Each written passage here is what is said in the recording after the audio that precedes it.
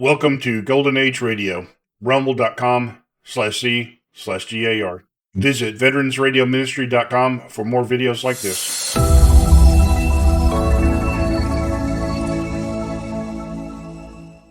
You're twice as sure with two great names, Frigidaire and General Motors.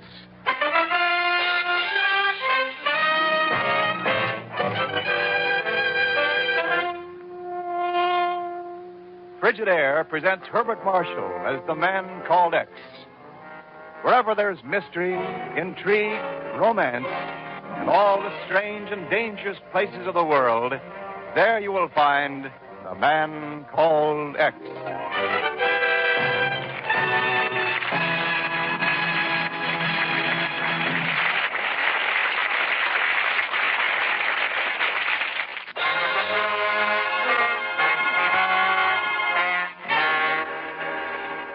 And now Frigidaire presents Herbert Marshall as Ken Thurston, the man called X.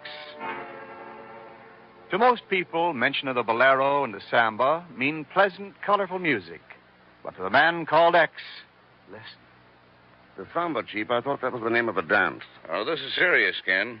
The samba docked here in New York Harbor early this morning.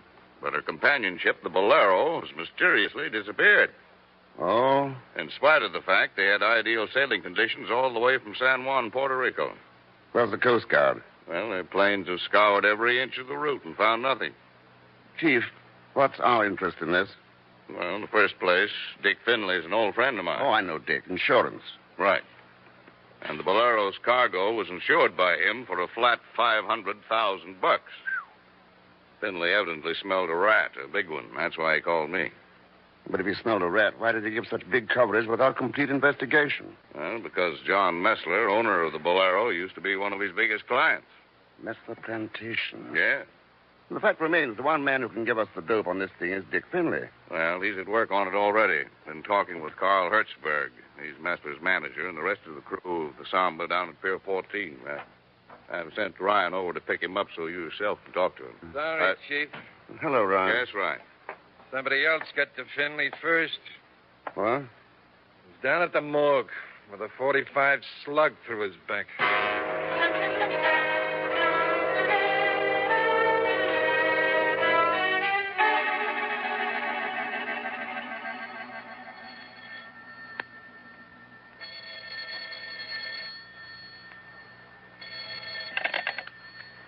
Zelschmidt Enterprises, Pagan Zelschmidt, General Manager on duty. Bygone, what under the sun is that supposed to mean? Oh, hello, Mr. X. I'm sure you'll be glad to hear that I am now in business for myself. I'm overjoyed. What business? I'm glad you asked that. I can't quite decide whether to limit myself to detective work or go in for financial consulting. Why not just settle on organized chicanery? Oh, that's a very good suggestion, and now... Huh? Don't even know what the meaning of the word. Well, maybe it'll come to you. Now, listen, I got a job for you down at the docks. For me? For me? You mean you've come to me? This has to be handled with discretion, Bygone. Oh, Mr. Thurston, I shall regard your confidence as a sacred trust, especially for cash.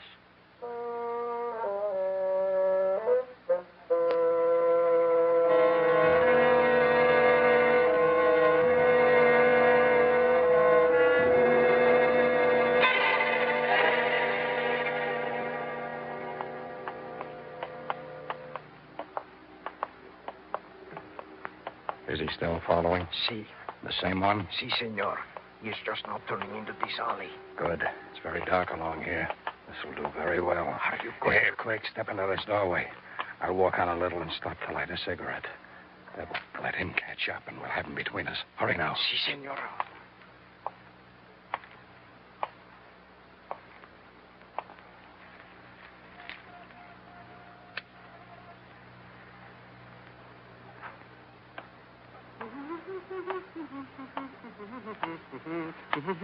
One moment, my curious friend.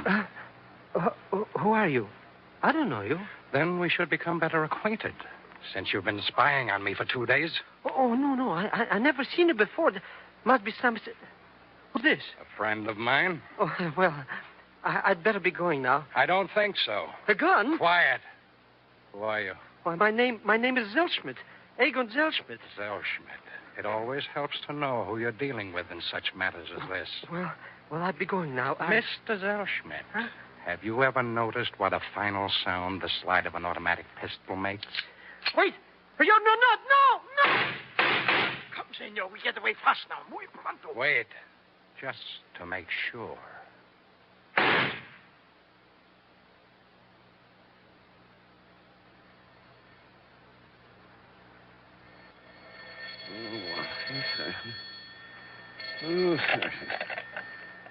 Hello.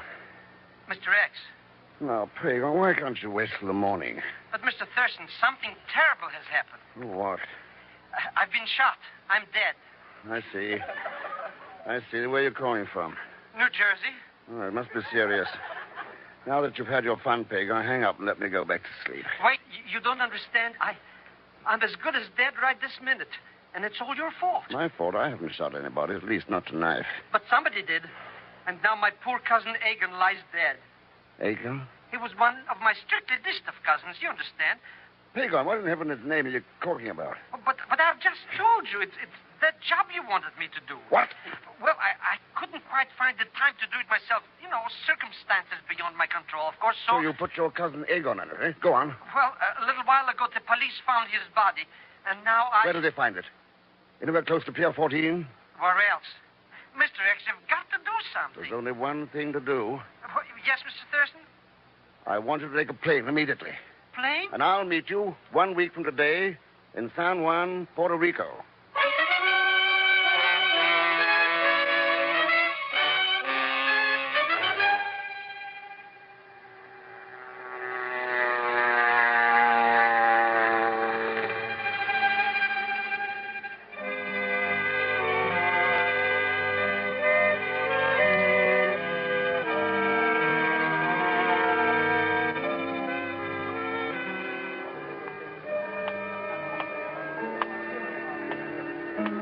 How do you do?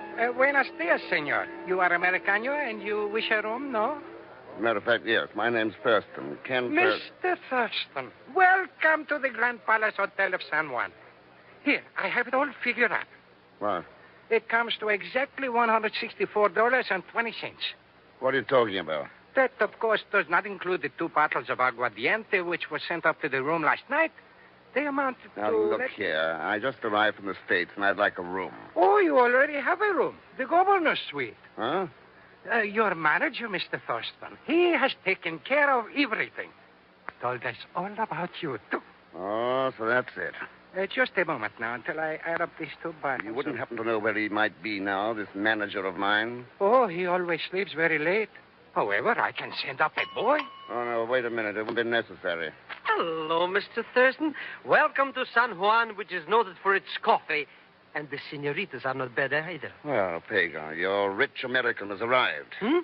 Oh, I had to use my ingenuity, but I knew you would want nothing but the best. From the size of this bill, it looks like I've already had it. But you have no idea how expensive things are here. Something to do with the exchange rate, I think. Yeah, I must be terrific. Did you get my telegram? Oh, yes, Mr. Thurston. I have it right here somewhere. Never mind. I don't want it. Huh? What did you find out about Messler? Well, for one thing, I found out he owns the Messler Plantation Company. Well, I told you that in the telegram. Oh, well, he's very mysterious. In what way? Well, nobody in San Juan knows anything about him. He lives in a great big house on a plantation a few miles from town. And people don't see him for maybe months at a time. Well, then, who actually runs the business of the plantation down there? Well, that's what you're going to find out right now. Goodbye, Mr. X. What? See you later. No, Pagan, hey.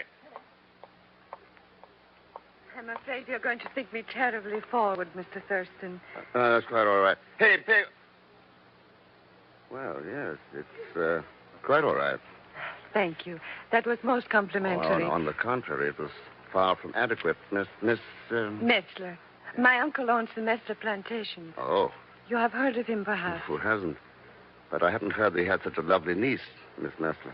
Oh, please call me La Reina. Everyone in San Juan does. La Reina. The Queen. Ah. But how do you happen to know me? Oh, you are far too modest, Mr. Thurston. Why, all San Juan has heard of you and what it is you are going to do. Oh, am I? I'm so excited about it. But after all, a hotel lobby is really no place to get better acquainted, is it? Hardly. So, won't you please come to dinner at the plantation this evening? Please say you will. I'll be looking forward to it. And with a double reason now. You see, I've been hoping for a chance to meet the fabulous Mr. Messler. Oh? Oh, that is too bad, because, you see, it won't be possible. No? No. Unfortunately, my uncle left by plane for the States 2 days ago. I hope you won't be too disappointed. Oh, how could I be? After all, I've met you. You are very sweet. And I promise I will do everything I can to make your visit interesting.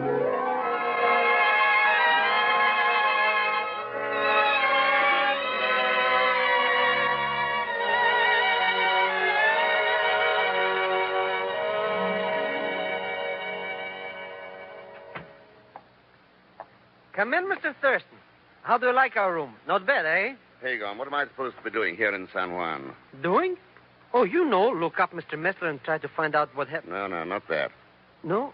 Oh, well, maybe I did talk a little too much. No. But everyone expected it, yes. So what could I do? What did you do? I think I said that you were a movie producer who was going to make a film here. So that's why she... Well, Hagon, maybe I do owe you something after all. Well, thank you, Mr. X. You haven't told that to anyone? Oh, not one soul, I swear. But the father of my father... Now, never mind your relatives. Oh. What about this niece of Messler's? Does she run the plantation, the shipping, the whole business while her uncle's not around? Not exactly. There's sort of a manager named Carl Hertzberg. Only he's not here now. Well, where is he? He sailed to New York on the Samba. Oh, the sister ship to the Bolero. Uh-huh. Yeah, that disappeared. Remember? Which reminds me, did you know that the Samba is due back here today? Yeah, I know. Good. Now about what you owe me, Mr. X. Hagon, it comes to exactly $164.20. We're even. But part of that bill is for the car. What car? The one I rented for you. I knew you'd want it. It's very thoughtful of you. Yes, very thoughtful, as a matter of fact, because tonight, Hagon, I have a dinner engagement. Good. I'll get dressed right away. You're going to drive me there and wait outside to bring me home. Oh, wait. Hagon, now comes your day of reckoning.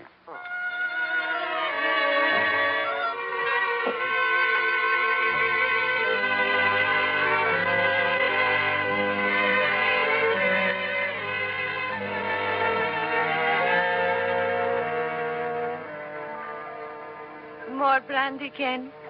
No, thanks. No, it's so late. I think I'd better say goodnight. Oh. Hope this won't be the last time. Oh, let us say the first of many. I hope your plans keep you here a long, long time. Perhaps they will. You know, you're an amazing person. Really? In what way? Well, for one thing, the way you take charge of this place in your uncle's absence. Oh, I'm used to it. You see, when he's here, he seldom leaves the house and never has anyone in. And he's always going off on some unexpected trip. He's a strange man, Ken. Well, he certainly throws a lot of responsibility on you. Oh, I'm afraid you're overrating me. Actually, our manager, Mr. Hertzberg, runs things, even when my uncle is at home. So, I'm just a very ordinary girl after all. If you're ordinary, Lorena, the world needs more mediocrity. I gotta go. Well, I'll go to the door with you. Tomorrow morning, Ken? Definitely. Oh, about your movie, Ken, have you picked a star for it yet? Matter of fact, I haven't yet. Oh, well, please call on me if I can help in any way, anytime. There's no one I'd rather call on for help. Oh, Ken, I have been very lonely here until today. Lorena. Oh, Ken. Oh. Good night, Ken. Good night, Lorena.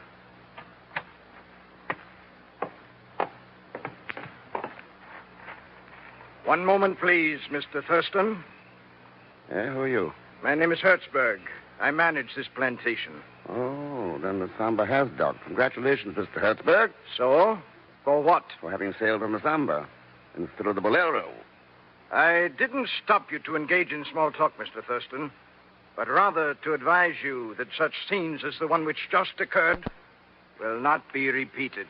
Do your duties as manager include spying on your employer's niece? Lorena is somewhat susceptible to charm, shall we say.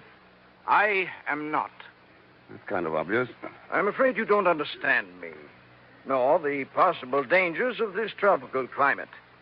It's a climate which can be quite deadly, Mr. Thurston, to someone who doesn't understand. Really, now I like it. And you, how long have you been here? Approximately 1 year, but I What do don't... you see? You're perfectly healthy. No, Mr. Hertzberg, your argument doesn't hold water. I see. Very well. But I think you'll find that while the climate may agree with some, it can seriously disagree with others. And until it's tested, a man's personal reaction is something of an unknown quantity. A quantity which, in algebra, might be called X. Good night, Mr. Thurston.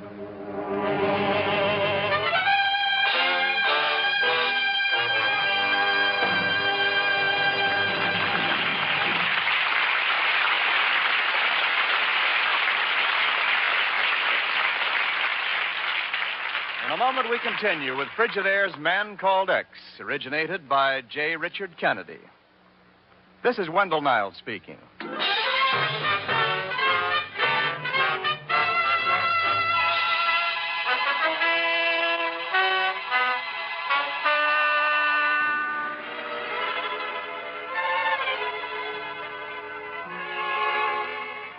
And now to continue with Frigidaire's Man Called X, starring Herbert Marshall. Mr. X has gone to San Juan, Puerto Rico, to look up a certain Mr. Messler, who owned a mysteriously missing freight ship, the Bolero. So far, Mr. X has found neither Messler nor the Bolero, but he did have dinner last night with Messler's niece, the beautiful Lorena. But now it's the next morning, and while Pagon cheerfully carries out his assignment of scouting the local bars for local gossip, Ken sits in the office of the bank talking to the manager. And so, as you can see on the map, Senor Thurston, almost all of the plantation lands which may be available for purchase lie to the south of the city, along the main highway. Well, I had more in mind the purchase of a plantation north of town, possibly along the lake shore. Oh, unfortunately, that's impossible. A few months ago, yes, but not now. Why a few months ago? Because at that time, the Messler plantation still had several lakefront tracts they were offering for sale, but they're taken now. You mean Mester's been selling off his land? Oh, the major portion of his holdings during the past year. Why? Senor Thurston, I stopped long ago trying to explain that old gentleman's reasons for anything. You know him well? Oh, I believe I've seen him only 4 times in all the years the bank has dealt with him. You might say that my familiarity with Senor Messler applies more to his signature than his face. I see. Well, thanks for your trouble, sir. Oh, not at all. Would you care to have lunch with me? Maybe another time. I've accepted an invitation to go horseback riding this morning. In that case, I hope you find your ride enjoyable. Thanks. I have an idea I shall find it quite enjoyable.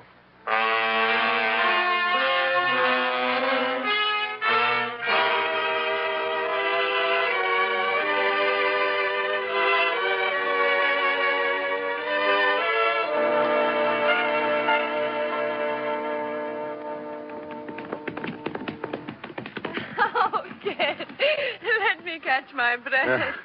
Yeah, mine's gone, too.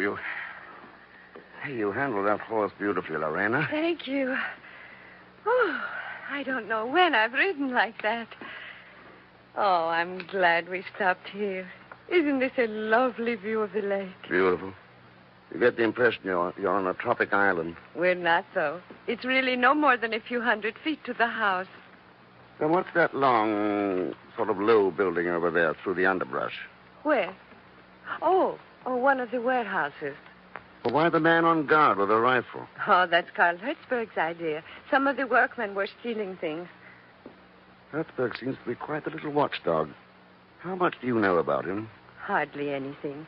My uncle hired him when the last manager left suddenly. Where did he come from? What did he do before? I don't know. I think he mentioned being a watchmaker at one time. Watchmaker? You know, I've been a little afraid of him. In fact, I've been afraid a good part of the year I've lived here. I've been alone so much, for one thing. You're not alone now. I know. And I'm not afraid now. Come on, Ken. I'll race you down to the boat landing. Come on, boy.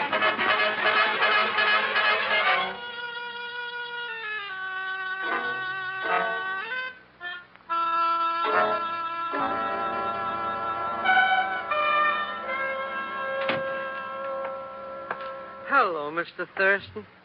Pagon, I begun to wonder where you were. It's been very tiring work running about all day from this bar to that bar to that it bar. looks like it. You find out anything about Hertzberg for me? Not a thing. The man is an enigmatical sphinx. Tell me, did you talk to any of the Samba's crew?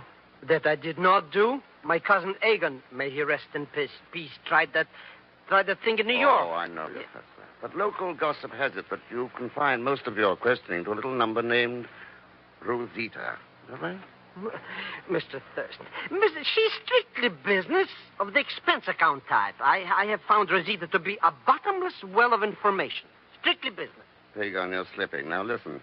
You better rest up from your tiring day because tonight we're going to have a try at breaking into a warehouse, and it's guarded. Good. Why are we going to do it? Well, for one thing, I've always resented no visitors signs.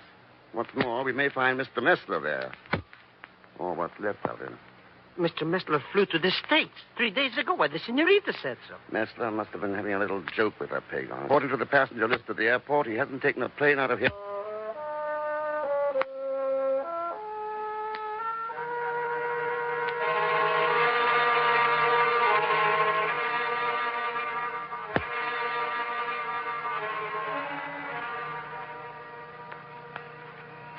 Pagon.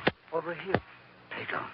Over here by the door, Mr. Thurston. How's the guard, Pagon? Still out cold? Like a fish. Good. You haven't heard anyone outside? Only the crickets. Hmm. Did you find Mr. Messler? Yeah. Where is he? I mean... I'll tell you later, Pagon. We haven't got much time. Come on now. Try not to fall over anything in the dark. One more thing I'd like to find, and I think it may be here in the warehouse. Wait a second. Uh-oh. Steel door. The door? Is it locked? I can't find it. No, it isn't. Let's have a look. Easy now. Watch your step. Some kind of a little room. Empty, maybe. Maybe empty now, but... No, it isn't. Still several cases here. What's in there, Mr. Thurston? Wait a minute. I'll strike a match. You do, and you'll find yourself wearing a halo. Those are cases of dynamite. The dynamite? No, Mr. Thurston, we'll go now, right now. We'll go, Not yet. What? I have a gun here that says neither one of you is going anywhere. Well, Mr. Hertzberg, so the little watchdog is still on duty. Unfortunately for you, Thurston, it's too bad you didn't take my advice and leave this unhealthy climate. Leaving Puerto Rico didn't help the 21 seamen on the Bolero very much. Oh, so you found the answer to that. Look, dynamite, a missing ship, a watchmaker who could easily rig up an efficient time detonating device. All makes the problem rather simple. Quite so.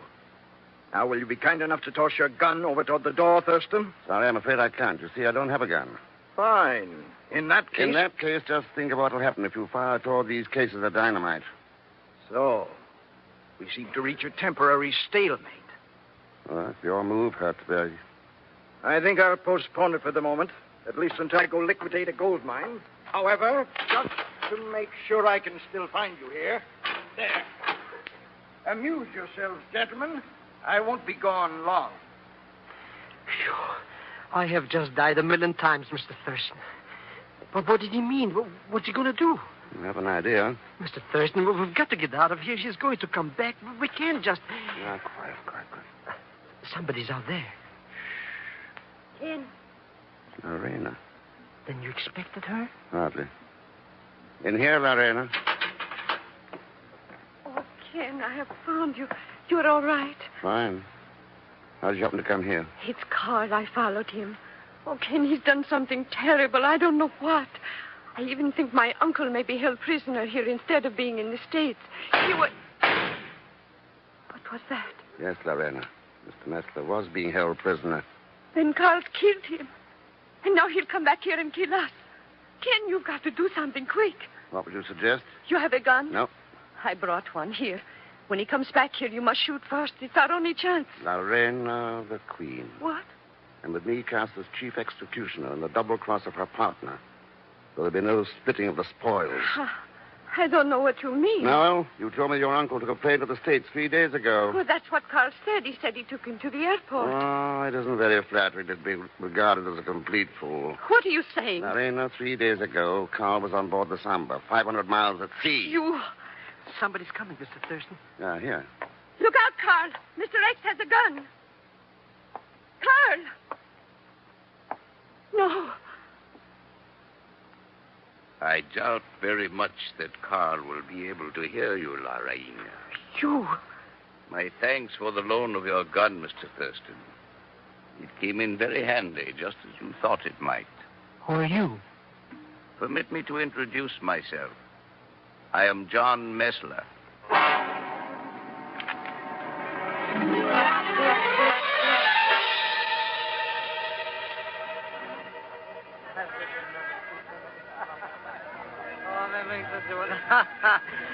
Mr. X, I'm beginning to see the light. Sure.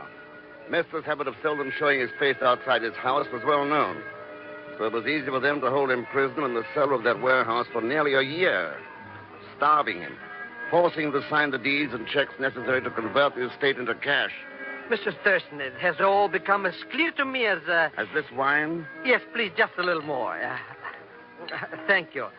And Lorena, she's not Mr. Messler's niece? Just an enterprising lady who teamed up with Carl Hertzberg and came here about a year ago. Ah, women. They're fleas in a life's ointment. I said it's a pretty thirsty flea you've had on the expense account for the past week. Rosita? Strictly an ex-business acquaintance. Since when? Well, since I discovered a horrible fact, Mr. Thurston.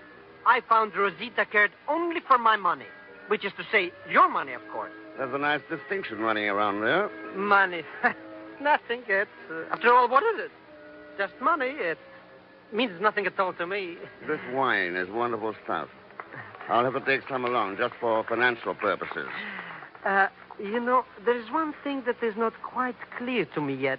Why did they want to sing their own boat? That seems very silly. For the insurance, Pagan. Oh. The Bolero was heavily insured. That's why the Bureau first became interested in the disappearance. Of course, to a man like you, to whom money means nothing, $500,000 would seem silly.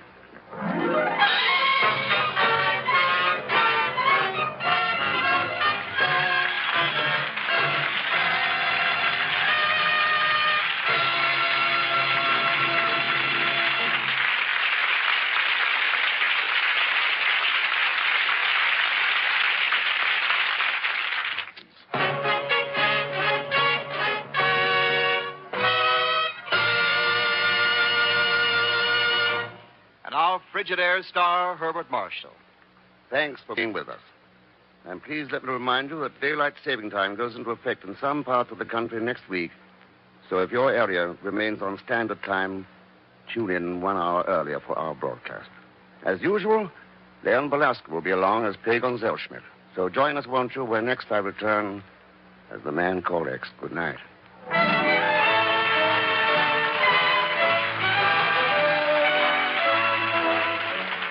Frigidaire's Man Called X is directed by Jack Johnstone, with music composed and conducted by Johnny Green.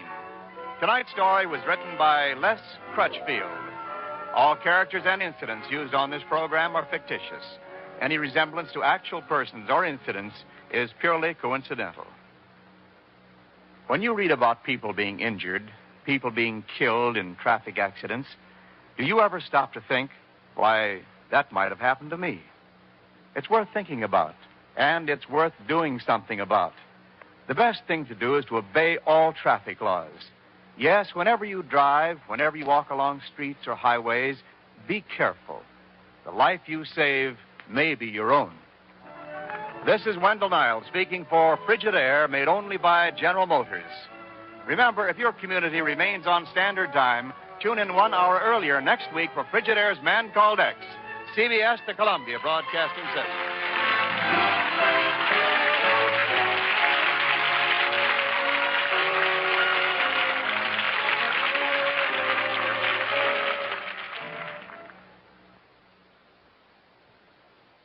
Welcome to Golden Age Radio, rumble.com/C/GAR. Visit veteransradioministry.com for more videos like this.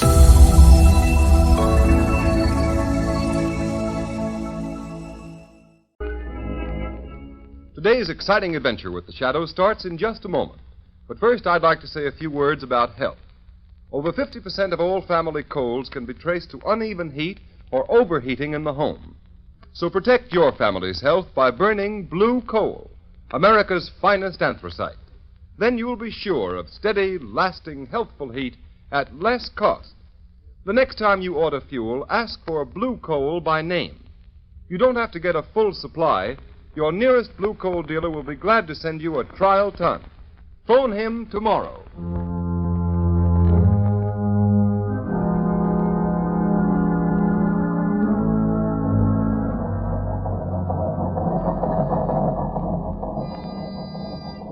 Engine room. Stand by for test number 11. Engine room standing by, Commander. Ship full speed ahead. What the? Engine room. Hello. Hello, engine room. Chief Engineer Swain reporting. Boiler explosion, sir. 3 casualties, sir. Good Lord, what happened, Commander? Boiler explosion, Lieutenant. Hard luck, sir. Luck nothing. You mean another case of sabotage? Yes, sabotage.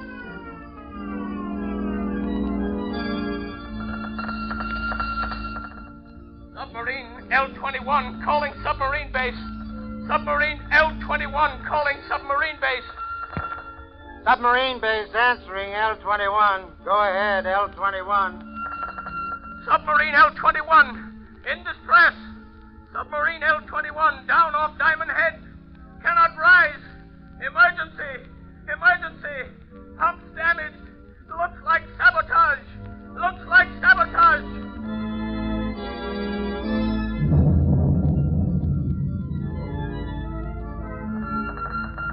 Cruiser returning to base. Cruiser returning to base. Explosion. Explosion in after gun turret. 3 dead. 6 wounded. Suspect sabotage. Suspect sabotage.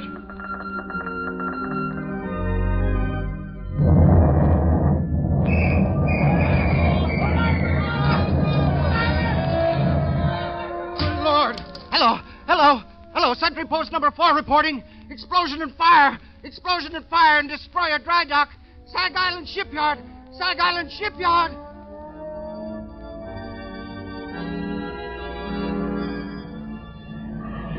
X3, sabotage ring strike Sag Island Shipyard. Read all about it. Mysterious explosion and fire wreck destroyer.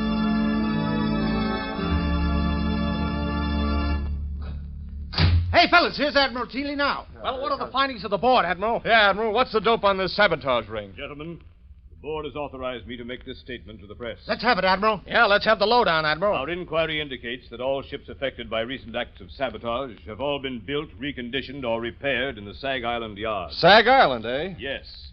And every resource at the command of the government is being directed toward the apprehension of those responsible for the systematic blows at the naval defense strength of the United States.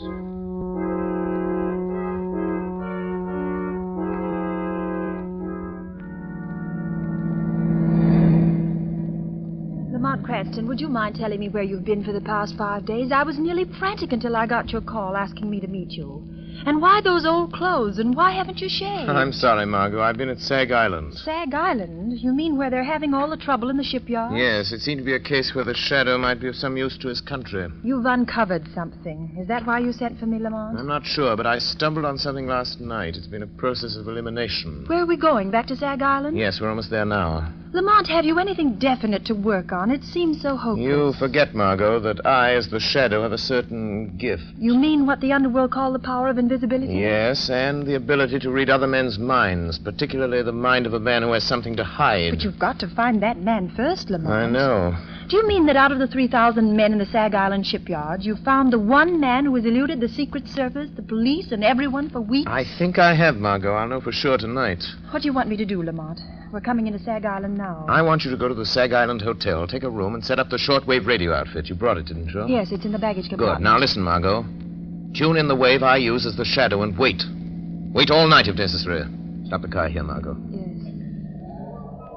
Lamont, I know you don't believe in woman's intuition. At least you pretend not to. On the contrary, I have a healthy respect for intuition. I'll be careful. I have a premonition myself. Lamont, can't you tell me anything more? I can only tell you I'm going into that bar down the street. If this man is the one I think he is, we will have a very interesting visit in that bar.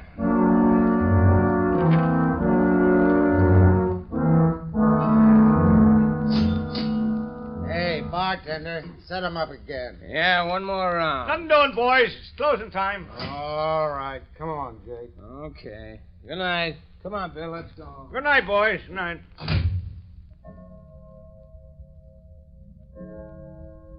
Holy mackerel. 2 o'clock already. An hour passes quickly when a man is talking about himself, Mr. Buckler. What? What have I been talking about? What have I... Say, who the devil are you, anyway? If you're one of them Secret Service guys trying to pump me, you're barking up the wrong tree. I'm not a Secret Service man. And then what's your game? What's yours?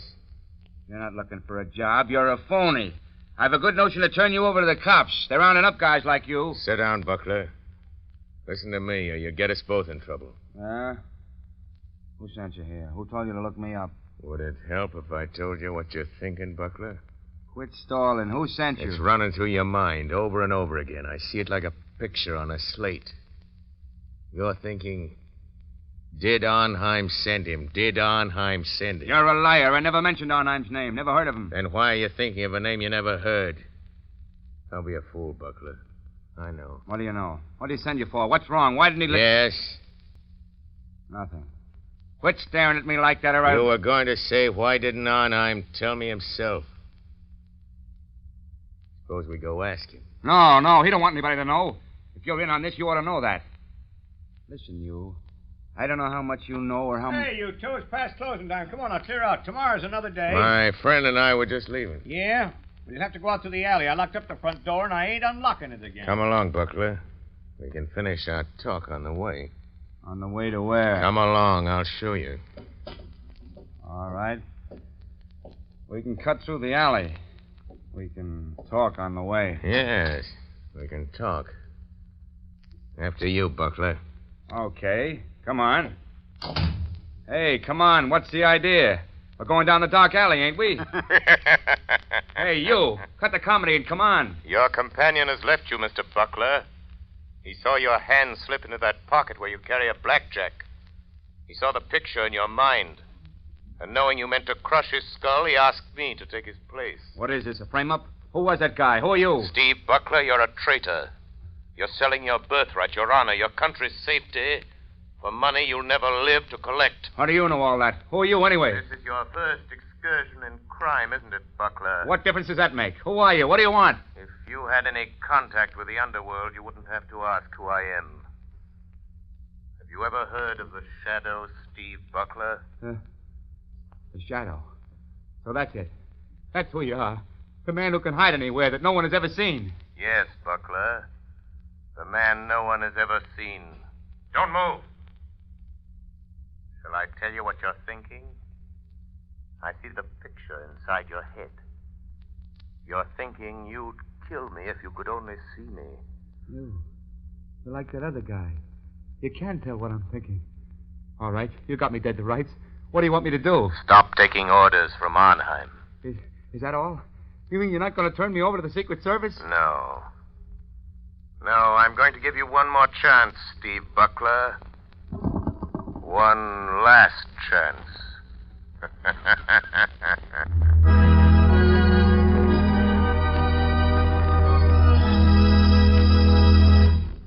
The Shadow's adventure will continue in just a moment.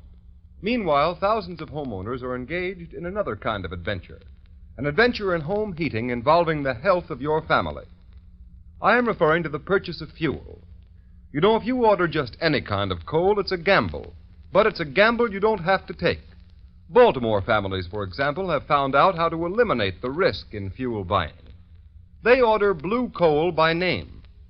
That's why the sale of blue coal in Baltimore so far this winter is 40% ahead of sales for the same period a year ago. And this is happening in many other cities. Here is real proof that blue coal, the cream of Pennsylvania anthracite, is by actual test the best of all fuels. It is the only solid fuel actually trademarked with a harmless blue color, so that you can tell at a glance that it is the fuel that gives low-cost heating. It is the fuel to buy for cleanliness. Baltimore homeowners like the steady, long-burning qualities of blue coal. This is a decided advantage compared to other fuels requiring so much attention. The Glen Alden Coal Company prepared blue coal especially for home use in 4 home sizes: egg, stove, chestnut, or peak. So I urge all homeowners throughout this area to find out what thousands of Baltimore families have already learned about the greater comfort, convenience, and economy of blue coal. Order your trial ton of blue coal tomorrow. You will find the name of your nearest blue coal dealer in the Where to Buy It section of your classified telephone directory under the name of Blue Coal.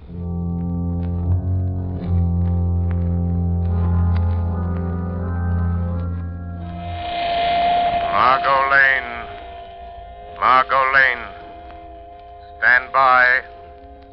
Stand by. I have found our man. He is meeting someone. The shadow will be with them. Stand by.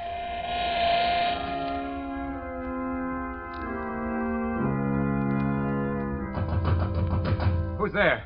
Who's there? It's Rigo. Let me in, Butler. Oh, okay. Where's Arnheim? Why didn't he come? What makes you think he'd be fool enough to come here just because you sent word you're in trouble? I've got to see him. I've got to talk to him, Rigo. What's the matter with you? The Secret Service men been asking you questions again? No, they don't suspect anything. But somebody else is after us. Somebody knows Arnheim is back of all this sabotage. Well, who is it? Come on, Buckler, out with it. Let go of me and I'll tell you. It's the Shadow. The Shadow. Don't give me that. It's the truth. That's why I phoned Arnheim. I got to have the money he promised me. I got to get away from here. Listen, you fool. How did the Shadow get wise to you? How much does he know? I'm not sure, Ivor. How did he find out unless you told him? I didn't tell him, but he can read your mind. Listen, you got to take me to Arnheim. I got to get away. How did you get away from the Shadow? He let me go. Said he was giving me one last chance. You're lying, Buckler. People don't get away from the Shadow. He doesn't let them go unless they're working for him. Listen, if you're trying to pull a double cross on Arnheim, you'll never live to tell it. I'm telling you the truth, Rigo. You got to believe me. All right. Maybe you are. But it just happens we've got another job for you that'll prove whether you're on the level with Arnheim or not. I can't do anything more. The Shadow knows I'm responsible for all those accidents. He'll find me. You can't hide from anybody like that. He'll find you dead if you don't do as you're told. Besides, Buckler, you'd like to get that $50,000 Arnheim promised you, wouldn't you? I've done more than he asked already. I've earned that $50,000 a dozen times over. Maybe you have. But you don't get it unless you carry out Arnheim's orders. Well, this is the last. It'll be easy for you. And it won't take you long. I'll wait for you. Take you to Arnheim's place. He'll pay you off and you can be on your way. What about it, Buckler? What does he want this time? It's that battle cruiser that's going out on a trial run in the morning. It's too late to tamper with anything now, Rigo. So what? You're turbine inspector. You're scheduled to go along. We know that. But how? What can I do? It's too late, I tell you. I'll show you what you're going to do. You see this metal tube? Yeah. What do you want me to do with it? You're going aboard the cruiser and plant that inside some piece of machinery. Some place where it'll get smashed when the engines start. What's in that tube? Oh, nothing much. Just enough nitroglycerin to tear the turbines out of that cruiser. No, I won't do it. It'd kill every man in the engine room. It won't be the first time, Buckler. I couldn't carry that thing into the yard. They're searching everybody, Rigo. Quit stalling, will you? We know they don't search inspectors. That's why you've been so useful. All right. Suppose I can get it in the machinery. Get off the ship before she sails.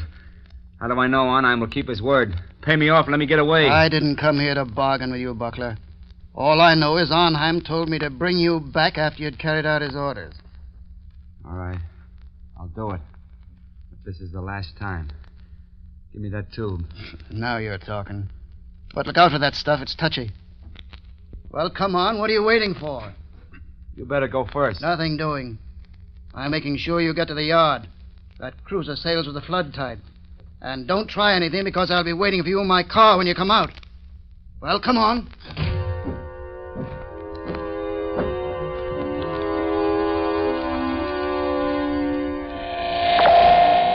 Margot Lane. Margot Lane. Drive to shipyard. Watch for black sedan parked in front of red brick building. Our man is Steve Buckler, ship inspector. I am following him into shipyards to prevent another accident. Margot, don't lose sight of that black sedan. It will lead us to the real heads of the sabotage ring.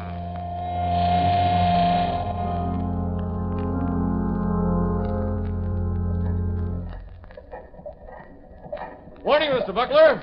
Oh, morning, Lieutenant. Giving the turbines a bit of final inspection before we start on the trial run? Yeah, I thought I'd have a look around. Go right ahead. I have to check the gauges. Let me know if you find anything that needs adjustment. I'll let you know, Lieutenant. I'll show Arnheim. I'll show him I'm not afraid to go through with this. There, now. Just wait till those turbines start spinning. Till they smash that metal tube of nitroglycerin. Just wait. Everything look all right, Mr. Buckler? Yeah, everything's fine. Just fine, Lieutenant. Goodbye. Yes. Everything will be just fine.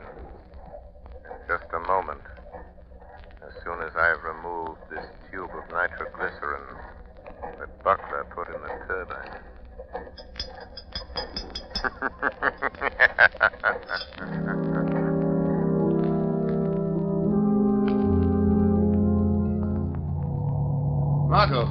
Margot, wait a minute. Oh, Lamont, thank heavens you're here. There goes that black sedan. It's Buckler and a man named Rigo. Follow them and don't get too close. What happened in the shipyard? Buckler tried to carry out another sabotage job for a man named Arnheim. He's the man we want. Did you stop Buckler? Yes, but he doesn't know it. Don't have an accident, Margot. We'll be scattered all over the landscape.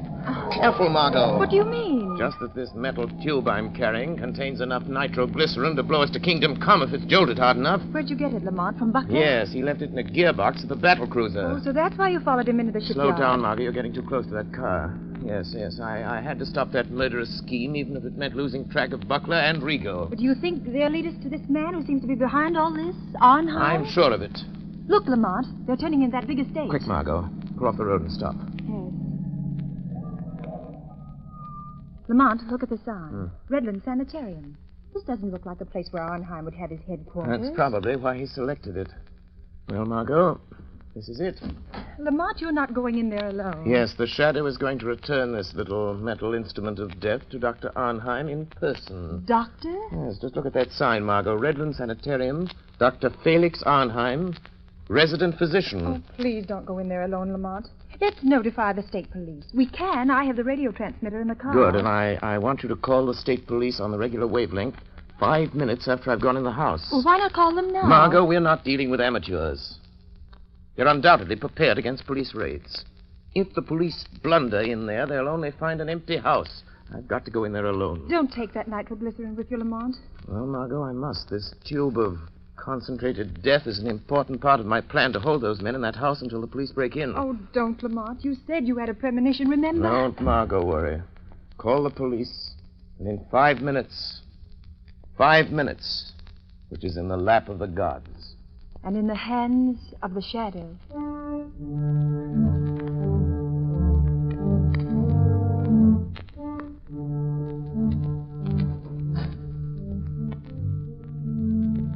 Well, Rigo? Here he is, Dr. Arnheim. Ah. So you have to come to tell me you're afraid, Mr. Butler. You wish to go away. Far away. Yes, I know when I've had enough. And I want that $50,000, and I want it quick. So? Have you carried out my last instructions? Yes, I have. And that's the finish. Pay me off and let me get away from here. I'm afraid we must wait until we are sure of the success of your latest venture in sabotage, Mr. Butler. Listen, Arnheim.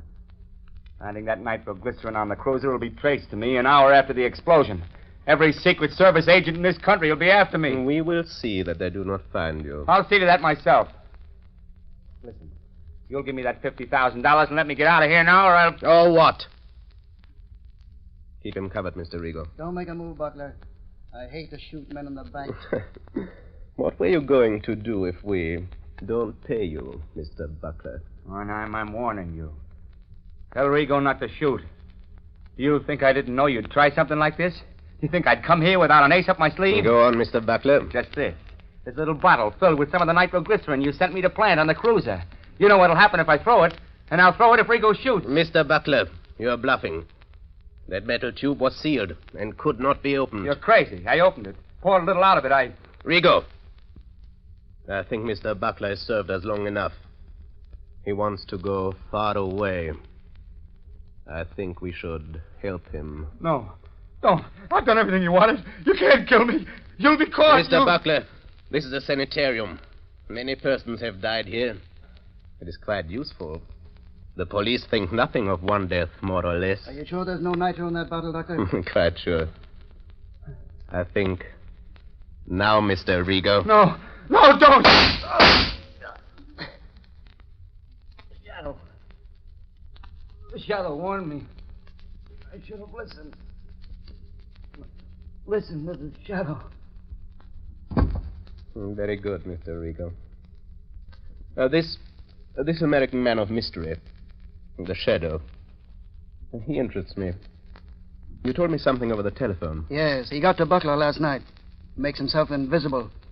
As I told you over the phone, I think we'd better get out of the country for a while. Because of this, Shadow? He's just a man using hypnotic forces that affect men's minds. Maybe, but once he gets on your trail, there's no shaking him off. But I know something about such forces. He can appear in a room without being seen. How does he do it? Some call it the powers of angels or devils. But it's the art of mesmerism. Hypnotic suggestion is very old. And certain men of modern science have developed it amazingly. Well, no matter how he does it, I don't want to meet this Shadow. In that case, Mr. Rigo, will you be so kind as to remove that body? I dislike the presence of the dead. All right, I'll take care of it. I'll be in the cellar if you need me. I shall not need you. Say, what's funny, Doc? What are you grinning about? I am looking forward to a conversation I'm going to have. Somebody coming here? Not exactly. Don't concern yourself, Mr. Rigo. This is something beyond your comprehension. Okay. I'll be on tap if you need me. What are you waiting for, Shadow? Why don't you speak? How long have you known I was in this room, Doctor? For quite some minutes, Shadow. While I'm not a master of your art of invisibility, my mind is sensitive to such a forceful concentration as you exert to cloak your presence. I see. Since you sent Rigo away, it is evident you are not afraid of me. Fear is a luxury I do not allow myself, Shadow. Your career of sabotage is over, Dr. Arnheim. I think not. I have never met a man who did not have a price, Shadow. I have only one price for your kind, Doctor. Prison. You could be very valuable to me, Shadow. Don't reach into that drawer, Doctor. A gun is of no use. A gun? That is a crude way of settling a difference of opinion. But, money, I can pay well. Money won't help you. Then you leave me no alternative. You see this little wheel set into this wall? Yes? I turn it, and... Gas. Yes, Shadow, gas. The room is airtight. Has served me well on other occasions, Shadow. You can't get out. The door is locked on the outside. What good will it do you to kill me if you also die? I'm not going to kill you or myself with this gas. What then? Just enough gas will be liberated to numb your powers of concentration. Enough to destroy your ability to remain invisible. You can't resist it, Shadow. And just the moment you will weaken, become visible, and the moment I see you, the moment I catch the faintest glimpse of a shadowy form, I'll shoot. The air's becoming quite heavy, Shadow. Yes, but...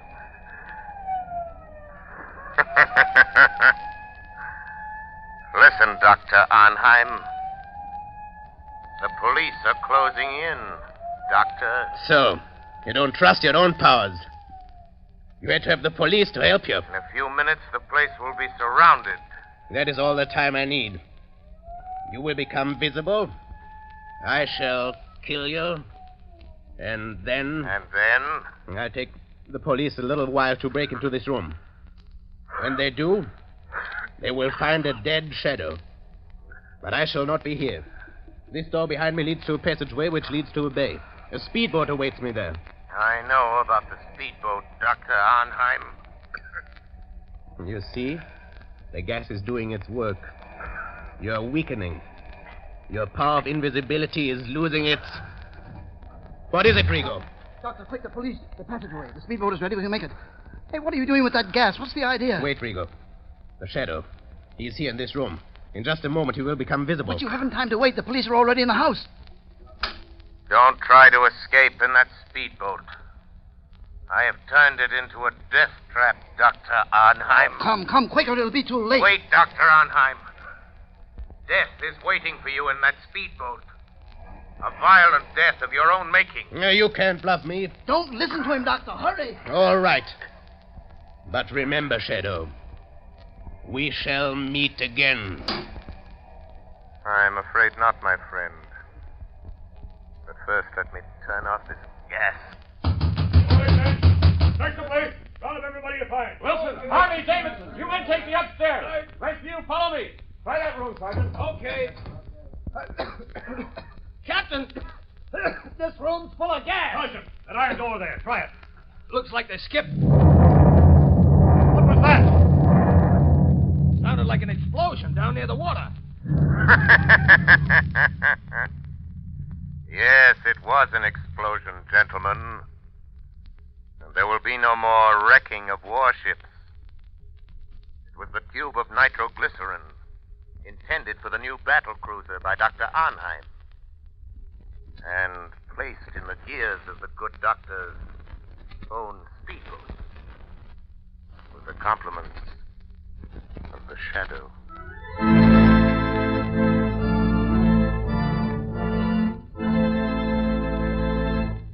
Ladies and gentlemen, before the shadow leaves you, here's John Barclay, Blue Coal's heating expert. Ladies and gentlemen, Mr. Barclay. Thank you, Ken Roberts. Good evening, friends. I'll venture to say plenty of you homeowners listening in have heating problems that you'd like to have straightened out right away. If that's the case, here's what you do. Phone your nearest Blue Coal dealer and ask him to send one of my John Barclay servicemen to your home. Thousands of people are enjoying new heating benefits by following the free advice of John Barclay servicemen. For example, here's what a man in Newark, New Jersey writes about getting better, more efficient results from the Blue Coal heating service. I quote, "Since doing just as we were advised by your young man, we're getting better, steadier heat than we've ever had before. At any time, I'm happy to recommend Blue Coal and your heating service. Friends, why don't you take advantage of this wonderful heating service? Remember, it's yours absolutely free. It is part of the service that goes with Blue Coal. Just phone your nearest Blue Coal dealer. He'll be glad to send a John Barclay serviceman to inspect your heating plant. And be sure to ask that serviceman about the Blue Coal heat regulator. That inexpensive, up-to-the-minute thermostat will give you more uniform, more economical heat than you can get with the most costly oil burner. I thank you. Thank you, Mr. Barclay. And friends, profit by Mr. Barclay's advice. Have a John Barclay serviceman stop at your home. Phone your nearest Blue Coal dealer tomorrow.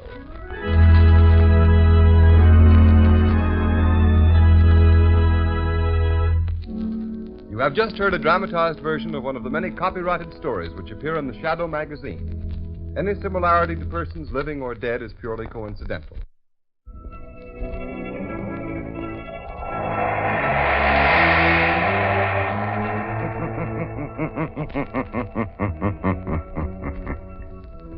The weed of crime bears bitter fruit.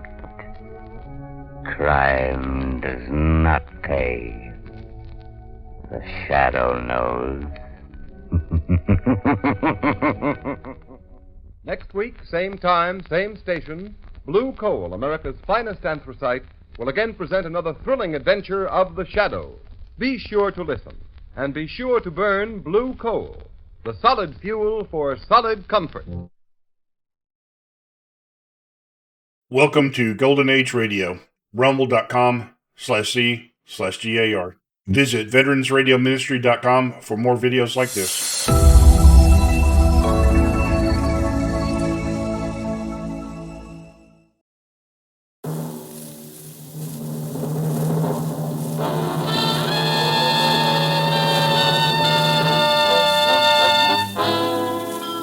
Dangerous Assignment. Transcribed, starring Brian Donlevy as Steve Mitchell.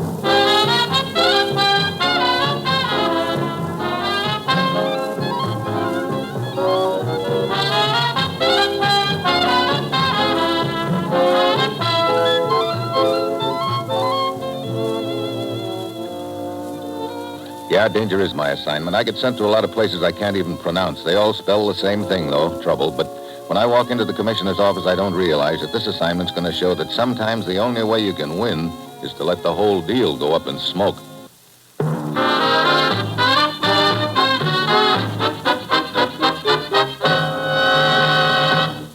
Morning, Commissioner. You sent for me? Steve, do you know anything about high-lie? Handball game Latin style, isn't it? Fast and furious and pretty rugged. Especially if you get conked with a ball. It'll kill you. Well, here's hoping you don't get conked, because you're going to attend the high-lie games at one of the arenas in Havana tonight. And you're going to bet on the team of Danielle and Scobo. Are they good? Haven't the faintest idea. We're only interested in the man who is going to take your bet. Look, what's this all about, Commissioner? For some time now, we've been trying to crack down on a smuggling ring operating out of Havana, running a regular shuttle between Florida and Cuba. What are they running? You name it. Everything in the book, including illegal entry now and then. We finally got a lead on the organization, Steve, from someone working on the inside. That the boy I'm to contact? The one who's going to take my bet? Right. He'll be at the Fronton Palace, window 3. You place your bet, and when you open your wallet, let him have a glance at your credentials. He'll take it from there. Get whatever information you can from him. Track down that organization and smash it. Well, that's it, Steve. You've got your assignment. Good luck.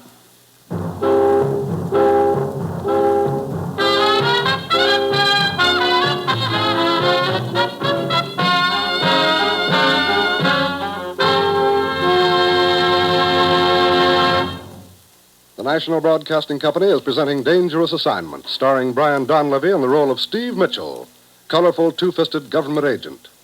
At all those places of the world where danger and intrigue walk hand in hand, there you will find Steve Mitchell on another dangerous assignment. A sufficient supply of blood and blood plasma to save the lives of our wounded soldiers in Korea continues to be of the utmost importance. Now, the reserve is still at a critically low ebb. And to give our wounded GIs the blood they must have to save their lives and speed recovery, a minimum of 300,000 pints a month is absolutely essential. Whole blood and blood plasma are the one treatment for which medical skill cannot provide a substitute. There is no sensation at all to the donor except the good feeling of knowing some wounded soldier will be thankful all his life for what the blood donor is giving. So remember, make an appointment at once with your nearest Red Cross blood center.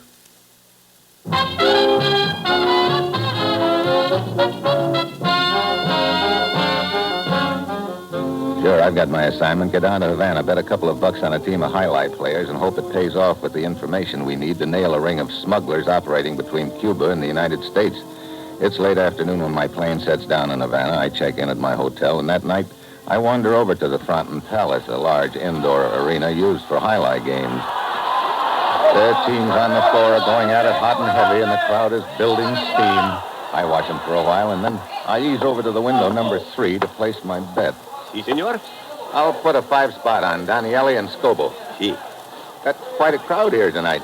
Tonight and every night, senor. High-lie is a very popular sport in Havana. Here you are. Thanks. Here's your 5. Gracias, senor. There is an alley in back of the building. I will be waiting in my car. Half an hour, Senor Mitchell. I'll be there.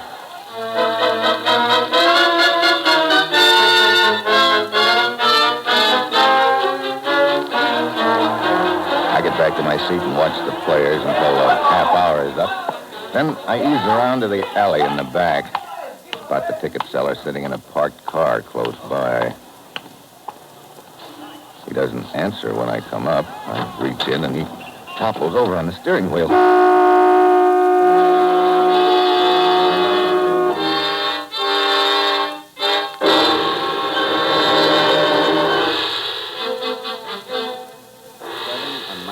He has worked at the Fronton for the past 2 years. And Francisco Rodas, no police record. That's all we have on the dead man, huh, Lieutenant? Unfortunately, yes. You say he was involved with the smuggling ring, Senor Mitchell? So we were led to believe he was going to fill us in on it. Only somebody with a knife got to him first. Someone obviously from the organization. They must have known he was going to talk. Yeah. Where was Rodas staying? According to his identification card, 36 Paseo de Baracoa. Let's go over and shake it down. The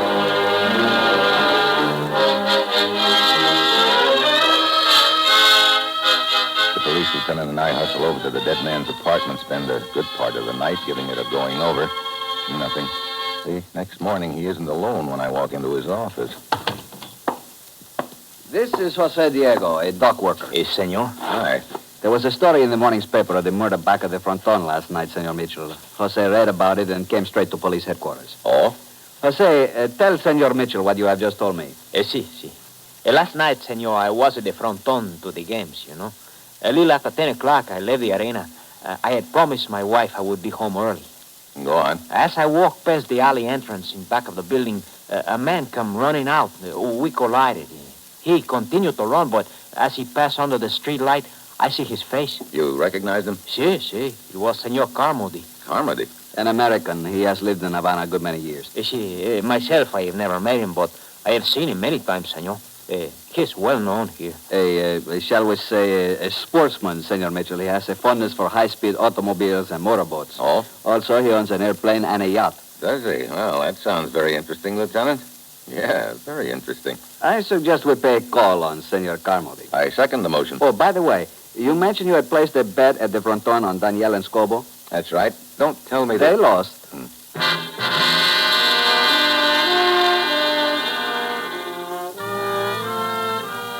Carmody's place is a low, rambling ranch house at the edge of town. He greets us at the door wearing a black silk dressing gown and a white muffler.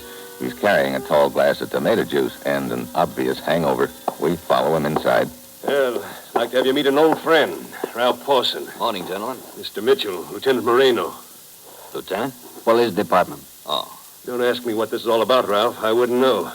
Sit down, gents. Thank you. And let's get on with it. My mood is not getting any better. I'd just like to ask you a few questions, Carmody. Sure. Where were you last night? Last night? Brother, a lot of places, Mitchell. So they tell me. Go anywhere near the Fronton Palace, say around 10 o'clock? The Fronton? No, I don't think so. Look, what's this all about? Murder. Murder? A man named Francisco Rodas was murdered in the alley behind the building a few minutes after 10 o'clock. Hey, there was something about that in the morning paper. Say, what's this got to do with me? Someone saw you running out of that alley shortly after the crime was committed. What? Now, see here, Mitchell. Are you accusing him? I just want to know what Carmody was doing there. He was with me. We had dinner at the yacht club. Yeah, that's right. Fill in the time. Well, we met at the club around 7. You can check with the waiters. They'll tell you. What time did you leave? Oh, around 10:30. Can I check that with the waiters, too? Well, Pawson? Look, Wait a minute, Ralph. No need to stick your neck out on my account. What he says is true, Mitchell. We had dinner together at the club, but I left early. How early? A little before 9:30. Ralph had a phone call to make. I remember that much. Not too much more, I'm afraid. Have a rough night? Yeah. While I was waiting for Ralph, I spotted some friends at the bar. I went over, had another couple of drinks, and the next thing I knew, I was outside. Go on. Well, there's not much more to tell. I remember walking down the street, the Avenida Ruiz.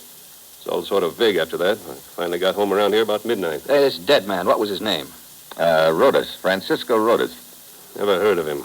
What'd he do? He was employed at the fronton, senor. Still doesn't register, Lieutenant. Perhaps it will, senor, after you have taken a ride with us to police headquarters. Come along.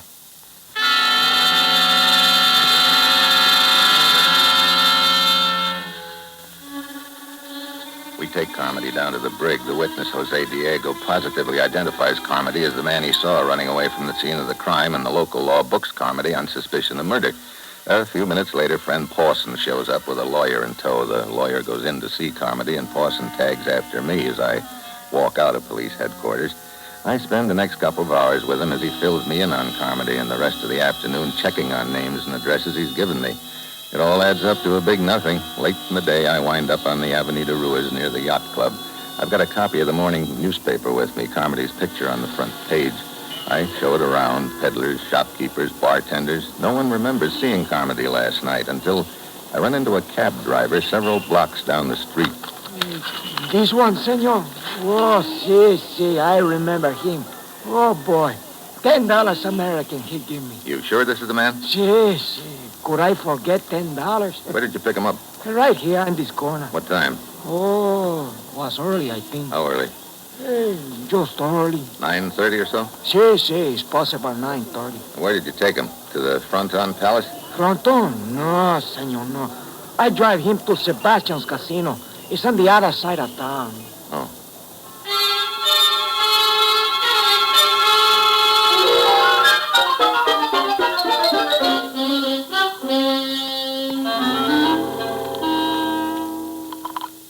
Lieutenant Moreno speaking. Steve Mitchell, Lieutenant. I'm calling from Sebastian's casino. See? Looks like maybe Carmody isn't our boy after all. What? Half a dozen employees of the casino remember seeing him here last night, including a couple of house cops who bounced him out of the joint for creating a disturbance. What time was he there, senor? He arrived a few minutes before 10, was given the bum's rush a half hour later. Which means he could not have been in the alley back of the fronton at the time of the murder. Right. Looks like we'll have to start all over, Lieutenant. You can start chewing your fingernails. I'll be over to join you.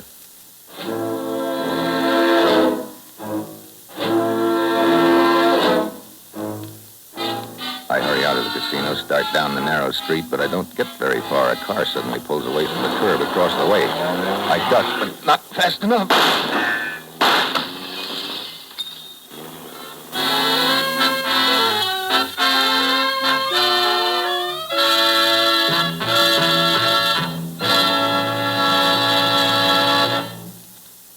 If you want your child to have the best elementary schooling you can give him, won't you get a pencil and paper to take down the address I'm going to give you at the end of this message? Unless we start preparing now, in a few years, our public schools will be as behind the times as the Little Red Schoolhouse. Because of the huge increase in our birth rate during and after the last war, it's estimated that by 1956, there will be some 7 million more children in elementary schools than there are now. We must start preparing at once. More equipment will be needed, textbooks, playgrounds, and above all, more elementary school teachers.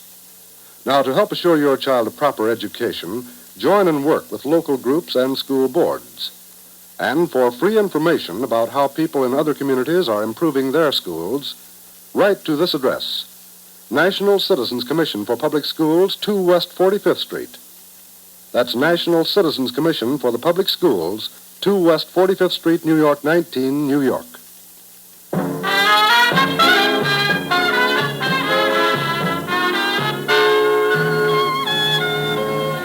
Now, back to Dangerous Assignment and Brian Donlevy as Steve Mitchell.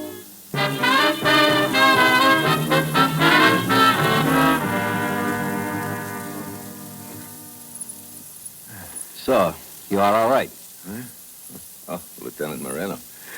Sure, I'm just dandy. Oh, brother, my head. A scalp wound. The doctor, as you see, has bandaged it. How'd they get here? A cab driver brought you in. What happened? I got shot at as I was leaving the casino. After you telephoned to me that Carmody was in the clear? Yeah, he must be. All of those witnesses there couldn't have lied.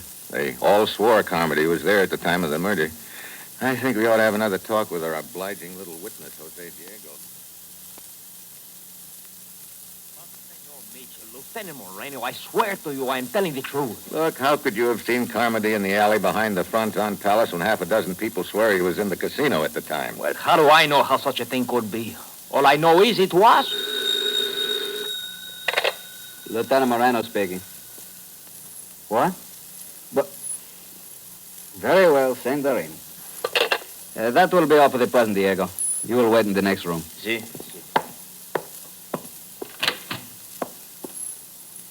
What now? An American woman, a Senora Henderson, insists on seeing me. She says it has to do with the matter we are investigating. Oh? Come in. Lieutenant Moreno? Yes? May I present Senor Mitchell? How do you do? Mrs. Henderson? What can I do for you, Senora? I'll be brief. My name is Barbara Henderson. I'm from Miami. I arrived here in Havana 2 weeks ago looking for my husband. Oh? You see, he left me during the war. His name was Jim Henderson. We were married in Baltimore in January of 1944. I see. And you have reason to believe your husband is now here in Havana? Yesterday, I found out without a doubt that he's here. Look, Mrs. Henderson, this is all very interesting, but I don't quite see what it has to do with the case we're investigating right now. Just this. See this picture in the newspaper? The man you're holding here is a suspect? Sure. His name is Carmody. No, you're wrong, Mr. Mitchell. That's my husband, Jim Henderson.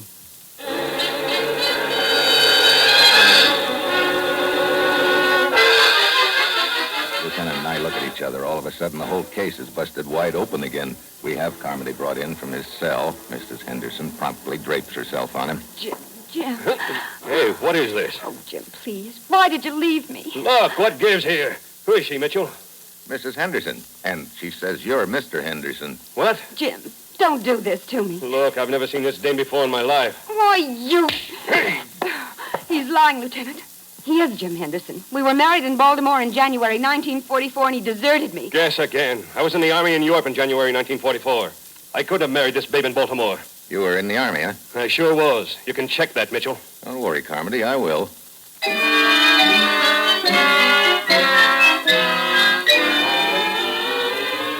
Mrs. Henderson gives us the name of her hotel and leaves. We send Carmody back to his cell, and I get off a cable to Washington about him. Then we send for Pawson, who promptly swears he was with Carmody in Europe during 1944. The three of us wait in Lieutenant Marino's office for a reply from Washington. Every time Pawson finishes a cigarette, he methodically rips open the paper, scatters the tobacco flakes in the ashtray, and crumples the paper into a tiny ball. Finally, Marino can't stand it anymore. Why do you do that? Nerves? That's Army, isn't it, Pawson? Yeah. If you ever had a police at camp yard, you'd know why, Marino. The tobacco flakes mingle with the dust, and the crumpled up paper is a lot less noticeable than a cigarette butt on the ground. Very sensible. Yeah, Carmody taught me that when we were in together. Hey, look, when are you guys going to lay off him? I told you we were in Europe together. How could he have married that woman? How could he have anything to do with any of this? Come in. Ah, the answer to your cable, Mitchell. Yeah. Well? Carmody was in Europe in January of 1944. Yeah, now are you satisfied? Yeah. Look, it's pretty obvious to me that this guy Henderson is the one you really want. Looks that way. Come on, Lieutenant. Let's check with Mrs. Henderson again, see if she can give us any further information on her husband.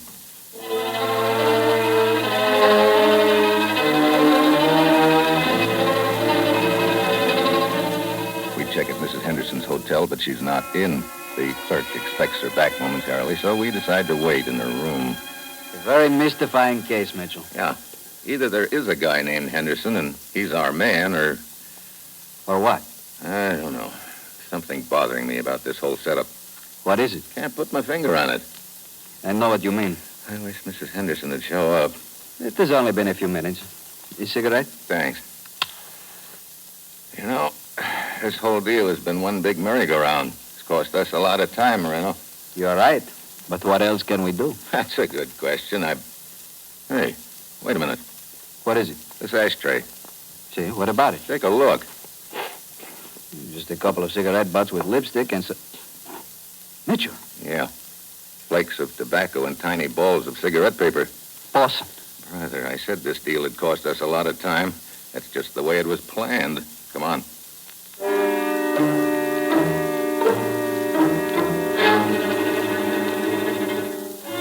We head for Pawson's apartment. He's not there. We do a fast checkup on him and uncover a couple of very interesting facts, one of which sends us hightailing down to the waterfront. This is the place, Mitchell. Yeah. Pawson's lawyer said he owned that little cluster of fishing boats out there at the pier. 5 will get you 10 that he's on one of them right now, getting ready to shove off. You take one side, I will take the other.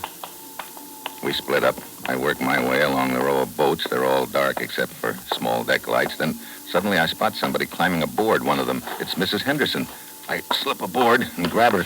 Mitchell! But just then something hard connects with the back of my head. I go to my knees. Sorry, Mitchell. I've been standing out here on deck in the dark for several minutes waiting for Barbara.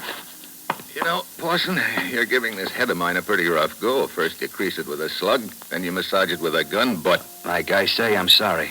All right, lean against the rail. You'll be okay. Yeah, thanks. I guess I will. You've been leading Marino and me a merry chase in the deal. First you hire Jose Diego to swear that he saw Carmody near the scene of Rhoda's murder. We find out that he couldn't have been. Then you hire your pal Barbara here to pose as Mrs. Henderson with a phony story about her husband. Sounds to me like you've been working for time. Right. 48 hours of it, to be exact. It's taken me that long to convert my Havana holdings to cash. Sure, I could have taken a powder right after I killed Rhodas, but I had to leave broke. This way, I'm carrying about $100,000 with me. Heading the smuggling ring must have been profitable. Oh, yes. You see, Mitchell, if I hadn't given you a bum steer right off the bat, you'd have probably concentrated more on the victim's background. You'd have discovered he used to work for me in the fishing fleet here. That probably would have gotten you interested in me right off the bat. I had to stall that off until I got my money. Ah, you did a pretty neat job of it, too. If it hadn't been for those crumpled cigarette papers in Barbara's room, I might never have tumbled. Oh, so that was it, huh? Oh, very careless of me. What are you waiting for, Parson? Kill him. Not here. It's too noisy. You're coming out with us on the boat, Mitchell. Oh, bully for me. Okay, let's get started. Hardly. I doubt if you came down here alone, Mitchell. Your friend Marino must be around. If we start the boat now, he'll flash a warning to the harbor patrol. So we'll just stand here in the dark, nice and quiet, until he comes along. And we'll take care of him first. Really, senor? What? Watch out, Marino. I've got him. Oh! Sorry, Barbara, old girl, but you're not leaving. Let go. Oh, relax. You okay, Lieutenant? Yes, his shot was quite wild. And before I could return it, you had taken care of him quite effectively. Well, I sort of felt I owed him then. How'd Marina know you were on this boat, Mitchell? His signal told me. Signal? Sure. Boston gave the idea when he told me to lean on the rail. See that little black deck light beside it? I was passing my hand back and forth in front of it while I was talking to Forson. My body screamed it from you. I figured the flashing light would bring Marino. Which you did, in the nick of time. Yeah, I guess you might say you finally saw the light, huh?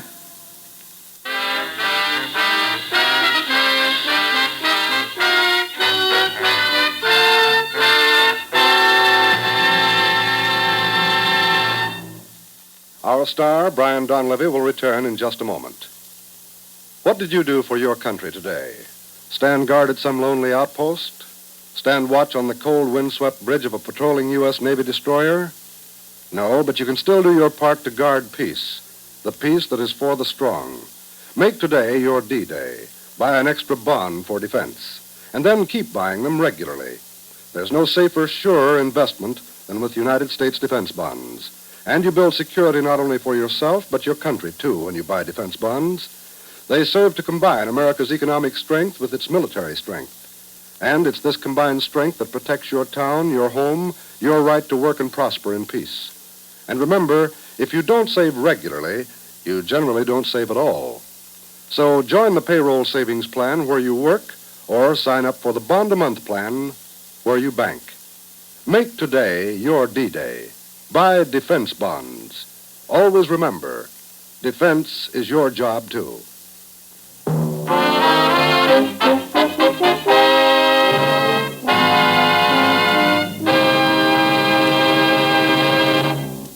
Next week, Turkey. I nominate myself for a slab in the morgue. And that will be Steve Mitchell's dangerous assignment next week.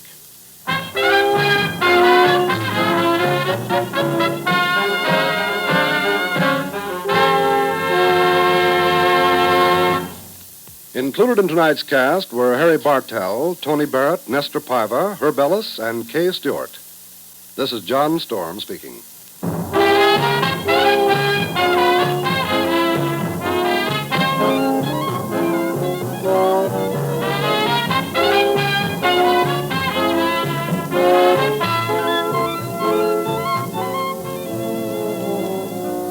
Dangerous Assignment, starring Brian Donlevy in the role of Steve Mitchell, with Herb Butterfield as the commissioner, is written by Bob Reif and Adrian Jandot and is produced and directed by Bill Karn. Be with us again next week at this same time when Brian Donlevy, starring in the role of Steve Mitchell, will embark on another transcribed Dangerous Assignment.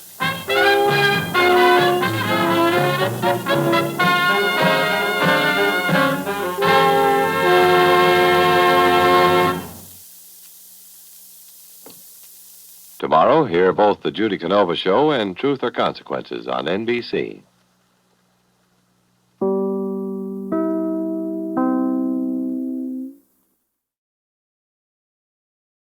Welcome to Golden Age Radio, rumble.com/C/GAR. Visit veteransradioministry.com for more videos like this.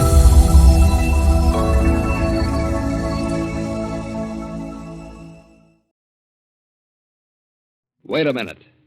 Have you heard the strange tales of the Whistler?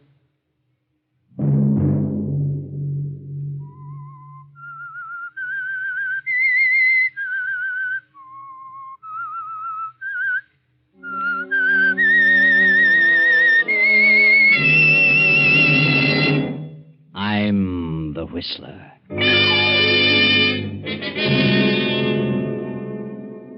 was with Danny when it happened, but I couldn't hang on to him. He ran off and left me, and I've been looking for him ever since. That was Captain Fowler. Something had happened to his friend Danny. I ain't going to no doctor at this time of the night. Tomorrow, maybe, but I'm not going tonight. That was Danny. Danny knew something had happened to him, but he didn't know what it was. But, Danny, you couldn't have done a thing like that. I know. Don't worry, Danny. That was Fay, Danny's girlfriend. And this is Joe Rodriguez, a fisherman. It's much better that I leave town, Danny. If I stay, I might forget I am your friend. Sunday night, and again CBS presents The Whistler.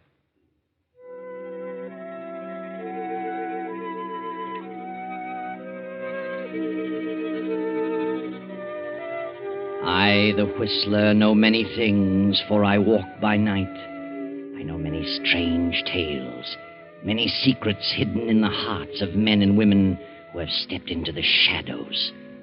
And so I tell you tonight the strange story of fog. Well, Danny, my boy, this is the thickest fog I've seen in this harbor in many a year. Mm-hmm. And I've been a sailorman for a long time. Yeah, that's right, Captain. Can't see a single light along the entire waterfront. But we don't need light for where we're going. I know the way to the anchor pool room. Yeah, I know, too. Hey, Danny, you didn't bring your gun, did you? Sure I did. Why? Now, wait a minute. I'm not going to let you talk to Duke Moran with a gun in your pocket. Why not, Captain? Well, you might lose your temper and do something you'd regret. What's the matter with you, Cap? I ain't going to shoot anybody. I just want it in case Duke Moran gets tough. Oh, sure. I know. But if he gets tough, you can handle him with your fists. Sure. Unless he tried to slip a knife through my ribs. Well, don't worry about the gun, Captain. I won't lose my head. So Danny and Captain Fowler continue on their way toward the anchor pool room, Duke Moran's usual hangout, where Danny intends to have a showdown with Moran. But the captain is worried about Danny's gun, for he knows that Danny hates Moran to the core of his being. Now, look, son, I hate to keep bringing this up, but, I wouldn't go storming up to the Duke and start raising the devil. He borrowed money from me, and he ain't kept his word about paying it back. Oh, I know, my boy, but he'll pay it back. Oh, no, he won't. He's planning to skip town and leave me holding the sack. Now, look, you're working for me, Danny, and you're my best friend. And I'm going along to back up your claims because I was a witness when the loan was made. But look here, I don't want to see you in no trouble. Oh, I'll take it easy. But I can tell you one thing. Hey, look out for that hydrant. Look up. Danny, you're hurt. Here. Let me help you. No. That's it now. Easy does it. Up now. There we are. Nasty spill. You just sit here for a bit. Oh, you took a real header. Yeah? How do you feel, Danny? Yeah, better let me see if you cut yourself. Keep your hands off me. Who are you? What? What is this, a stick-up? Danny, are you kidding? Go away. Get away or I'll call the cops. Why? Danny, you're out of your head. Get away. But don't you know me? Let me alone. Oh, come back here. No, don't go away. Come back. Danny!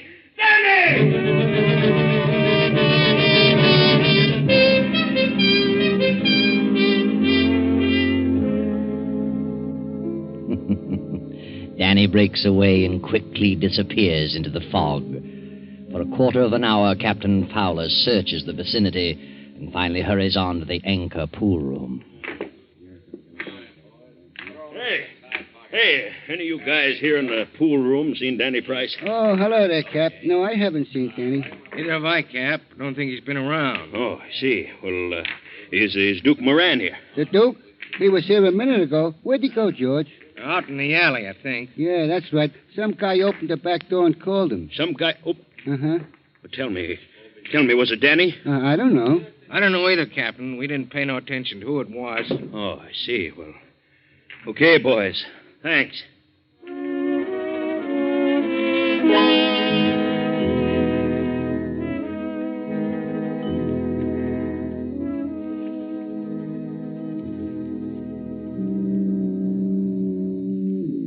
Later that night, groping his way along the waterfront, Captain Fowler arrives at the box office of the Crystal Motion Picture Theater.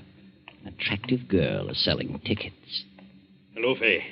Well, hello there, Captain. Going to the show? Oh, no, not tonight, Fay. I'm looking for Danny. Have you seen him? No, I haven't. And I'm sore at that big lug, too. He promised faithfully he'd be here to take me home, and it's time to close the box office right now. Look, Fay, I don't want to excite you, but I've got to tell you something. Danny's had an accident. An accident? Yeah. He fell down on the street. He tripped over a fire hydrant, and when he got up, you know what happened? He couldn't remember nothing. He was walking around someplace in a daze. Good heavens. Yes, I was with him when it happened, but I couldn't hang on to him. He run off and left me, and I've been looking for him ever since. Would you tell the police?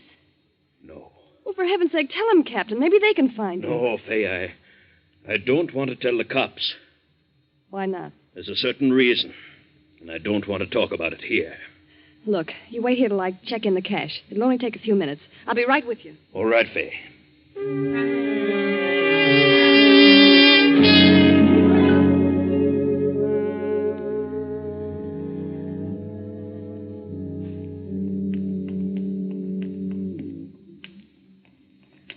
All right, Captain. Now tell me, why didn't you notify the police? Because Danny's got a gun on him. Oh. Yes. He was on his way to see Duke Moran. You know about that money. Oh, yes. And he was afraid the Duke might start something. I see. You say you've been looking for Danny? Yes, I've been everywhere. Been to the casino, over to the bowling alley. Have you been to Fred's Cafe? Well, no. Well, Danny goes there for coffee sometimes. Well, all right. We'll take a look. Fred's Cafe, why, it's in the next block, ain't it? Yeah. Oh, I tell you, Fay, we got to find that kid. He's like a crazy man. You know what he did? He looked me right in the face, and he didn't know me. Oh, my goodness. Captain, suppose his memory never does come back. Oh, now, Fay, don't carry on like that. And don't you start worrying. Yeah, Oh. I know how you feel. You and Danny engaged to be married and all, but don't you worry. I think everything will turn out all right. Oh, I hope so. Hey, wait! Listen. What's your hurry, folks? That's Danny. Well, sure it is. You going to a fire or something? I've been chasing you for a block. Oh, Danny. Hiya, Fay. Oh, Danny, you're all right. Oh, sure. Sure, I'm all right. Except I'm kind of mixed up. All of a sudden, I'm sitting in the Clark Hotel. And I don't remember going there at all. The Clark Hotel? Yeah. Well, so that's where you been. Well, it seems to me I was walking along with you, Cap. Of course you were, Danny. Don't you know what happened? You had a lapse of memory. Huh? Yeah, we've been worried to death about you. The captain and I were looking for you. Oh, Danny, I'm so glad you're all right. Oh, so I've been off my noggin. Sure. Don't you remember falling over that fire hydrant? Fire hydrant? Yes, that's what did it, Danny. When I helped you up, you thought I was a stick-up man. You ran off down the street. Well, I'll be darned. How long ago this happened, Cap? Well, it's been an hour ago or more. You've been in the Clark Hotel all that time. Well, how should I know? When did you come to your senses, Danny? Well, just now.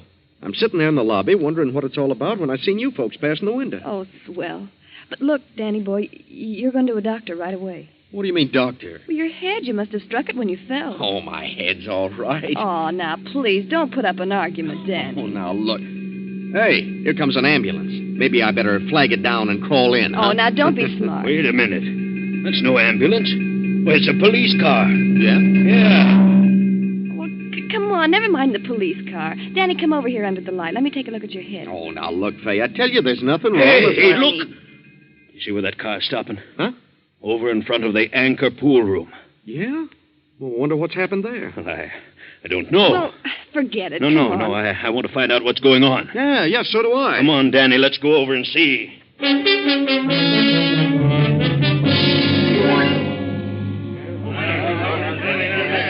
All right, you people, get back now. Don't block the doorway. Hey, what's happened, officer? The guy's been killed.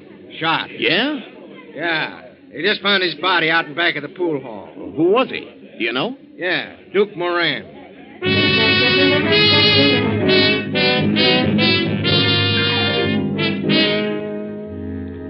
Duke Moran murdered, killed on the very night that you, Danny, with hatred in your heart and a gun in your pocket, were on your way to demand your money. Could it be that after your mind went blank, you continued on to the anchor pool room? Look at your gun, Danny. If no shots have been fired, you're all in the clear. Did I kill him? Did I kill him? Did I kill him?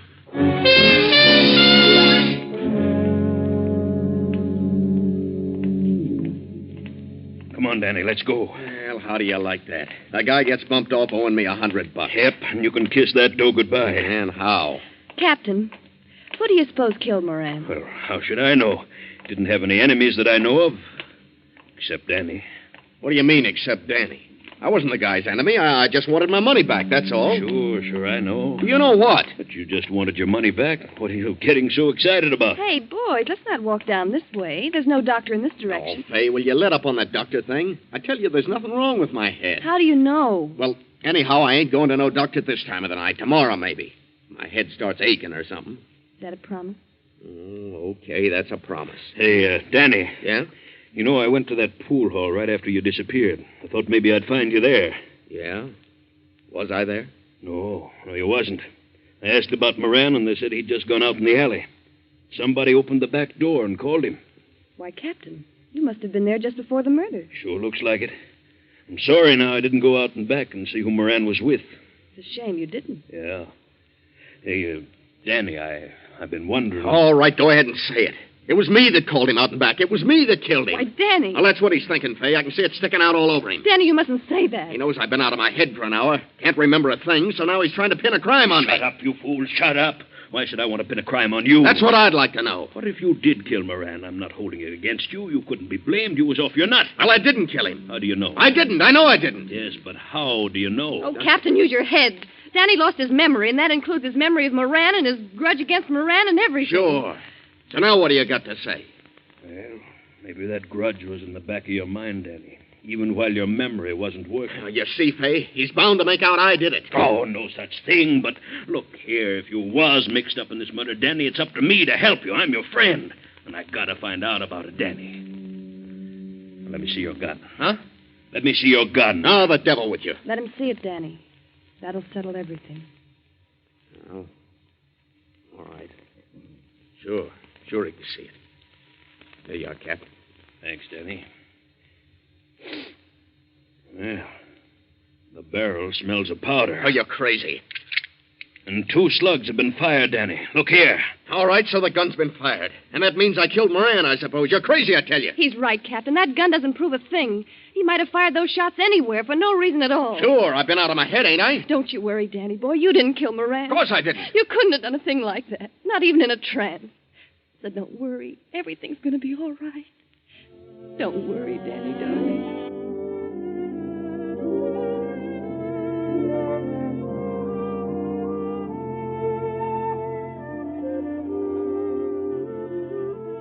Poor Fay.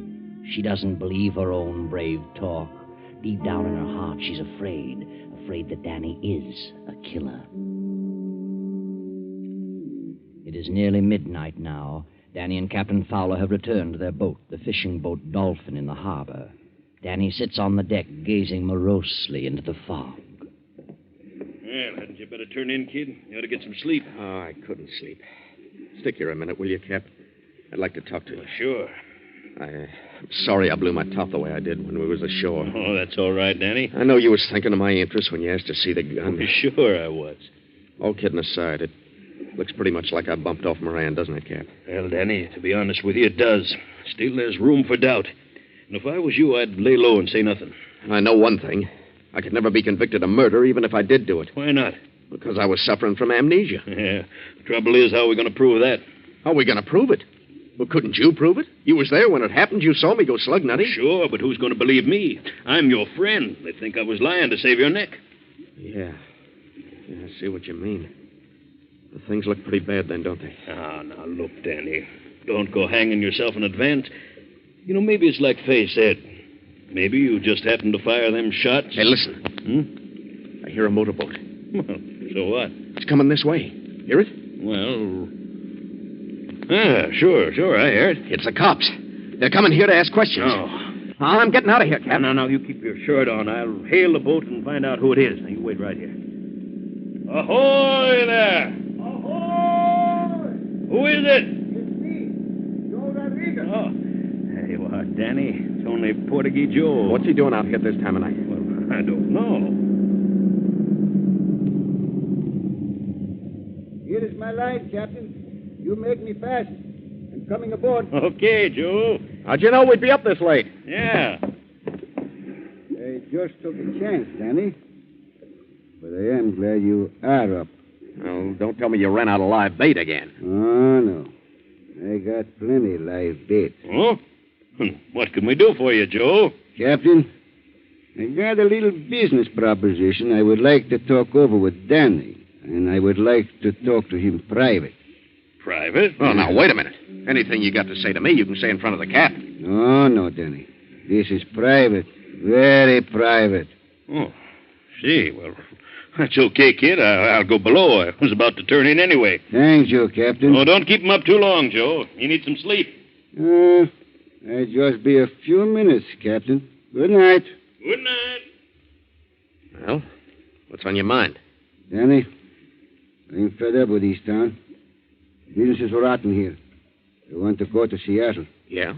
And I need a little money, Danny. $200. And I want for you should let me have it. Are you kidding? Ain't you got $200? Sure. Sure I have, but I'm getting married in a few days. I need every cent I've got. Oh, yeah? The sweet young lady who worked at the Crystal Theater, huh? You'll be very happy with her, Danny. You bet I will. But you'll be much more happy if you give me the money so I can get out of town, Danny. What do you mean? I am your friend, Danny, and I do not wish to cause you any trouble. But I know something about you that nobody else in this world knows. Not one soul. Yeah? Yeah.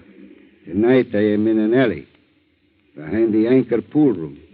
There is much fog, but I can see a little bit because there is a light. I see you shoot Duke Moran twice to the heart. You're a dirty liar. So you see, Danny, it's much better I should leave town. If I stay here, I might get drunk someday and forget I am your friend. I might talk, Danny. You climb in that boat of yours and get back to shore. Go on, or I'll throw you overboard. You come to see me tomorrow, huh? Before noon? If you don't come by noon, well, maybe I get drunk, huh?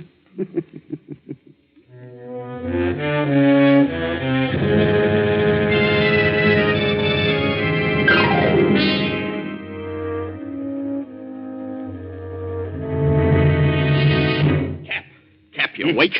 Oh, yes, Dan. Well, there's no room for doubt now. I'm the guy that did it. What? How do you know? Portuguese Joe was an eyewitness. He was there in the alley, saw the whole thing. Oh, now, wait a minute. That's right, Cap. That dirty rat came out here to blackmail me. Tried to shake me down for $200.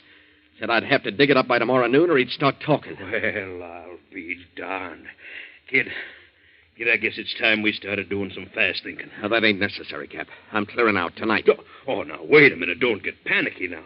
Now, let's give it some thought. No, I'm on my way, Cap. No fooling. Where are you going? I don't know. But I'm going for good. I won't be back. You won't be? Oh, now, look here. What about Fay? What about your wedding?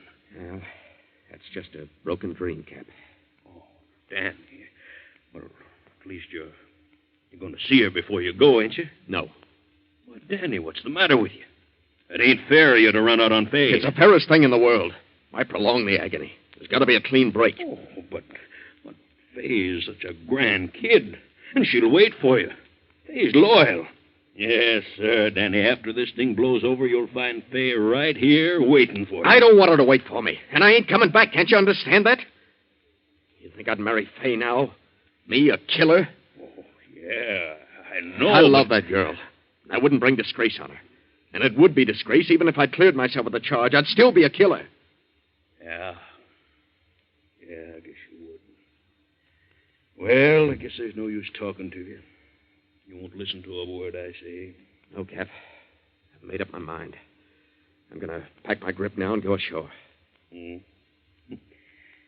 Golly, kid, I sure hate to lose you. Yeah, I hate to go, too, Cap. You've been a prince to me. More like a brother than a boss. Well, all I can say is thanks, Danny. Even when you knew I was saving up my money to buy a boat of my own, to go into competition with you, you never said a word. Well, why should I? Oh, this is a free country. Every man has a right to advance himself. And, about Faye, I wish you'd explain to her. You know what to say. Well, not quite as good a talker as you are, Danny, but I'll try. You know something, Cap? I wish you and Faye'd get married. I know you'd make her happy. Me and Faye? Oh, no, she wouldn't have me. Don't be too sure about that. She'll forget about me after a while. But explain things to her, will you? Well, okay, Danny. I'll try. I'll do my best. Well, I'm going to hit the first freight train out of town. So long, Cap.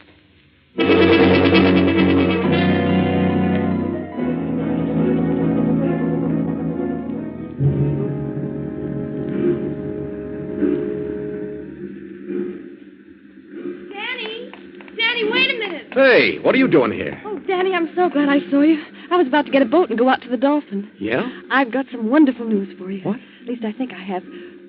What caliber is your revolver? Well, it's a .38. I thought so. Danny, you didn't kill him. You didn't kill Moran. He was shot with a .45. Huh? Yeah. I just came from the police hospital.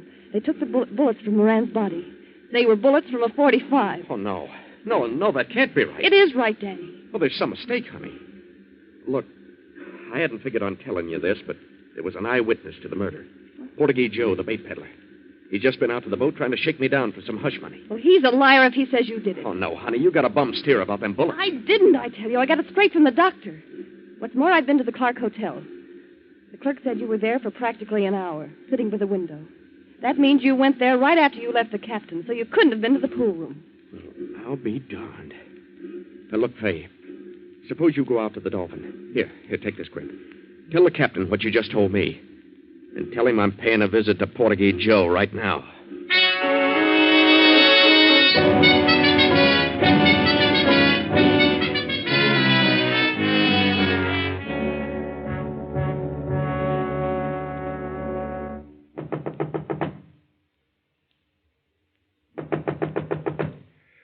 Yes. Just 1 minute. Who is it? Who's there? It's me, Danny. Oh. Well, I wasn't expecting you so soon, Danny.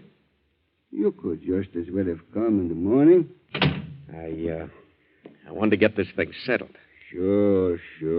Have you got any money? Joe, you didn't see me shoot Moran. Not Danny. I hope you're not going to put up no argument. You lied to me, and I'm here to get the truth. Now, look, Danny. Come on, admit it. You lied to me, didn't you? No. No, you shoot did. No, let me go.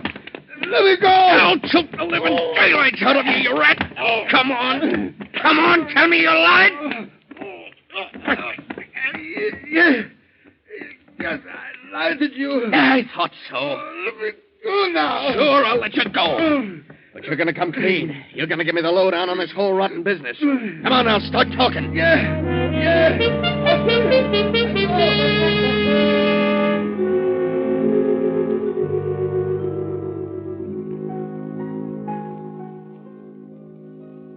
The fog has lifted now, and the eastern sky heralds the approach of dawn. As Danny returns to the Dolphin, he finds Faye standing on the deck. Gee, Danny, I thought you'd never get back. It's almost daylight. Well, I had a long ways to go, honey. Joe lives way out at the end of the Channel Street Wharf. That's where his bait shack is. Well, what'd you find out? Did you face him with his lie? I sure did. Is the captain in his cabin? No, he's not. He's gone ashore. Gone ashore?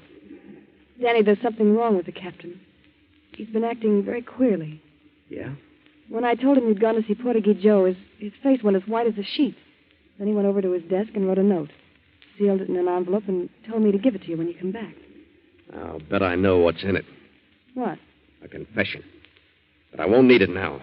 I got one from Joe. What do you mean? Honey, the captain's been framing me. Framing you? Yeah, that's right. It's hard to believe, but it's true. Remember he said he didn't go out in back of the pool hall to see who it was that called Moran out in the alley? Yes. Well, he lied. He did go out there, and he saw the murder committed. He knew who did it. Why, Danny. And right then, he got a bright idea. He figured he'd make me believe I committed that murder. So I'd take it on the lam. Get out of town. You see, honey? Well, why would he do that? Because he was in love with you. What? Our wedding day was getting closer, and the captain was half crazy with jealousy. He wanted me out of the picture so that he could marry you. Oh, Danny, I can't believe that. It's true, honey. Joe told me. I'd have got a lot more out of Joe, too, only he broke loose from me and dived into the water. Last I seen of him, he was swimming away. Well, what about the murder? Did you find out who killed Moran? I got a hunch that Joe himself did it. After he left, I looked around his shack. I found an IOU there signed by the Duke. You did? Then the Duke owed Portuguese Joe money, too. Yep. And I figured the captain made Joe a proposition. If Joe'd come here and make me believe I was the killer, the captain wouldn't squeal on him. Sure, Danny. That makes sense. Well, I better see what the captain wrote. Yeah. Open it up, Danny. Dear Danny, I suppose you know everything by now. I haven't got the nerve to face you, kid, so I'll be the one to hit the freight. You won't need to save any more money for that boat. I've signed over the Dolphin to you. You'll find the papers in my desk. Good luck, Danny, and make Fay a good husband. Yes, the captain was the villain in our story. But wait, what about Danny's gun with the 2 empty shells? That doesn't fit into our solution at all. Or does it? Remember when the captain and Danny were on their way to the pool hall and Danny stumbled over the hydrant? The fog was pretty thick, you know. The captain didn't have a bit of trouble in slipping that gun out of Danny's pocket. He wanted to make sure Danny didn't use it on Moran. And later, after the captain had formulated his plot against Danny, it was a simple matter for him to fire a couple of shots from the gun and then slip it back into Danny's pocket when he met Fay and Danny on the street. Yes, the fog sometimes has its advantages.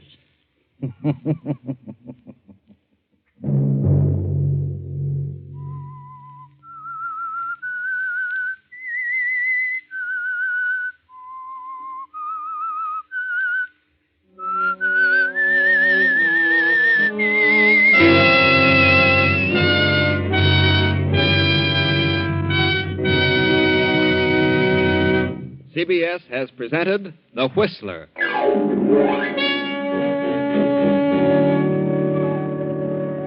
Original music for this production was composed and conducted by Wilbur Hatch. Tonight's Whistler story was written by Herbert Connor, directed by J. Donald Wilson, and originated from Columbia Square in Hollywood.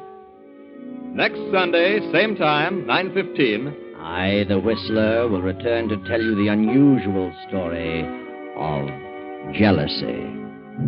Good night. This is the Columbia Broadcasting System.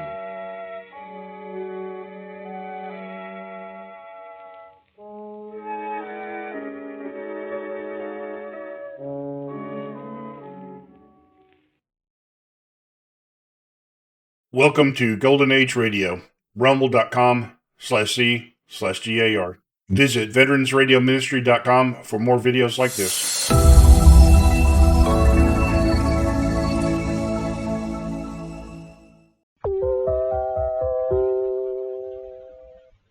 Now, from the makers of Cold Water Omo, John Steed and Emma Peel walked into the wrecked office at the Industrial Development Limited and looked around them. Steed reached out with his umbrella and touched the shattered hinge of the door. Extraordinary. Would have been so much easier to have used the handle. The guard who was knocked out says the man was enormously big, nearly 7 feet tall, wearing dark glasses, hat, gloves. Yes, sounds like something thought up by Warner Brothers in 1940. The odd thing is that in spite of the maze of corridors, he knew exactly where to find Lambert. And he was bulletproof, too. Look, 2 flattened bullets. Must have been fired at point-blank range. Adds to the confusion a bit, doesn't it, Mrs. Peel?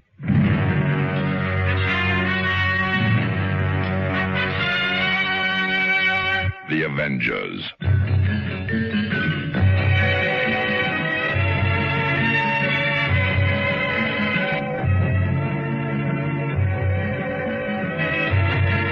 John Steed and Emma Peel, The Avengers.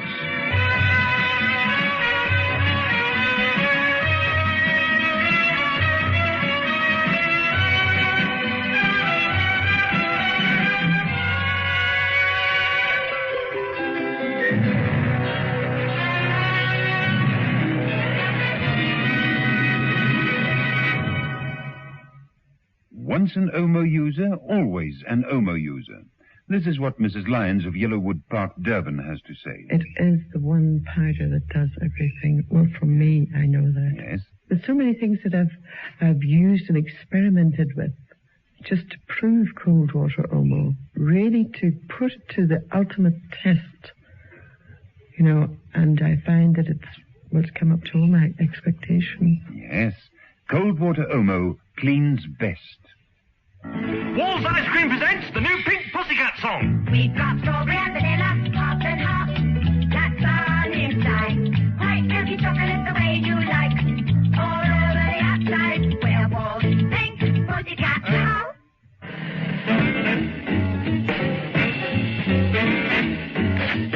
Episode 2 of this story, in which John Steed and Emma Peel tangle with some Japanese wrestlers and realize that the skill of karate can be a deadly gift. Mother had given Steed and Mrs. Peel the task of investigating the mysterious deaths of Walter Carson, Andrew Denham, and Samuel Hammond. All had been killed violently by a vicious blow to the head. All had been very important businessmen, heads of commercial and engineering companies. And now there was a fourth death, James Lambert, whose body lay on the carpet covered by a sheet. John Steed threw the two flattened bullets down on the desk and looked around him. Nasty. You say that Lambert was on the telephone when all this took place? Yes, that's right. Miss Forbes, company secretary. She heard it all. The crashing as the door was broken down, Lambert's screams, the revolver shots, and then a curious whip-like sound. Whip-like? Well, that's what she said. After that, Lambert groaned and the line went dead. Well, let's see what the papers on the desk have got to offer. Looks like the usual business stuff. In tray, out tray. What's this? Mrs. Peel, you remember Samuel Hammond's diary? He had an appointment with some business people called Hirachi, didn't he? That's right. The Japanese electronics firm. Well, he must have done business for them, and so did Lambert. Look. Mrs. Peel took a letter from Steed and read, Honorable gentlemen, our representative, Mr. Tosomo, will be in your capital, London City, on the 12th. Would you kindly lift the telephone for the appointment? We remain obediently and faithfully, etc., on behalf of Hirachi Corporation, etc., etc. Well, isn't that nicely worded? Well, it would appear that Mr. Lambert did lift the telephone. He made an appointment for 3 o'clock. Now, let me think. Hirachi were in the news a few weeks back, weren't they? They've developed some new circuit element to replace the transistor. Really? Well, it could revolutionize the electronics industry. Lambert may have been competing for the European concession. Steed moved over to the sheet which covered the body and lifted it with the end of his umbrella. Well, this honourable gentleman's out of the race now. It's difficult to compete with a broken neck. Mrs. Peel moved forward and looked down at the body. 1 second, Steed. Look at the position of his head. He's been hit from the front, yet there's not the slightest bruise on his face. Conclusion? Honourable Lady, conclusion? Yinko. I beg your pardon? Yinko. Honourable Lady, mind translating for ignorant gentlemen? My Japanese is a bit rusty. It's a blow from the deadly art of karate, delivered by an expert. Breaks the neck easier than a hangman's noose. Oh, were there many experts around? Just a few. Barely a handful in the whole of this country. Then we'd better consult one of them, hadn't we?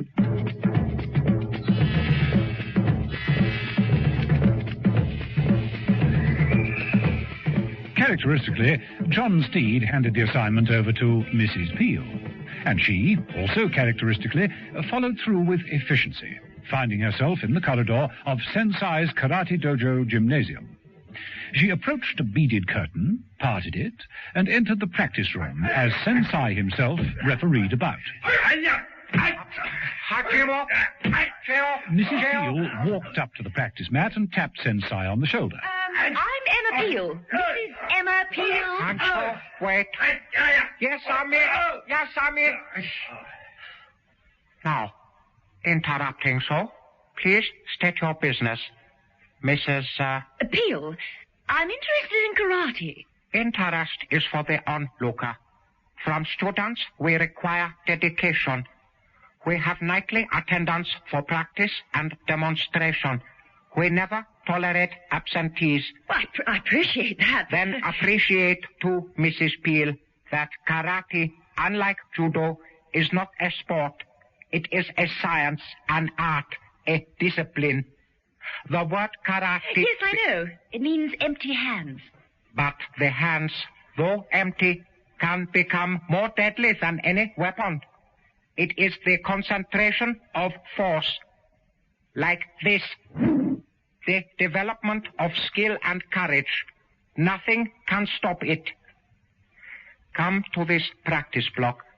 Sensei led Mrs. Peel across to a large block of wood.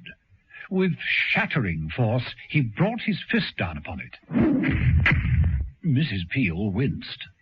Sensei smiled and flexed his fingers as though he'd been patting a feather pillow. Some of my students can split a roof tile with one finger. And one, whom we call Oyama, the tall mountain, can shatter a door with a single stroke. How interesting. So you see that it is difficult for a woman to compete in such company. It's the idea of the competition that appeals to me. Then I suggest that perhaps fencing would be more suitable to your purpose. Oh, forgive me if I disagree, Mr. Here I am known as Sensei, the knowledgeable one. Sensei gave Mrs. Peel a curt bow and clapped his hands. From the far end of the room, a white-clad figure appeared. It was a woman dressed in practice robes. She moved swiftly and silently towards them. This is Oyuka. And Oyuka means? The immovable one. Oyuka, this is Mrs. Emma Peel. How do you do? Mrs. Peel is leaving us now. Oh, what a pity. I'm interested to know that you don't encourage women. Presumably, Oyuka is an expert in karate? I am a third dan at judo. Oh. A first at karate. There are few men who could pass me if I didn't wish them to. And few women? No other women. Oh, to me that sounds just the teeny-weeniest bit like a challenge. I should not try it, Obaki. Obaki? It means foolish one. Mrs. Peel is invited to try. I've never been able to resist a straight fight. Mrs. Peel placed her handbag on a nearby stool and took a step to the left to pass Oyuka. Oyuka made a simple karate attack. Mrs. Peel countered with a judo defense and attack. Oyuka drew back her left arm and with palm uppermost thrust her hand out to land a blow beneath Mrs. Peel's nose. Mrs. Peel grabbed Oyuka's wrist from above with her left hand, swinging it back. Oyuka doubled up.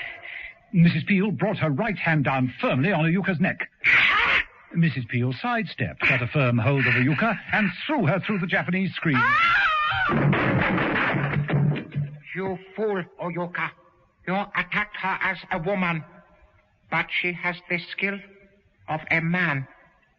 A bad mistake, Oyuka. Oyuka, the immovable one. You should rename her, I think. What's Japanese for amateur? Anyone know?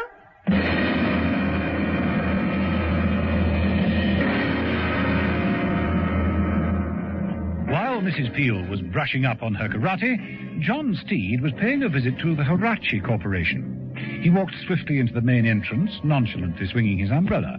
At the reception desk, he raised his bowler politely and addressed the secretary. Excuse me. I represent Industrial Development. Yes, sir? Mr. Tusama's expecting me. 3 o'clock appointment? Oh, yes. Please be seated, Mr. Lambert. Well, I'm afraid I'm not Mr. Lambert. John Steed. Mr. Lambert is regrettably indisposed. You have a letter of authority, then? Oh, yes, indeed. Here we are. The young lady read the letter quietly, picked up the phone, and made a brief call.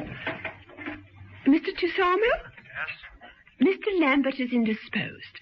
Mr. John Steed is here from Industrial Development. Please, ask him to come in. You may go in, Mr. Steed. Steed looked around him at the many screens of the reception room. The door is the glass panel with the black dragon on it, Mr. Steed. Oh, yes, of course. I suppose I should have guessed. Thank you. Ah, Mr. Steed. Do come in. Please to be seated. Thank you. You will forgive briefness of meeting. Time is short and there are many representatives. Oh, I do understand. You are acquainted with our recent development?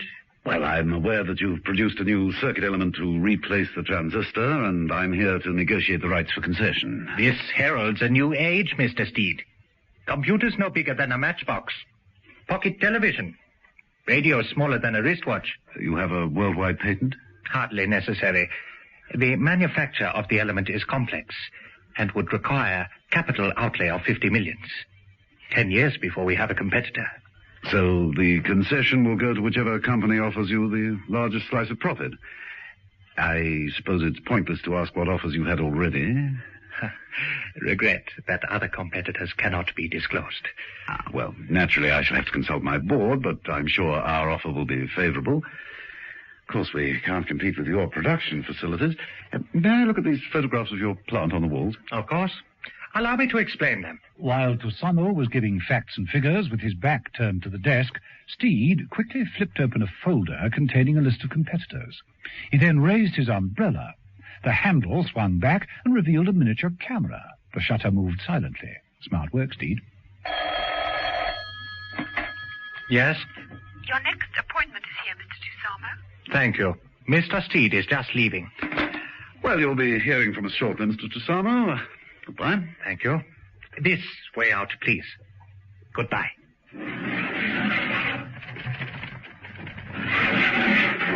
Tosano turned to the glass-fronted door on the other side of the wall. Footsteps were heard approaching. Framed against the glass was the shadow of an enormous man, at least 7 feet tall. Just got out in time, didn't you, Steve?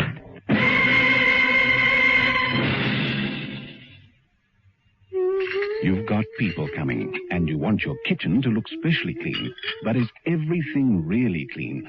Not only where people notice, but in those hard-to-reach cracks and crevices like around the sink. That's the sort of dirt that's hardest to shift if you don't have Vim 99. Only Vim has deep cleaning bleach to get right down into cracks and deep-set stains, leaving everything really clean and germ-free. For total cleanness you can trust, use Vim. Vim 99, the strong one. They say once an Omo user, always an Omo user. Here's Mrs. Senior of Mbogantwini. I've stuck to cold water, Irma, and I'm still using it. It's the strongest washing powder I've used. There's no dirt or stains that can stand up to cold water Omo.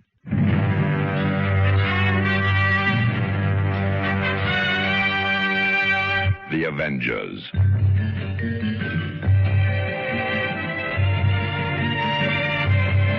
Listen every evening, Monday to Friday, to John Steed and Emma Peel, The Avengers.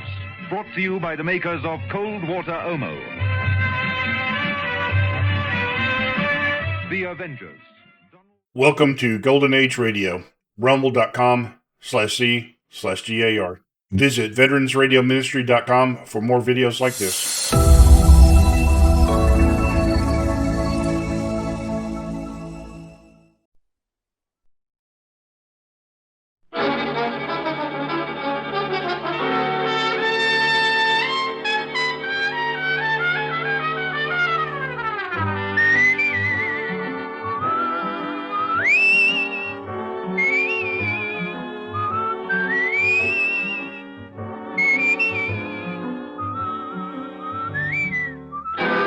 Dick Powell as Richard Diamond, private detective.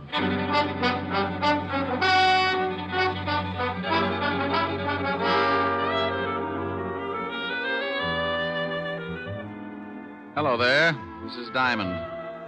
I have a little office on Broadway at 53rd Street. And if you happen to be in the neighborhood sometime, you might notice a sign on the door. It reads Diamond Detective Agency. Yeah, that's how I make a living, such as it is. I sit at my desk behind that door and wait for someone to come in and hire me. Eventually, trouble works its way into someone's life and gives him a shove in my direction. He tells me about it, and I listen with the attitude of a father confessor. When he's done, I dry my eyes and tell him what I think. What I think really doesn't matter, because it's just a shortcut to $100 a day in expenses. Sure, you can hire a guy for less money, but when I work, it's for a price I figure I'm worth. It's got to be that way because sometimes the work's a little dirty, and I have to swallow a lot of pride. I get mixed up in everything from simple divorce to muscle-bound homicide, and when trouble can't find me a client, it starts working on yours truly, and I wind up in a corner. I guess trouble figured I was just about due for a squeeze play because one night last week, 2 lifers in the state pen started working me into their plans.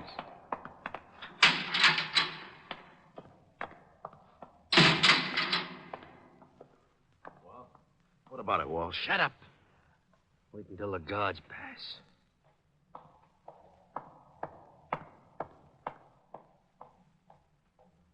Okay. Drag out the cards like we was playing. Sure. Is it set for the night? Yeah. I got the car and everything. Yeah.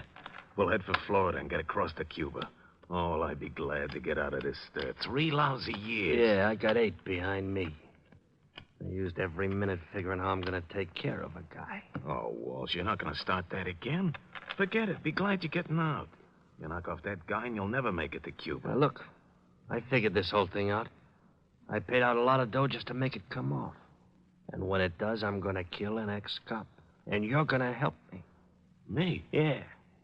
Unless you want to rot here. Oh, you're out of your mind.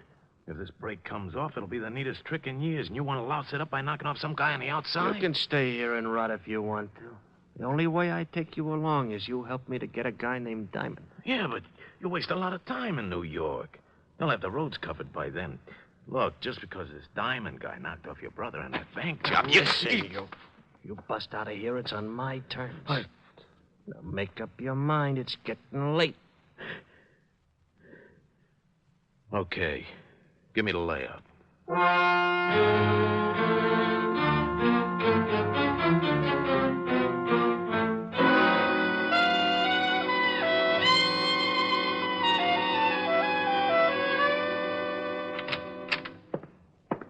Yeah, what is it, Otis? We just got a call, Lieutenant. 2 prisoners busted out of Sing Sing, killed 2 guards. Who are they? Big time. Bob Wells and Charles Walsh. Charles Walsh? Yeah, lifer. I know. Diamond helped send him up before I took over this department.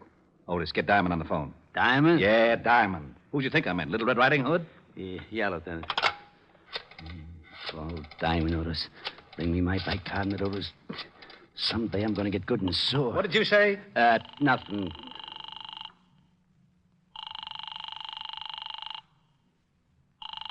Nuts. Now what's the matter? His office don't answer. Give me that phone. Huh? We've got to find him before Walsh does. Maybe he's over at Helen Asher's house. All right, Otis, stop standing on one foot. You can leave.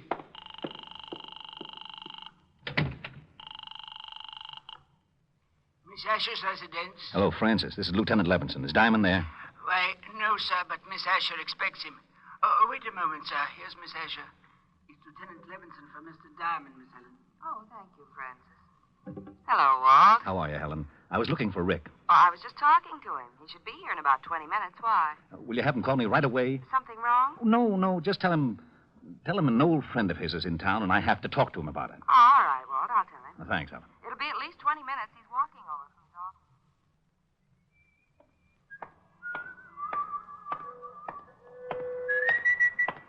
office. Okay, Diamond, hold it right there. Start walking over to that sedan. Don't you know it's not polite to point? Look, laughing boy, I got a big gun in my pocket. Well, I'm proud of you. I thought it was a crossbow. Get moving. Okay. I'd never seen him before. He was a tall guy with a scar on his chin. He walked me over to the sedan and opened the door. He moved in close and shook me down. He relieved me of my .38 and motioned me into the front seat. I slid in, and he started to follow, so I kept one leg out in front of me and kicked him in the face. I couldn't get enough leverage to cool him, but it gave me enough time to get out the other door and start making like a miler. I looked over my shoulder and saw him climb out holding a bloody nose. I knew he wouldn't take a shot unless he got close enough to make it count, so when he started after me, I ducked into the subway. I found a dime and went through the turnstile. A train was getting ready to pull out, so I pushed my way on just as the gonnet came down the stairs. He certainly wasn't happy to see me go. He didn't even wave goodbye. Wait a minute, you! Wait! Oh, nuts. My nose. Got away from me. What do they like call like that?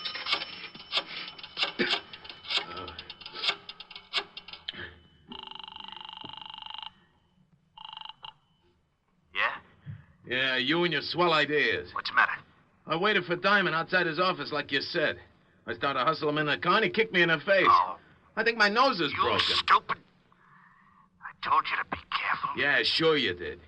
You think I like getting booted in the nose? Look, if you want Diamond so much, you get him yourself. Maybe you can tell me how you're going to get to Cuba without me? Huh? Oh. Well, what do you want me to do now? I still want Diamond. Yeah, but he jumped the subway train. How am I supposed to find her? I found out he's got a dame over on Park Avenue. Pick her up, bring her over here. Pick her up? I'd give you the chair for kidnapping. I'll use her to get Diamond. Pick her up if you want to get out of the country. Yeah, but a now, snatch. Look, I busted you out of the store. I can bust you right back in. No. Now, pick her up. Her name is Helen Asher. She lives at 975 Park. Well, what if someone else is there? What if there is? You want me to stop over making a fourth for Bridge? Get him out of the way and bring the dame to me.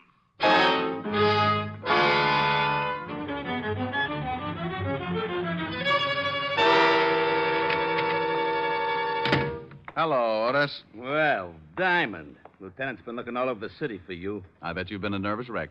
I wouldn't care if you fell off the George Washington Bridge, Shamus. Why, Otis? And after all, we've been to each other. Nuts. You better go on in and see the lieutenant. Sure. Hey, Sergeant. Yeah? When are you going to get some new shoes? If yours turn up any more in front, you'll have to ski to work.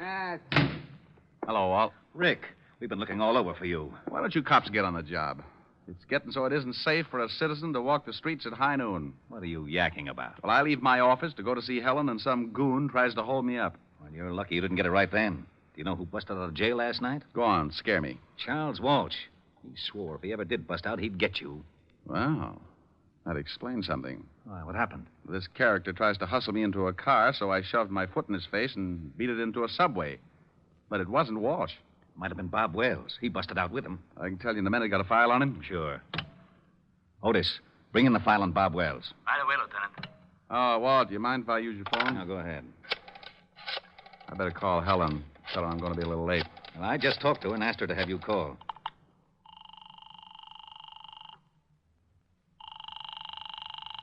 Where is everybody? Yes? Francis? Oh, Mr. Diamond, please hurry over here. Something's happened to Miss Asher. What are you talking about? Miss Asher's been kidnapped. What? Yes, sir. A man came in and made Miss Asher go down to his car at the point of a gun. He also hit me over the head. Was he a tall man with a scar on his chin? Yes, sir. That's right. We'll be right over.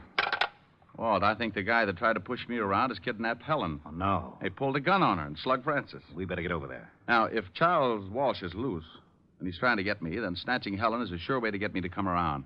Hey, where's that file on Bob Wells? Wait a minute. Otis, Yeah, Lieutenant. haven't you got that file on Wells yet? Yes, sir. Just bringing it in. Well, step on it. Otis is bringing it in. Yeah, Lieutenant. Let me see it.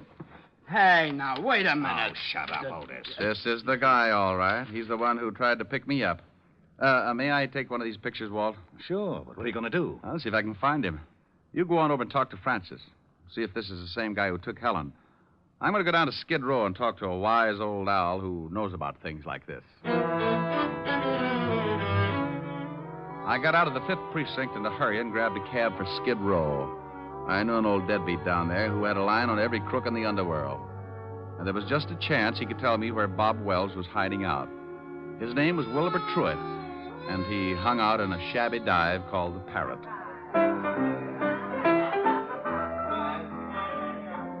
Hello, Wilbur. What?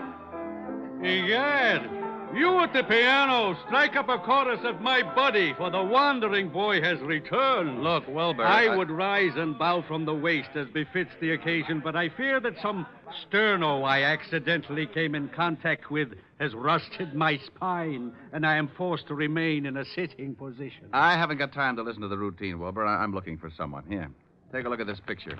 Ever see this guy? Unless I have my morning constitutional, Buck, I can bring nothing into focus but a large bottle and a straw. Oh, waiter.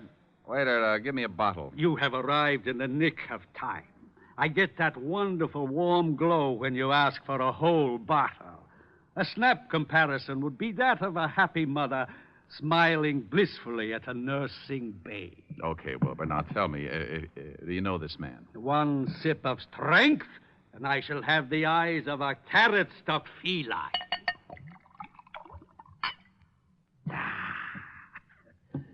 Now, yes, I can see the gentleman clearly. In fact, my vision has so greatly improved it begins to take on the functions of an X-ray. For instance, I can readily perceive that the man in question is addicted to false stimulants, and his low brow and squinty eyes tell me that he is indeed a person of some doubtful character. You're looking in the mirror. Yeah? No, here's this picture. Oh, yeah. Mr. Bobby Wells. The description is flexible. Know where I can find him? Up until yesterday, he was residing at an institution upstate. Sing Sing, I believe. It is very possible that he is hiding out in one of his old haunts on 23rd Street, but I couldn't say for sure. Oh, why not? This bottle you purchased entitles you to one of my best guesses. To be absolutely accurate, I would need further inducement. It's the risk, bucko. Bring me another jug, bartender. Ah, bless you. Try looking in a rooming house at 533 West 23rd Street. Now, if you don't mind, I shall forget the necessity for long conversations and begin to concentrate on the work ahead of me. Goodbye, bucko, and stop in again. Say tomorrow morning if you wake up feeling charitable. I left Wilbur trying to figure the best way to parlay the two bottles and headed for the address he'd given me. It was a typical apartment house of the district, a 4-story building with a high premium insurance policy. I asked the landlady if a Bob Wells lived there, and she told me a man answering his description had taken a room there that morning. She told me he'd gone out a few minutes before, and she let me into his room. I told her to keep a lookout and warn me if he showed. Then I started looking. I tore the place apart, but I didn't come up with a thing. I spotted the phone and started to call Walt, and that's when I saw it. A pad lying by the base of the phone with a heavy imprint left from the writing on the top sheet. I pulled an old trick. I took a pencil and rubbed the lead lightly over the imprint, and up came one telephone number. I dialed it and waited. Weinberg's Delicatessen. Oh, is Bob Wells there? Oh? Bob Wells. Never heard of him. Thanks. Well, it's like that. 1 minute you think you got a lead hot enough to melt your change purse, and the next you find yourself looking like a tree surgeon in Death Valley.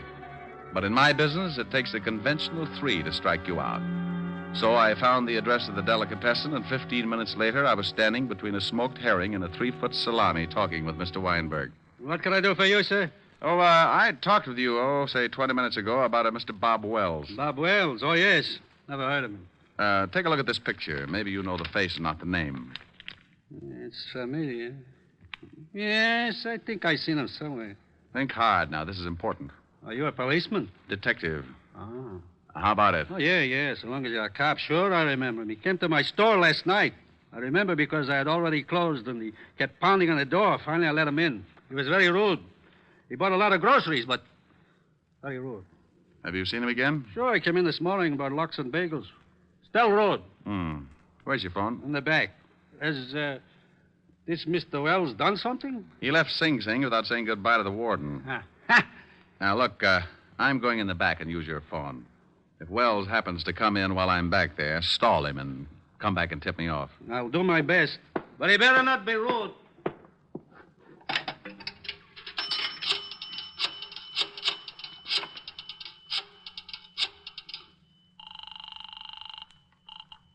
Homicide, Lieutenant Levinson. Hey, Walt, I'm in a delicatessen over on 24th Street. Yeah, Rick. I traced Wells this far, found out he's been buying food here, probably for Walsh.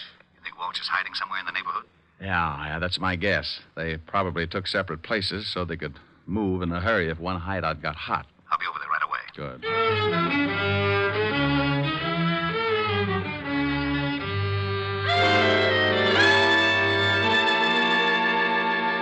yourself comfortable, honey, but no yelling, or I'll have to stuff up that pretty mouth. I don't understand this. Why did you kidnap me? I've been having a hard time getting in touch with your boyfriend, Diamond. Figure if his girl's in trouble, he'll come looking. I don't have a boyfriend. Sure. Play it straight. But you watch. Tonight I call your butler and tell him we got you. If Diamond wants you alive, he comes to a spot I got picked out. And he comes alone. I don't know any Diamond. Ain't she cute, Bobby? Yeah, cute. Want me to fix her so she forgets how to lie? No, I don't care if she claims Diamond's her uncle. Go on down to Delicatessen and get some food. I'm getting hungry. Okay. But I still think we ought to be getting out of town. In 1 hour, I call this dame's house. At 12 o'clock, I meet Diamond in the park. Then we get out. Why do you want to see this Diamond? Oh, we're old friends, baby. He sent me up for life. And he shot my kid brother full of holes. I just want to see that Diamond gets everything that's coming to him. You talk too much. You've got some bad habits yourself. Now get that food. And if you're too lazy to walk downstairs, I'll show you a shortcut. 3 floors, straight down. You can jump for it. Okay.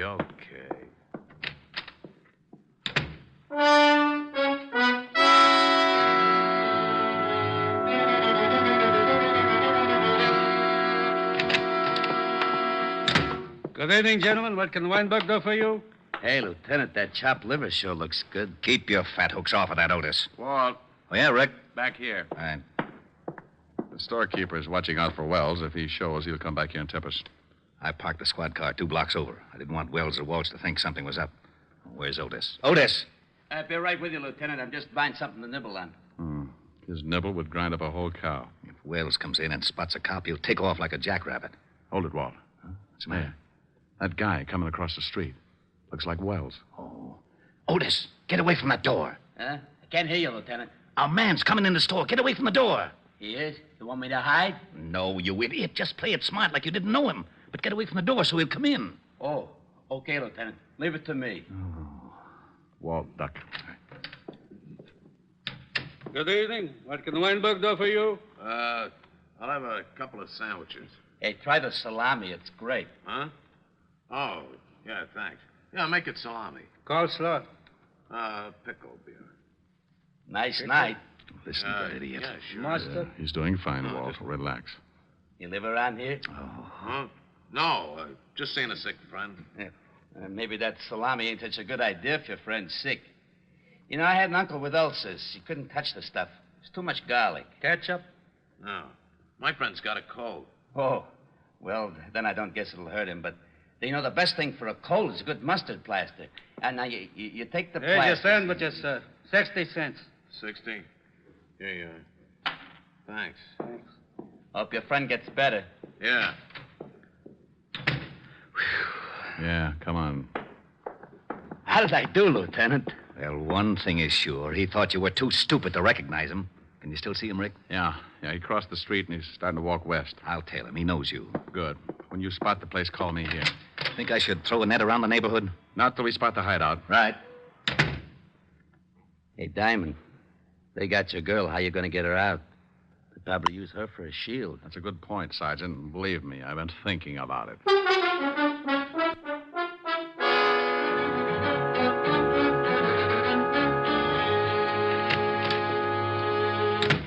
Here's the sandwiches. Swell.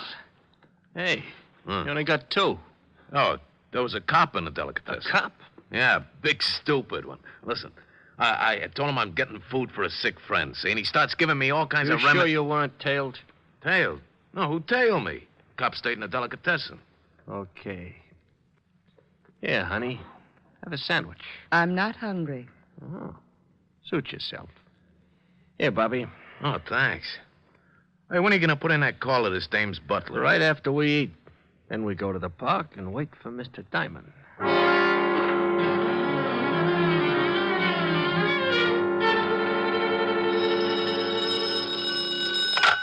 Yeah? I'm in a drugstore across from the building that Wells went in. It's about a block away. Nifty drug. Block west on your side of the street. I'll wait inside. We'll be right down. Come on, Otis. The lieutenant hasn't spotted. Okay. Thanks for the bagel, Weinberg. That's all right, officer. Come back again when you can pay for it. Come on, Otis. Move your big feet. Okay. Hey, you got any brilliant ideas how we're going to get Helen out of there in one piece? No, I gotta admit I'm stuck. Why don't you get that bear trap mind of yours working and make yourself a hero? Well, maybe we could start a fire in the building. It'd have to come out. Oh, swell. There's nothing I'd like better than a well-done girlfriend. Well, I was trying. Yeah. Hey, wait a minute. What's the matter? Otis, remind me to kiss you on both cheeks. Hey, what are you doing? That's a firebox. I'm turning in an alarm. There. Oh, we're going to start that fire? No, but Walsh and Wells won't know there isn't one. When the trucks come and the firemen bust in the place, they'll think it's burning down around their ears. Yeah, maybe then they won't watch Helen too close, huh? That's the idea. Well, here's the nifty drugstore. Yeah. Rick, I've been worrying about something. Yeah, I know. How do we get Helen out? Yeah. Well, relax. Otis came up with a solution. Otis? Yeah, I turned in a fire alarm. And when the trucks get here, you can tell them what's up, and they can go in the building and make like it was on fire. Well, won't Walsh know it's a phony if he can't smell smoke? The chief can tell him it's blazing in the basement. When they hit the street, we can get enough firemen to shield Helen and then take Walsh and Wells. I'll call the precinct and have the block surrounded. We'll need lights if they make a break for it. Which apartment house are they in? That one, across the street. After I call the boys, we better go over and find out which room they're in. Quietly clear the rooms on both sides in case the shooting starts before we expect it.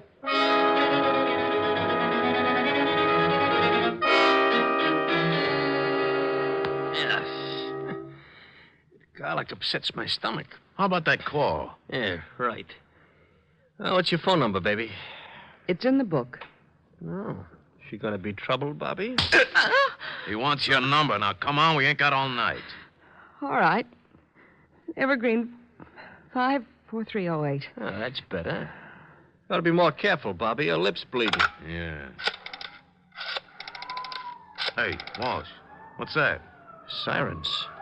Maybe that's the cops. If somebody tailed you, I told you I wasn't tailed. Wait, I'll go see.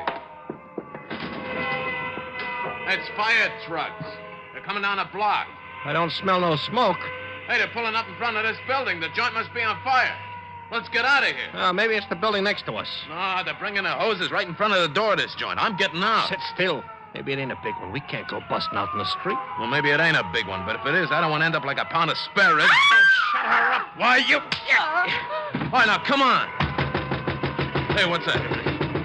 Yeah, what is it? Fire department, we're evacuating the building. What are we going to do with the dame? Shove her in that closet.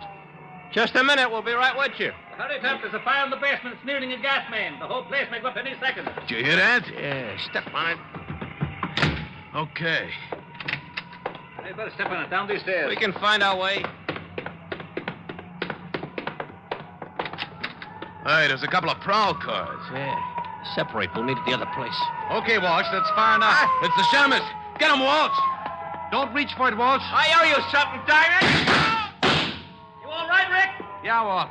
He's a worse shot than his brother. Where's Wells? He made a break for it, but he won't get through. All right, Wells. You can't get through. Drop your gun. You won't take me, copper! Well, that's that. What about Walsh? He's pretty dead. Come on, I want to find out what happened to Helen.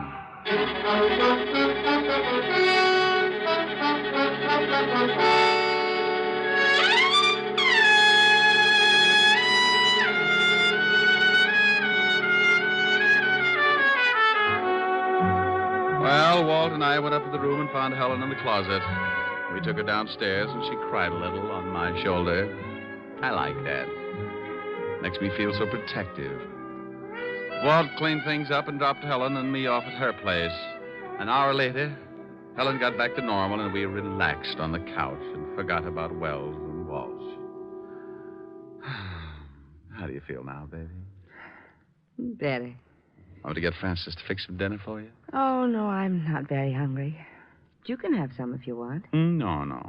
Want to play some canasta or something? But you always said it was a bad 200 game. Yeah, it is. Well, I forgot my jacks. Silly. Want a neck? Ooh, what you said. Come here. No. Helen. No, I'm mad. Mad? What for? Because those two thugs ruined a wonderful evening. What's the matter? Want me to go? Oh, you idiot, of course not. I had a big surprise planned. You did? Yes. Believe it or not, I had 2 wonderful seats for South Pacific, and now it's too late to go. Oh, no. Oh, yes. Oh, well, I'm sorry, baby. I'd love to have seen it. Me too. Well, I'm not exactly Ezio Pinza, but I'll try to make it up to you. Oh, Rick, that's a wonderful idea. All right? What'll it be? Some enchanted evening? Oh, really? Me. A some enchanted evening, you may see a stranger. You may see a stranger across a crowded room. Rick. What's the matter? I was just trying to make like Pinza. But, honey, it's safer for you to make like Diamond. Oh. And somehow you know even then, that somewhere you'll see her again and again. Oh, you're not Pinza, but it's wonderful. Thanks. Some enchanted evening, someone may be laughing. You may hear her laughing across a crowded room. Oh, Rick. And night after night, as strange as it seems, the sound of her laughter will sing in your dreams. Rick. Who can explain it? Who can tell you why? Ricky. Fools give you answers wise men never try. Oh, Rick. Oh, honey, what's the matter? I was just falling in love with myself. Come here. You never let me finish. Do you mind? Oh, no. And I'm sure Mr. Pinza doesn't either.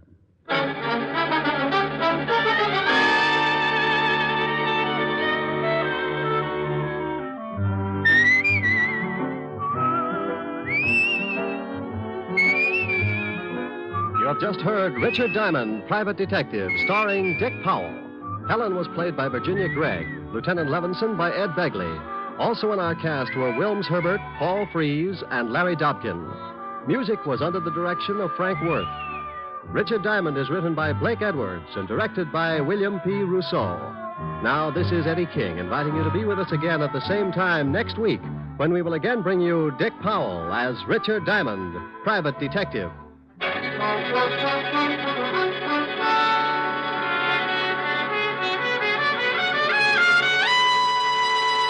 This program has come to you from Hollywood. This is NBC, the national broadcasting company.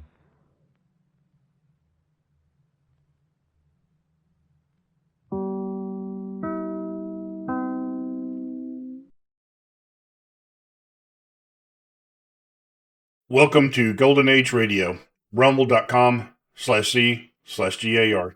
Visit veteransradioministry.com for more videos like this.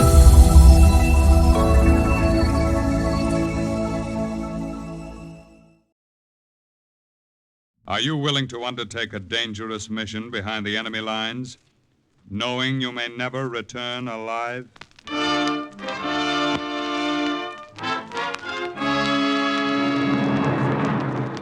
What you have just heard is the question asked during the war to agents of the OSS. Ordinary citizens who to this question answered, yes. This is Cloak and Dagger.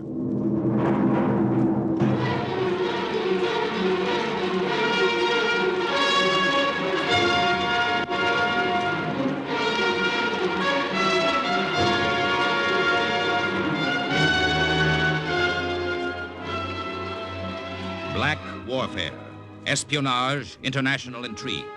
These are the weapons of the OSS. Today's story, The Trap, about an OSS agent who prevented an American advance onto German soil from turning into a massacre, is suggested by actual incidents recorded in the Washington files of the Office of Strategic Services. A story that can now be told.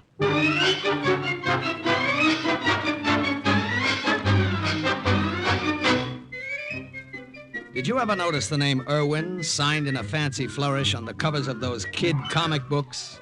You know, all about moon men chasing the earthmen into the stratosphere. Well, that's me, Irwin Hazen. I'm a little guy, about 5'4". Before the war, I loved flashy ties and babies. Girl babies, about 21. So, what was Irwin doing, being an OSS spy in a German-held town in France after D-Day? Listen, my children, and you shall hear. Sergeant Irwin Hazen reporting, sir. Here are those overlay maps you requested, Colonel. Good. Fast work, Sergeant. Thank you, sir. I'll look them over now. In the meantime, I want you to do something for me. Yes, sir. I've just had word that one of our agents, Lieutenant Miller, who was sent ahead into Bruyere for advanced reconnaissance, has returned. Lieutenant Miller? Yes, sir, I know him. He's in that tavern about a mile from headquarters, getting very drunk. Can't understand it. Doesn't sound like Miller. No, sir. He should have reported immediately. I want you to go down and bring him back to headquarters. Yes, Colonel. Right away, sir. Oh, Hazen. I saw that cartoon you submitted to Yank. Oh? Very good. Not very flattering of me, though. No, sir. I'll get Lieutenant Miller for you, Colonel, sir.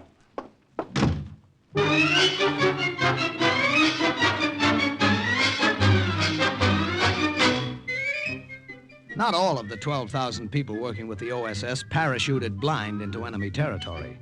Some of them stayed in Washington, making up secret codes. Some of them, like me, sat behind a desk in France and drew maps. But I was through sitting behind a desk the minute I walked into that tavern. Lieutenant Miller was slumped over the bar, swaying back and forth, and he looked very drunk. Hey, Lieutenant, what's with you? Huh? Who's... Colonel wants you to report to headquarters right away. Irwin. Is that you, Irwin? Boy, you'll get your ear chewed off for this. What's the idea? Couldn't this wait till later? No, couldn't wait. Couldn't make it otherwise. Gotta get to the colonel. Say, bartender, how many has he had? Only two. Very little ones, Sergeant. Oh, yeah? Irwin, tell the colonel couldn't make it otherwise. Glad you came. Can't make it now, maybe. What are you talking about? Tell Colonel Bruyere heavily fortified. More than we thought. I saw it myself. 80 pieces of 105mm artillery behind the lines. Germans are digging in. Well, come on back and tell him yourself. Hey, couldn't you have celebrated later? Made it this far. Needed a drink to make it all the way. Tell Colonel we're heavily fortified. Heavily fortified. Miller! The lieutenant, he is pass out? The lieutenant, he is dead.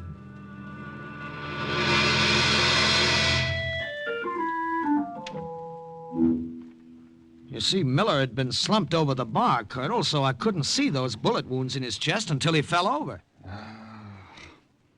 The Germans must have caught on to him and given him a chase. It's a wonder he got as far as he did.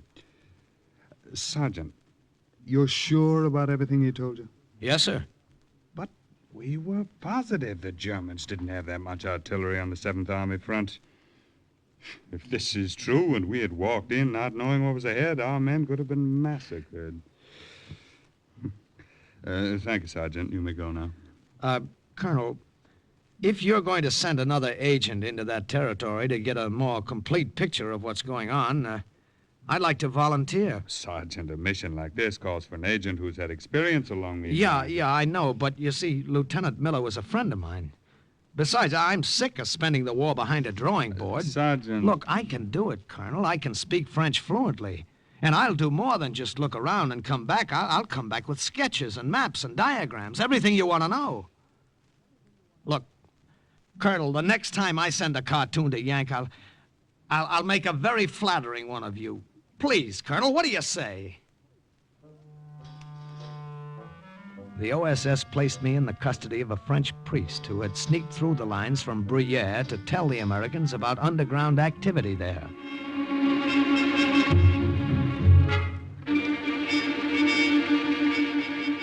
A few days later, the priest and I were on the road, 30 miles away from the American-held town, walking smack into enemy territory. The priest was in full clerical garb. Me? I was dressed like a French peasant.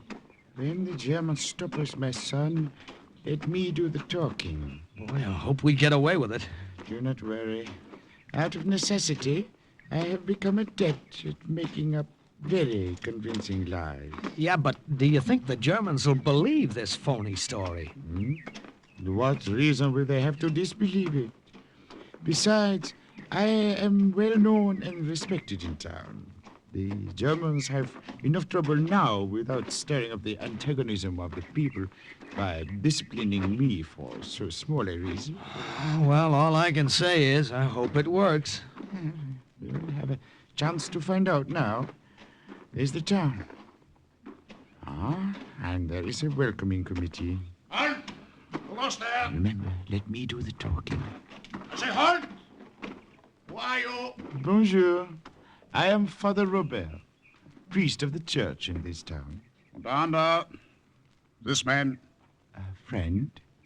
If you are from this town, what are you doing behind the border? Did you have permission? Let me see your papers, your passes. Most unfortunately, I did not wait to request a pass. Was sagen Sie, Sie haben nicht? Come with me to the commandant's office. With pleasure. Come, my friend. Might as well. There's no way back now, Father.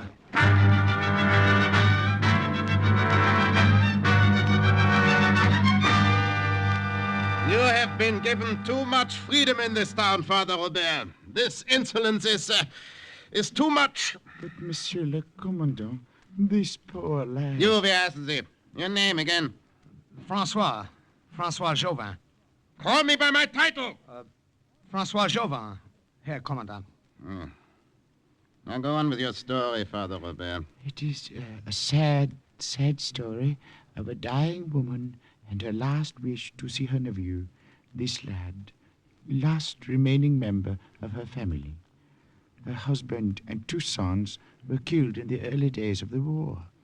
You see, I have the holy oils with me to give this poor woman the last sacrament. And why did you not ask permission to get this boy? I was afraid, Monsieur le Commandant, that by the time the permission was granted, it might be too late. The woman might die. So I slipped out. When did you last see your Aunt, Jorin? Why, over 3 years ago, Herr Commandant. And this is most irregular. It's surely the request of a dying woman. Well, I'll let you go this time, Father Robert. There's enough unrest in this town without starting a tempest in a teapot. One more question. Yes, monsieur. If you managed to slip through the lines going out, why is it you did not attempt to sneak back into town instead of walking boldly up to the borderline? Sneak back into town? Why, Monsieur le Commandant, that would be against regulations.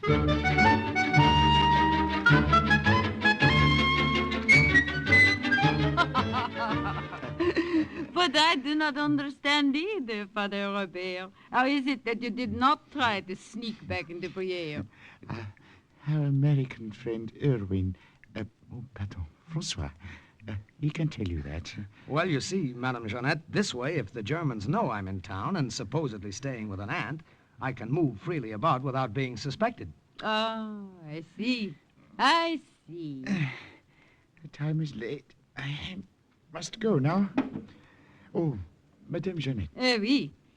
If Monsieur le Commandant should inquire, I did administer the last rites to you, but the sight of your dear nephew brought to life, flowing back into your veins. Of course. Will you not have something to eat before you go? No, have not much to offer. No, merci. I have much work to do. By the way, our last meeting of the underground went very well. What do you think? Oui, mon père. Very well indeed. Well, I can't thank you enough, Father, for everything you've done. Oh, my. Oh, mon ami. Perhaps we shall meet again. Who knows? If not, God be with you on your mission. Thank you, Father. And, my son, be very careful. Monsieur le Commandant is not very bright, but unfortunately, he is not a complete idiot. What? That was the last I saw of Father Robert. It happened like that all during the war. A member of the underground would come along, get us over a rough spot, and then disappear. But without all the help from all the little people along the way, none of the work of the OSS could have been done. They helped, they wished us luck, they left. After a few days of staying with Madame Jeannette, I almost felt that she was a relative. The old girl practically adopted me. Erwin, Hmm? one thing. What Father Robert told the Commandant, it was not a lie. Well, what was that? I did lose my husband and 2 sons in the early days of the war. Oh, I'm sorry. Hello. But it has been good these last days, cooking for you, making up another bed, as if I had my family again. Are you being very careful? Well, I mind my own business, look around the town. From all I can tell, there are just a handful occupying it, just the way headquarters thought. Looks like a pushover. Perhaps it is. Perhaps the agent who was here before you was mistaken. Miller? The Nazis didn't pump air into him for nothing. He saw something. Madame Jeannette. Oui? Here, let me fill your plate again. Look, what's the best way to get through the forest to the river north of Briere? I'm going to take a look around there. Oui, perhaps the river. There may be something there. A guard is always posted. I thought it was just to keep the townspeople from leaving, but perhaps there's something else. Is there a way past the guard? I have lived here all my life. I know a way. I will show you. Even take you part way, myself. The woods began about 100 yards back of Madame Jeannette's little house. And early the next morning, we started through them. All right, follow me. I followed her through the thick brambles, through the narrow paths she knew so well, through the brush and the high grass that moved gently in the wind. Madame Jeannette's skirt caught on the brambles, and she stopped, just long enough to rip off that part of her hem and leave it behind, swaying in the wind. Then she moved on, me right behind her. Maybe this would turn into a wild goose chase, but I had a hunch I'd find what I came for. Then we came to a slight clearing. I will go back now, Erwin. Return later the way we came. You remember? Yes, I remember. Ah, bon. Go now along the outskirts of this little wood. You will see a hill. From there, you will have a good view of the river. And anything that might be there. All right. I'll see you later. Careful. Careful now. A minute afterwards, she was swallowed up in the woods. A little while after that, I was on top of that hill, flat on my stomach under a clump of bushes, looking down through strong binoculars. My hunch was right. It was all there, and I began to sketch it quickly, but accurately. From somewhere, the Nazis had gotten reinforcements, and their high command had decided to make a stand, dig in and hold, there at the river. There were heavy artillery positions all set up, machine gun and anti-tank emplacements. There was barbed wire, lots of it. There were anti-tank obstacles and the 105mm artillery Miller had seen, all of it there. A nice big booby trap all set for our men to walk into when they tried to advance north across the river. I couldn't hear them, but I could see them, swarms of German soldiers working hard, working fast, digging in, getting ready. I took down everything I saw. And I had it complete, except for the west bank of the river near the bridge. There were too many trees blocking my vision. I had to get closer.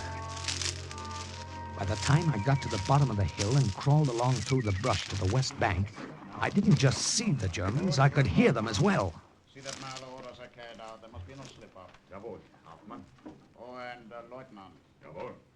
See that more guards are posted at the edge of the town. The commandant wants no one snooping around here. Very well. No one will get through. There were too many of them, all around. I knew it would be crazy to try to get any further without a plan. I had to have time to think about a way. I waited until they left. Then I slipped back the way I came, up the hill and through the woods to Madame Jeanette's. I went around the back, so I didn't see the commandant until I walked in. Ah, Francois, you are back. Yes, bonjour, Herr Commandant. I have been waiting for you. Well, is there something wrong? No, of course not, Francois. I am here to talk with him. Francois Jouvin. I believe Father Robert told me that is your name. That is correct. It was through the kindness and understanding of the German High Command here that you were allowed to see your sick aunt. You understand that, do you not? Oh, yes, I appreciate that. It was irregular, but we let you in. However, I am here to tell you that you had better have no illusions about leaving Bruyere now. Going back through the American lines to your village there. Well, no, I have no wish to leave. Why, you've anticipated me, Herr Commandant. I was going to request permission to stay here with my aunt from now on. I was in the square today looking for work. Yeah. Now, they're good, as long as you understand. Madame, if you will allow me to say so, you look very well indeed. Oh, no, she was very ill when I came. Father Robert gave her last rites. Ich wünsche mir dir zu sprechen. I'm not talking to you. My nephew is correct, but so are you, Herr Commandant. I was very ill, but I'm very well now. Yeah. Well, that was all I wanted. I will go now. But remember, you are not to leave Bruyere. What the Commandant didn't know was that I had no intention of leaving until I made the sketches of the west bank of the river. Late that night, Madame Jeanette helped me bury the plans and diagrams I had already drawn. You are right, my boy, to bury these here behind the house, rather than leave them inside. It is safe. Okay, that's deep enough.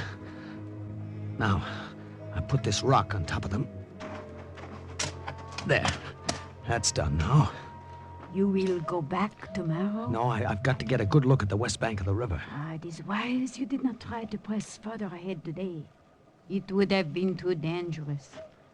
I know another way through the forest. Oh, tell me. It is a roundabout way, but it will bring you closer to the west bank. Or close enough at least so that you will have a better view than before. But if there are so many troops, as you say, do not get too close. When you have finished, come back to the woods the same way. I will be waiting. I did exactly as she said, took the long way round, across little streams, watched for landmarks, dropped from high rocks and landed on rough little paths that were hidden by the brush. I did everything she said, except one thing. I got too close. Sergeant, you're laying those mines too far apart. Watch what you're doing. With these defenses, we'll be ready for anything, Lieutenant. I decided I better get out of there. And as I started, a twig under me snapped. What was that? Did you hear something in the brush? Probably some small animal in the forest. Go see. Jawohl, Herr Hauptmann.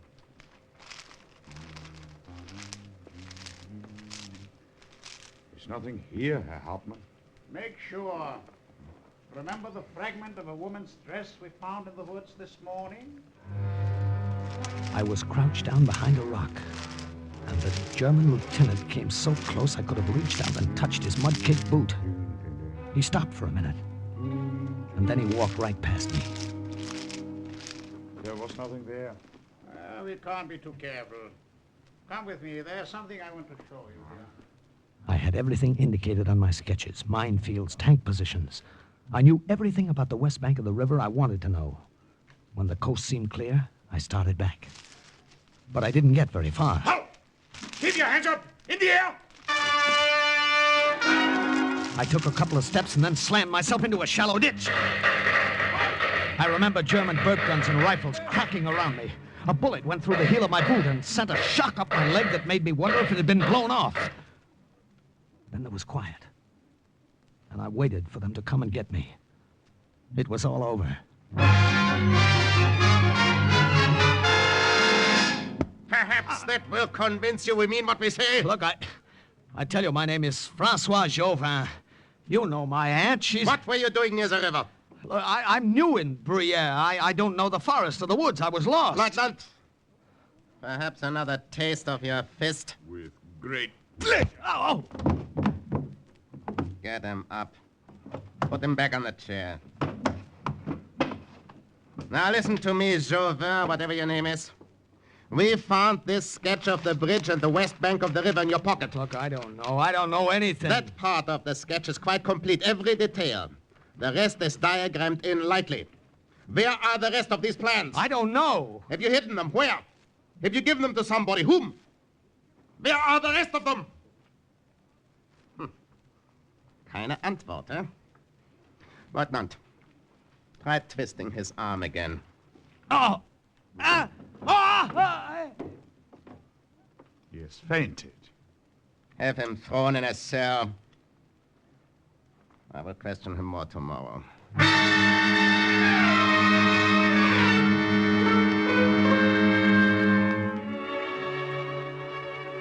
That was the German way of questioning. Beating you up, twisting your arm. I was sure they had a lot more ways of questioning, but I didn't intend to stay and find out what they were. I had to figure out a way to escape. And then I noticed it. The glass of the window in front of the bars had been shattered. I broke off a piece, and then I cut myself severely about the face. I guess it doesn't sound pretty, and it didn't look very pretty, but that was the effect I wanted. I heard the guard coming back. Quickly, I threw myself on the floor in front of the door so that when the heavy door was opened, it would crash into my head. The commandant wants to see you. Oh! What's this? Help! I must get help. My hair was matted with blood, and my cut-up face looked pretty horrible. Not that the guard was worried about the state of my health. He was afraid of what the commandant would do to him if I wasn't able to be questioned. He left the cell door open and ran. And so did I, in the other direction. I ran up the stairs to the second floor of the small town jail the Germans had taken over. Down below, I could hear voices. I didn't wait to hear any more. I slid down the sloping roof and landed right next to a German soldier. It was a good thing it was my left arm they had twisted. I was better with my right anyway. I took his gun and ammunition belt and shot the front tires of the German cars. Then I borrowed a parked motorcycle. Just as the Germans were spilling out the front door, I drove off, headed back to where I'd buried the papers.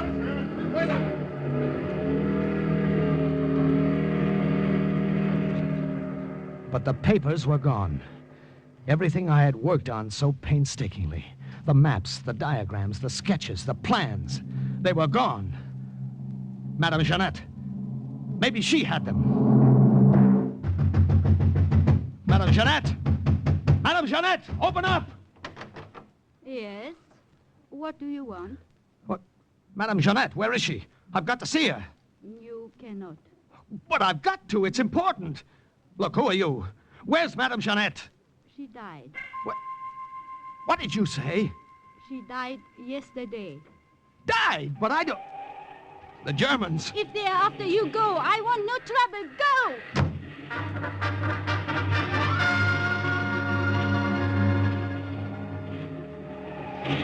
That motorcycle ride through enemy-held territory with that car full of Nazis firing at me was wilder than the stories in the comic books I used to draw for. There was a phosphorus grenade on the ammunition belt I had taken from the soldier outside the prison. I pulled the pin with my teeth and tossed it back over my shoulder. Through the side mirror, I could see the German car slowing down. It stopped right over the grenade. And a minute later, there was a car full of very dead Nazis.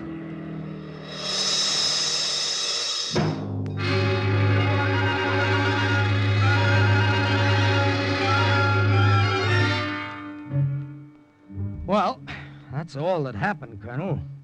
The sketches are gone, but I think I can remember most of them. The ones I drew last, the west bank of the river, I know completely. For the rest, I'll do the best I can. Did your sketches look anything like this, Sergeant? What? Well, those are the sketches. I don't understand. Where did you... Corporal. Yes, Colonel? Send in the woman. Woman? What woman? I don't get this. This way, ma'am. Hello, Erwin. Madame Jeanette, I heard you were dead. Your face. What happened to your Look, face? never mind that. Just tell me. Oh, when I learned you were arrested, I dug up the plans. And with underground help, I got them through the lines to deliver them for you. Yes, but that woman... She had her orders. She was doing as I told her. Colonel, you know that tavern about a half-mile from headquarters? Yes, Sergeant. Well, do you mind very much if I go there and get very drunk?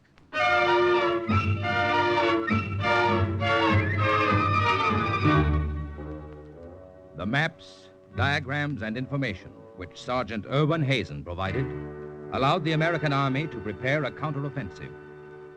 3 days later, they were on German soil. And the report of another OSS agent closes with the words, Mission accomplished. Listen again next week to another adventure based on actual incidents from the files of the OSS on Cloak and Dagger.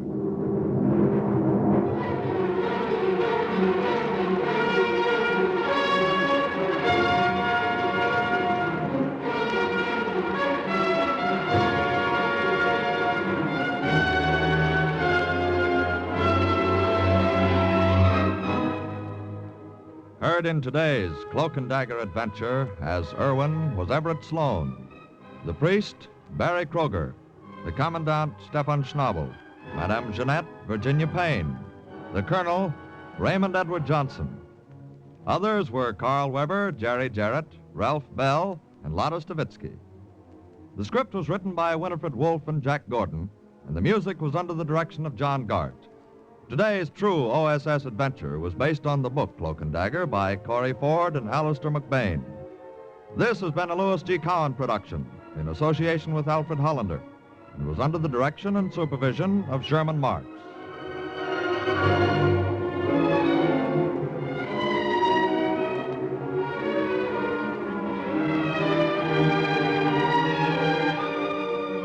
Programs. Get your programs here. Simon Templar plays hide-and-seek with a friendly killer who has been commissioned by underworld sources to handle the Saint. Hear another top-notch adventure with the Saint, and also listen for the Sam Spade Caper with Howard Duff, starring as America's favorite fast-moving, fast-talking private eye. Next, exciting high adventure. Then The Big Guy on NBC.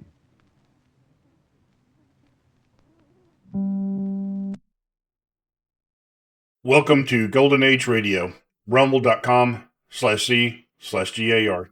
Visit veteransradioministry.com for more videos like this.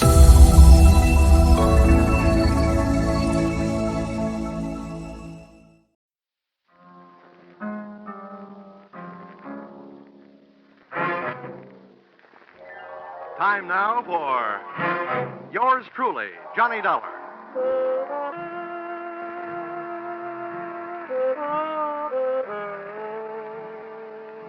The next half hour has its baggage packed to take a trip with America's fabulous freelance insurance investigator, Johnny Dollar. At insurance investigation, he's just an expert. At making out his expense account, he's an absolute genius.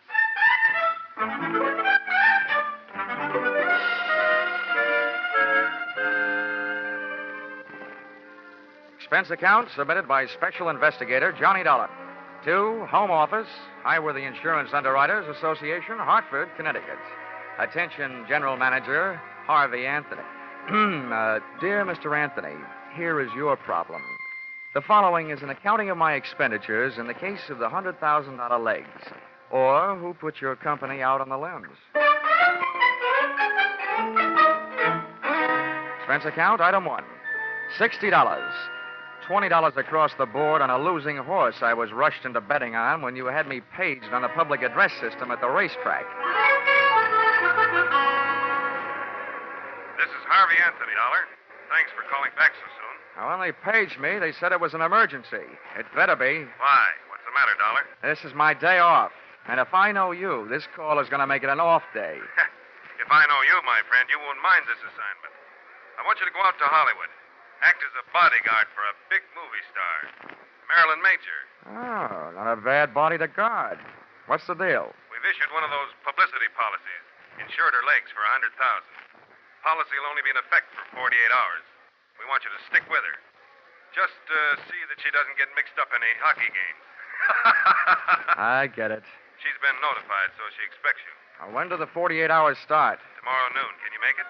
Yeah, with the help of American Airlines. Got enough cash with you to buy your tickets? About that, I'll know right after the next race. I'll call you from Hollywood.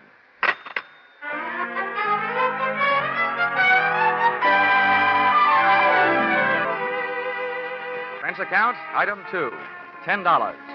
Borrowed from a friend. Taxi fare from the racetrack to town, where I cash check to pay, item 3, $186.13. Plane fare, Hartford to Hollywood. Item 4, $350.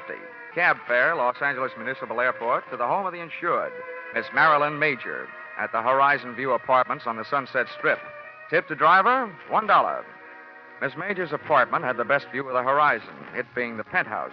But her outlook was anything but rosy. I found the apartment door open. First I looked in, then I went in.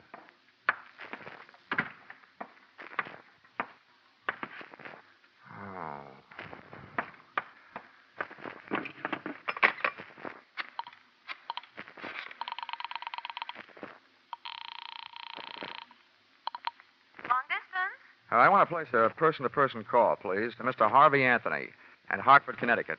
Volunteer 3-6000. My name is Dollar, as in blood money. While I was waiting to get Mr. Anthony, I wondered who had got Miss Major.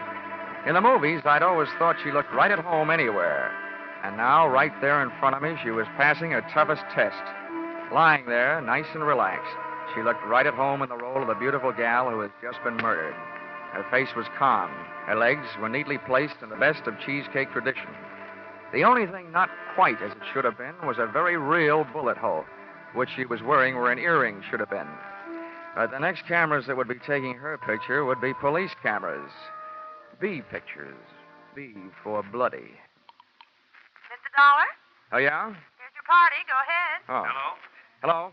Hello, Dollar? Yeah, this is Dollar, all right. Anthony, first I want to tell you, those legs you insured are still in beautiful shape. Good, fine. I only hope you didn't also insure Miss Major's life. She's dead. What? Marilyn Major dead? That's right. Oh, we certainly do insure her life. We only issued that publicity policy on her legs as a courtesy. Dollar, get to work on it right away. I'll get to work on it, but don't waste too much hope. To me, it looks like your only out is if the policy does not pay off on murder. Murder? Good heavens. Well, there may be something about the case that'll save us from paying double indemnity for death by violence. Oh, this is death by violence, brother, any way you look at it. Okay, Anthony, I'll get to work on it right after I call the cops and make a report. Do your best. Goodbye. Okay, goodbye. Well, Hang up that telephone, mister.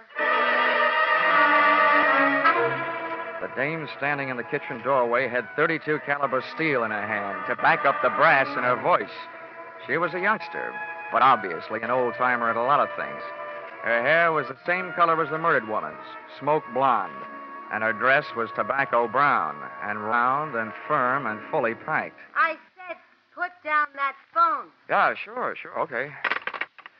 Now, you do me a favor, will you? If you feel you want your finger near that trigger, how about moving it up to the front end of the trigger guard, huh? Mister, I only heard part of what you said, but you're not calling no police. What makes you think so? That dame in there's done me enough harm. I came here to kill her, but somebody beat me to it, and I'm not taking the rap. Okay, so beat it. Who cares? Then I'll call the police. Somebody's going to eventually. Before I go, I'm finding a few things and taking them with me. Now, come on, get up on your feet, mister. You're coming with me in the bedroom. Okay, don't get excited. Okay, mister. Over against that wall with your face in close and your hands straight up. Come on, move. All right. You learn this at the movies or by watching your friends work? Don't be a wise guy. I'm not as dumb as I look. Now, hold still. Look, sister, by this time I shouldn't still like you well enough to warn you, but what you're doing right now will get you in plenty of trouble, even if you didn't commit this murder. I'll take that chance. If you don't get picked up for larceny, they'll still get you for tampering with evidence. As far as the police are concerned, at the scene of a murder, nothing gets touched. They like it that way. What I'm taking won't even be missed. There are plenty more here just like him. That's all she's gotten here. Love letters from men. Who are you covering up for? Your boyfriend? It's none of your business, mister, but it's my husband I'm covering up for. Well, then you're just plain nuts. If he knew her, they'll find that out. And then if they want him, they'll find him. Yeah, and they'll find him dead. Huh? My husband committed suicide over that no good dame this morning. Oh. No, I've had enough out of you. Back up. 2 steps. Okay. Now get over there and into that closet. Come on. Too bad. What's the matter? I always feel sorry for a sucker. I felt around in the dark. It was a small closet. That meant not much air. That meant doing something about it. I took my fingernail file, stood it on edge, and slipped it under the door, pressing down the nap of the rug. I did the same with my fountain pen. That would at least allow a small supply of air to sneak into my stuffy little cell. And then I glued my ear to the thin wooden panel that separated me from the bedroom. It wasn't long before my captor apparently completed her search. I heard her pass the closet door and head for the front room. I didn't hear her dial the phone, but it didn't take me long to realize that's what she was doing and who she was calling. Give me the police. This is an emergency. Hello? Hello, police. I want to report a murder. All right. Hello? There's been a murder. The movie star Marilyn Major in the penthouse. The Horizon View apartment on the Sunset Strip. Never mind who I am. I've caught the murderer. You'll find him locked up in the closet. From the moment she hung up, I could only guess what was happening. I heard a man's footsteps rush in and then his voice. Blackmail me, will you, you cheap little fraud? That's what I'm paying you for these letters. Now I'm taking them with me. I didn't think I had the time to spend picking the lock on the closet door, so I started kicking. The girl who had just tried to turn me into the cops was lying on her face in front of the telephone stand, and a covey of bullets had turned the brown silk on her back into wet red lace. She'd been shot in the back. And if she'd succeeded in finding her letters, her killer had taken them with him. I made a quick search myself and took a look through the remaining sets of letters. One from a guy who signed himself Baron, and the other one from a guy whose autograph read, "With all my love, Lawrence." My instincts were trying to pull me out of that apartment, but one look down the street threw them into reverse. Black and white prowl cars were arriving, and it was less than another minute when their passengers started pouring out of the elevator and through the front door. All right, watch out. I'll take you.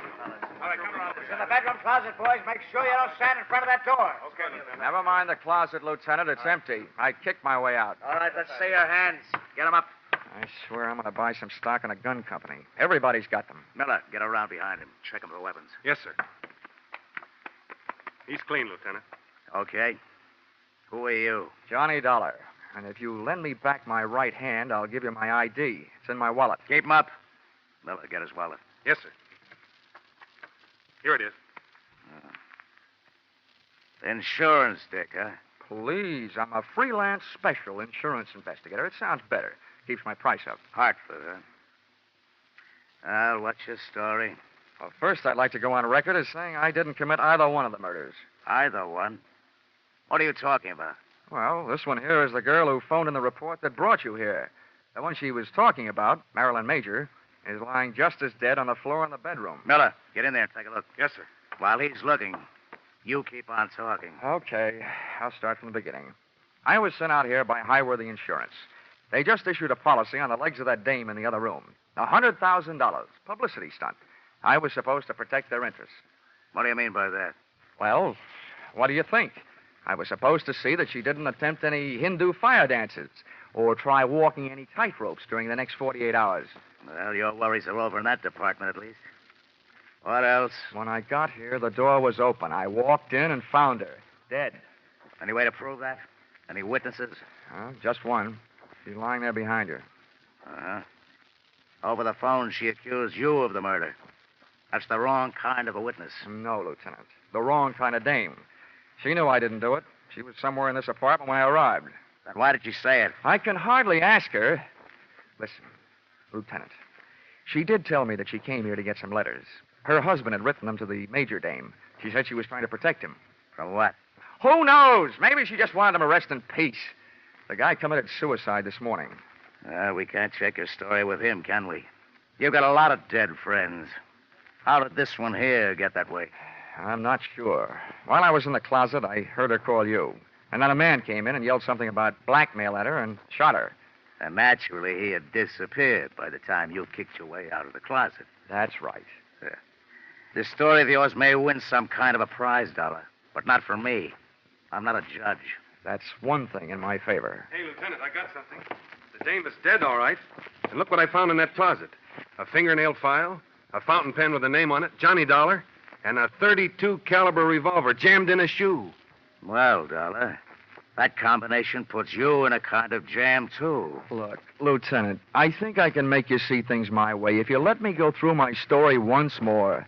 I was sent out here by Highworthy Insurance Underwriters.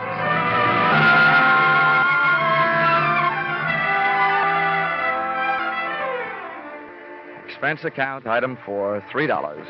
Candy, gum, cigarettes, and magazines to make cell number 36, Los Angeles City Jail, less like a no place and more like a home.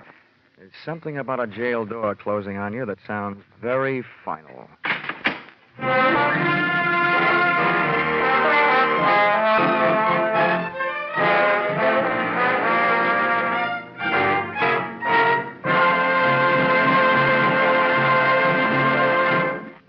In just a moment, we'll return to the second act of Yours Truly, Johnny Dollar. But first, we want you to know that the biggest jackpot in the history of radio, $50,000, goes in the works tomorrow night when CBS' great Saturday night quiz show, Sing It Again, comes to you again over most of these same stations.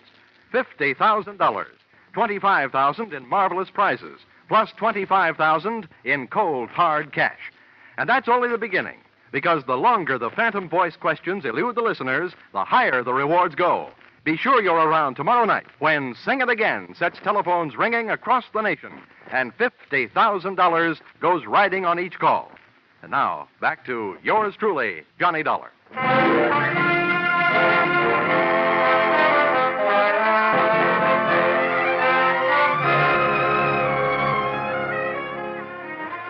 When I accepted this Hollywood assignment, I visualized spending much of my time gazing upon bars, but not the kind offered by cell number 36. The guy who said stone walls do not a prison make had never been a guest in the Los Angeles City Jail. He had a better chance of getting out of Bartlett's quotations than I had of getting out of there. But, as we keep saying in the insurance racket, never say die.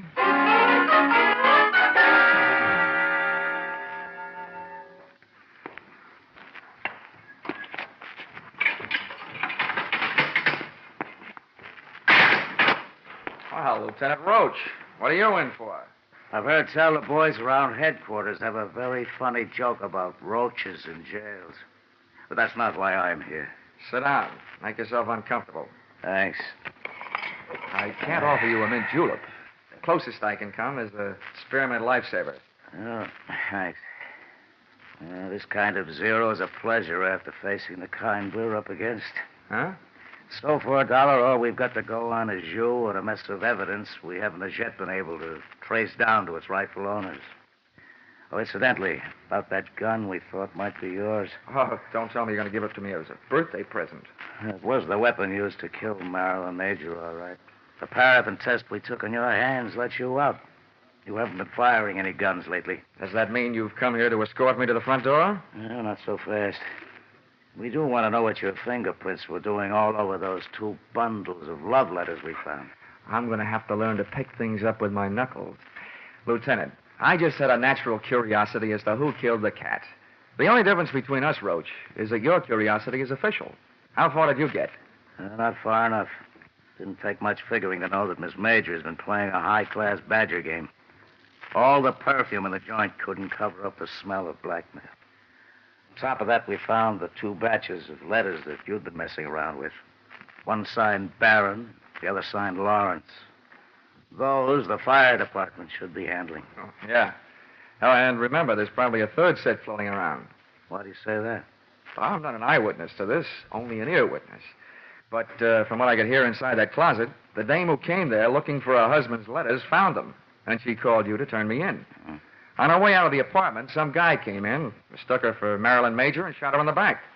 When I kicked my way out of the closet, those letters of hers were gone. So, figures the murderer grabbed the letters out of her hand, thinking there was some he'd written. Uh-huh. Then in your file, the killer was either that Barron fellow or the other one, Lawrence. Lieutenant, in my file, they're both murderers. It's just a question of who killed whom. The guy who killed Marilyn Major certainly wouldn't have come back to kill her again, would he? In this town, you never know. Look, Lieutenant, I got a two-way stake in this thing. One, to get my name cleared. The other, to get my job done. And I'm in a hurry. I imagine you are, too. Well, Marilyn Major was a big name. That means we'll soon have newspapers burning under our seats. We're in a hurry, all right. Okay, then listen. If I were either one of those murderers, and I know that the police probably had a handful of letters that could send me to the gas chamber, I'd head for the border. Yeah?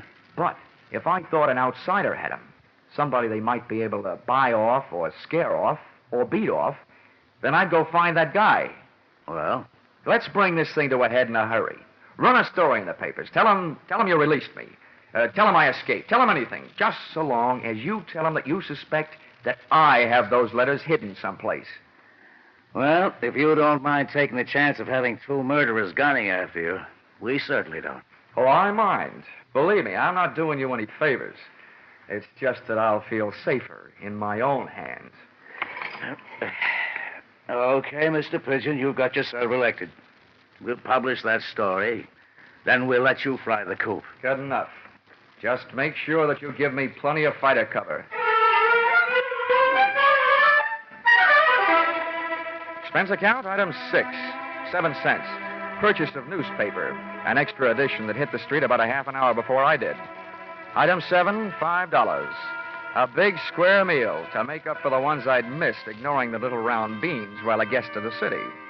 Seeing the lieutenant's fiction in black print on the front page of a newspaper almost had me believing it. There was my picture, big as life. And when those birds set up a pigeon, they made sure everybody would know the location of his roost. Firmly planted high in the story was the name of the hotel into which they had registered me, and to which I was under orders to proceed immediately.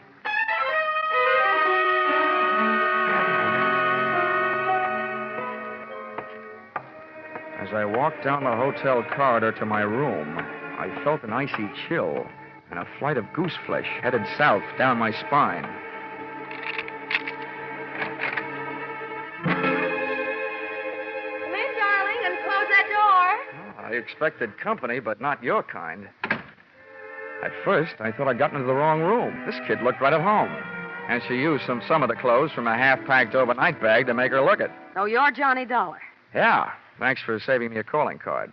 Who are you? Alice Hill, That doesn't mean anything. otherwise known as Mrs. Lawrence Hill.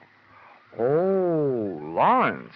Oh, the last time I saw that name, it said with love, but not to you. That's why I'm here. I want those letters. Why aren't you carrying a gun? It'll be here if we need it. We? Yes. My husband's down in the lobby. Look, if you give me those letters he wrote, I'll pack up my little bag and leave, and everybody will be very happy. Yeah? I think I know the next line, but go ahead. I hope you keep on being that smart. My husband was watching for you when you came in, so he knows you're up here. Naturally, he knows I'm here, and he's on his way up. We want those letters. This isn't just a Badger game. This is the World Series. If I don't give you the letters, your husband busts in here, shoots me, and I get written off under the unwritten law. Neat, neat, neat. It's a handy law. You're right. It's covered a multitude of sins. Where are the letters? Where's your husband? What's the matter with you? What do those letters mean to you? Well, right now, they look like my only hold on the future, Mrs. Hill. How do I know that you and your dear Lawrence won't kill me after you get them? You want me to take your word for it? Well, I'll have to trust Lawrence. He'll know what to do. I already know. There's nothing else for him to do. Look, Mrs. Hill, why don't you wise up? Your husband is ready to commit one murder to remove the evident motive for another. And he's dragging you into this with him. You'll wind up an accessory before, after, and during the fact. You're running up a blind alley as fast as you can run. And it's too late to turn around, so I'll just have to keep running. Ah, well, Here he is. Lace up your track shoes, lady. The race is on. Come in. All right, sit still. Freeze, both of you. It's okay, Alice. You can hold off on the dog and pony show. Save it for the witnesses when they arrive. Don't waste it on Lawrence and me. That isn't Lawrence. What? Oh, so this must be Barron. You all through? That depends on that gun in your hand. Where are the letters? Letters. Yeah, I'm beginning to feel like a mailman when he's late getting around in the morning. There's one thing I want to know. Where did an ugly part-time Romeo like you find all those pretty words you wrote? Look, don't get me sore. I'll blast you, letters or no letters. That's the tone I was trying to bring your voice up to, Mr. Barron. No letters is exactly what I've got to offer. Lying. He admitted to me that he hasn't. He's trying to blackmail you, Barron. That's what he's doing. Who are you? Never mind. My husband's in the same boat you are. I read the papers. Lawrence, huh? That's right. He'll be here any second. Between us, we'll figure out something. Now, stay away from it, Dollar. I'll answer it. Yeah, good idea. If a man answers, hang up. It'll be Lieutenant Roach. Wait a minute. Okay, answer it, Dollar. But the first wrong word fires this gun. Oh, you can believe me. Nothing but right words are on the tip of my tongue. Hello? Whoever was on the other end of the line decided not to talk and hung up. So I started an imaginary conversation with Lieutenant Roach of Homicide. While I was talking, I was thinking. Barron's voice was the voice I'd heard when I was locked in the closet. That made him the guy who shot the girl who turned me in. By the process of elimination, Lawrence Hill was elected murderer of Marilyn Major. During my talk, which made no sense, and my thoughts, which made plenty of sense, I was checking the length of cord on the phone. I needed Barron a little closer, so I started tossing enough dangerous words into the mouthpiece to draw him closer, threatening me with his mutters, his looks, and his gun. He moved into range, and I moved into action. I heaved the base of the telephone straight into his face. I moved in with my knee right after it. Stumbled back, letting go of the gun, which I kicked under the bed. Then I made a break front out of the dresser next to the bed, using his head to break the front. The water from the cracked-up pitcher hit him in the face, but it didn't do him any good. Hey, get out from underneath there. Get away from that gun. Come on. Well, I got a hold of your ankles. I got a good mind to do this thing right and heave you out the window. Let go of me. Come on now, stand up. You. All right, how much do you want? We don't want any trouble. Just let me out of here. We'll pay you anything. My husband's an important man. So am I. I've had all the pushing around I'm going to take. From now on, I'm the dealer, and your hand is to shut up. All I want to do is get out of here. Oh, no, you don't. I baited you. You tried to bait me. Now we'll both sit here and bait your husband. That must have been him that called this room and hung up when he heard my voice. One thing I didn't bother to tell you. Your husband couldn't have known I was up here until then, because I came in the hotel the back way and came up here the back way. Elevator and all. What do you mean? You baited me. Why do you think the police put my name, my address, and my picture in the newspapers? To draw autograph owners? Oh. Oh, is right. Now get over there in the corner while I retrieve Mr. Barron's gun from under the bed before some mouse crawls out of the woodwork and tries taking a shot at me. Go on, get going. Turn around. Okay. Now, if you don't want me shooting runs in your stocking, don't make a move while I'm under the bed. I feel like something that old maids hope for. Lawrence! Where is he? On the floor. He's got a gun. Shoot him. Kill him under the bed. No, Lawrence, not him. Don't worry. He's under the bed. Under the bed and taking no chances.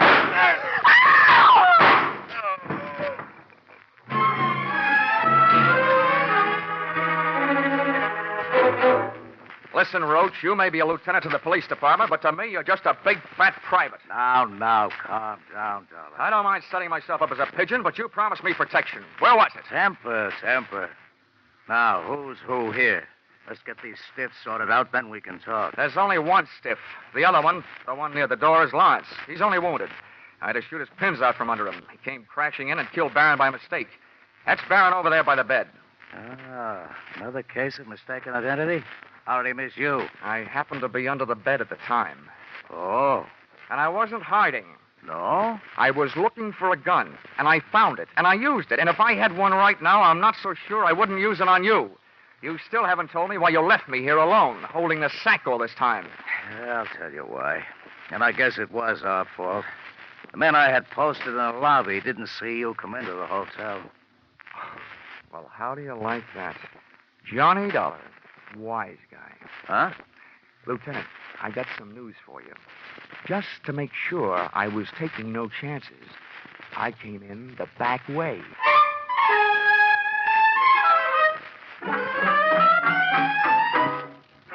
Expense account, item 8, $62. Hollywood Entertainment. Seeing what there is to see at Ciro's. Item 9, $105. Seeing to it that one of the things I saw at Ciro's had a good time with me at the Mocambo. Item 10, $186.13. Plane fare, Hollywood back to Hartford. Item 11, $1. Ticket to the movies, back in Hartford, to study the last motion picture of Marilyn Major, so that in the future I'd be sure to steer clear of her kind of a woman, who is too much of a jinx for my kind of man. Expense account total, $948.76. Signed, yours, truly, Johnny Dollar.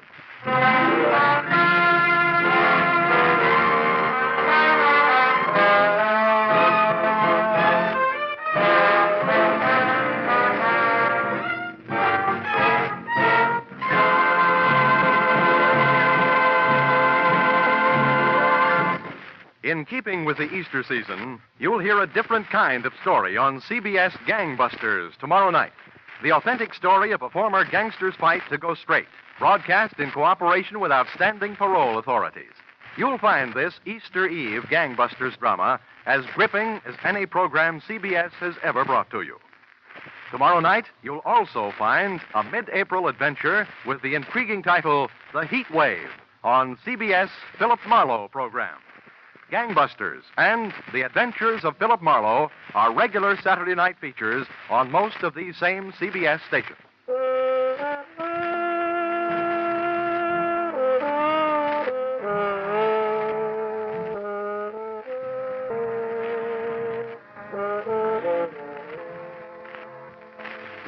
Listen in again next week when CBS brings you yours truly, Johnny Dollar, with Charles Russell as Johnny. Written by Paul Dudley and Gil Dowd with music by Mark Warno, yours truly, Johnny Dollar, is produced and directed by Richard Sandville for CBS, the Columbia Broadcasting System. Welcome to Golden Age Radio, rumble.com/C/GAR. Visit veteransradioministry.com for more videos like this.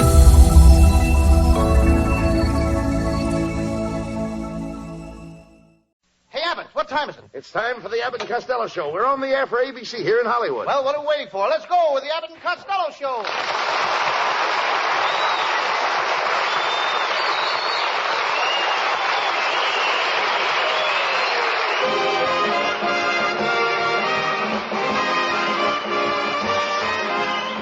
Yes, it's the Abbott and Costello Show, produced and transcribed in Hollywood for your listening and laughing pleasure.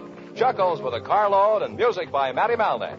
So hold on to your chairs, folks, for here they are, Bud Abbott and Lou Costello.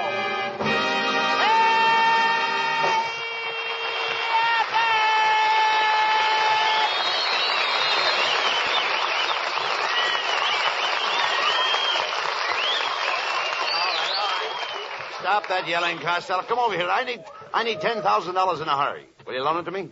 Ha ha! Haven't got that much, huh? Well, how about 8,000? How about 5,000? 1,000? Costello, when are you going to stop that laughing? When you get down to about $3.25. I should have known better. If you stopped chasing girls, you'd have money. I don't chase women, Abbott. I'm repulsive to women. Repulsive to women? Who told you that? Women. What? Haven't you ever had a real girl, Lou? Oh, yes, I have. Once, Abbott. Her name was Mabel Kumquat. Dear old Mabel Kumquat. Sweet kid. I'll bet. Met her in a delicatessen factory in Patterson. I was a salami sniper. A salami sniper? Snipper. All right, so what is it? Well, a salami snipper? That's an endless chain of salami would go by me every 20 inches. I would go snip, snip. Go on. One day I looked up and there stood Mabel. I stood there looking at her for 15 minutes. And what happened? Abbott, did you ever see a salami 2 miles long? And that was the start of your romance, eh? Oh, yes. One night I took her up to Bung Mountain. Wait a minute. There's no Bung Mountain in Patterson. Abbott, when I take a girl up a mountain to a mountain, it's Bung.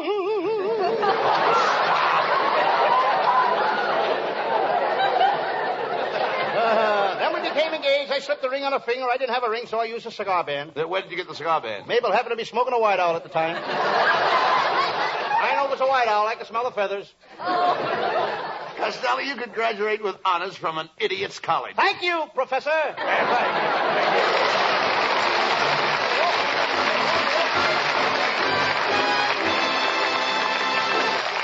Hey, wait a minute, boys. Here's a serious-looking fella trying to get a word in edgewise. Let's see what he has to say.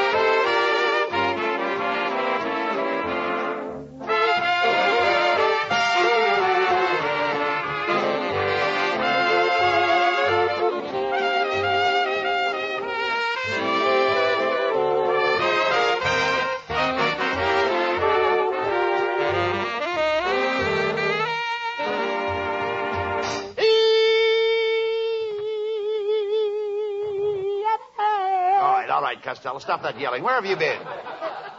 I've been hiding my Christmas present. Have you finished with your Christmas shopping, Lou? No. On the way down here, I stopped at Nancy's department store, and boy, was that place crowded. Lots of people, eh? But it was so crowded. While I was in there, my belt broke, and it was 20 minutes before my pants fell down. Another thing, I can't stand those women shoppers. What's wrong with women shoppers? Well, I was standing by the notion counter. There was one woman there. She was turning everything bottom side up to see where it was made. She was turning everything bottom side up? Everything bottom side up. The floor worker saved me just in time. Never mind that. Would have got me for $1.94. Look, Lou, skip that. Did you write your letter to Santa Claus yet? Did I write my letter to Santa Claus? Yes. I ain't gonna tell you. Oh, come on. Did you or did you not write a letter to Santa Claus? Well, if you must know, I did. And I asked him to bring me a new bicycle. But Santa Claus brought you a new bicycle, a brand new bicycle, 2 years ago. Yes, but don't you think I'm old enough now to have a boy's bicycle? Hello. I hate to interrupt your program, but I've got some bad news for you. Out with it, man. What is it? Mr. Costello, your Uncle Tom was just run over by a truck on Wilshire Boulevard. My Uncle Tom was run over by a truck on Wilshire Boulevard? Thanks for telling me. Abbott. What? You got a pencil? What do you want with a pencil? I want to cross Uncle Tom off my Christmas list. How can you say that, Costello?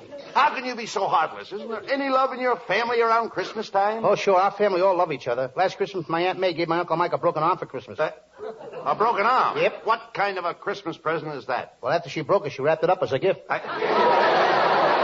I'll bet your house is a pleasant place around Christmas. Oh, you should have been there last year. Aunt Alma called Uncle Jim a no good, and Aunt May hit her over the head with a vase. Then my uncle hit my brother Pat over the head with a cane bottom chair, and then Uncle Tom hit my cousin Vincent with the umbrella stand, and my sister Marie fired 3 shots at my sister-in-law. What happened? Well, before you knew it, an argument started. Well,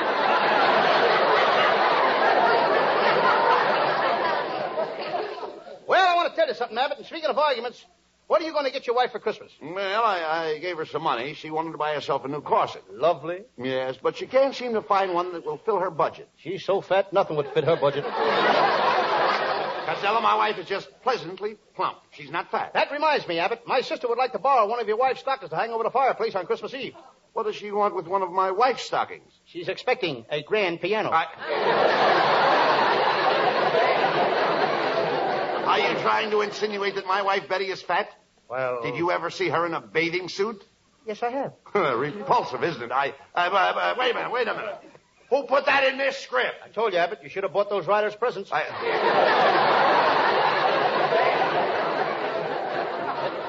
Did you buy them presents? No, but I asked them what they wanted, and they said to me, Louie, you know what we like best. You just go out and get it, wrap it up, and put it under the Christmas tree. Well, why didn't you do it? Abbott, you can't wrap up a saloon. Well, if you didn't get the writers anything, you should have at least bought their wives something. I did, Abbott. I gave each one of them a corsage. No, not corsage. Corsage. That's corsage. Spelled A-G-E is pronounced like odd, as in corsage or garage. Now, where did you get them? From the man who picks up the garbage. Well,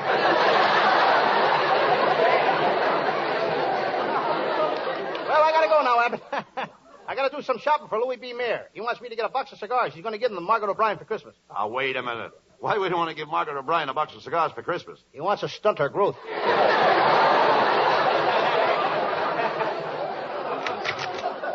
All right, Costello, that did it.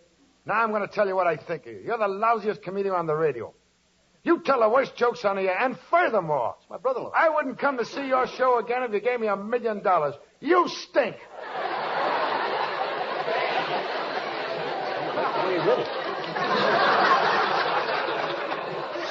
Sounded good, Lou. This guy means it. Tough guy, huh? Do you want to step outside and say that? Certainly I'll step outside and say it. Why? Well, there's a lot of people out there in front that couldn't get in the studio. Maybe they'd like to hear it, too. That's what I thought. You're a yellow rat. A yellow rat, that did it. I'm not taking that sitting down. Oh, you're not, eh? No. He got me, Abbott. Where'd you get you, Costello? As I said before, I'm not taking this sitting down.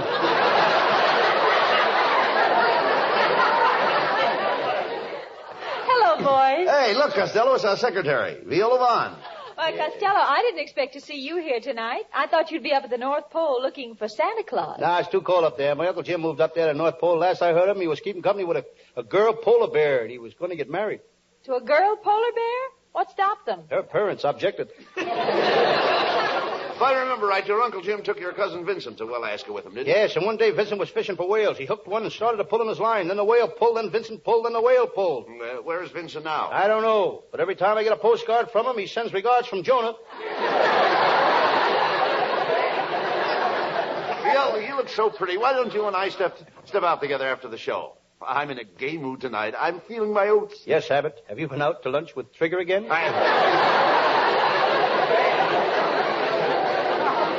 There's no reason why Viola shouldn't go out with me. I'm a regular ladies' man. Why, women throw themselves at my feet. I don't blame him. Anything to get away from that face. Costello, it's my turn to go out with Viola. Why, you've been over to her house 5 nights running. Oh, no, Mr. Abbott. Only 4 nights running. Last night my father didn't chase him. Look, there's no use in you boys fighting over me. I want to find a big, strong, robust, romantic man. How about me? Okay, you can help me look. Costello, I don't blame Viola for not wanting to go out with you. You're fat, you're ugly, your front tooth is missing. Oh, no, it's not. I got it right here in my pocket. Costello, honey, what are you going to get me for Christmas? You know, I need a new car. A new car? Well, Costello, as soon as a new car prices come down a little, maybe you can get her a new car. I don't think so, Abbott. I went to a dealer yesterday, and I said, how long will it be before I can get a new car for $900? He felt my pulse and says, you'll never make it. Oh, forget about Viola. We've got a lot of people on this show, and we've got to get them Christmas presents. Come on. Let's go across the street to the department store.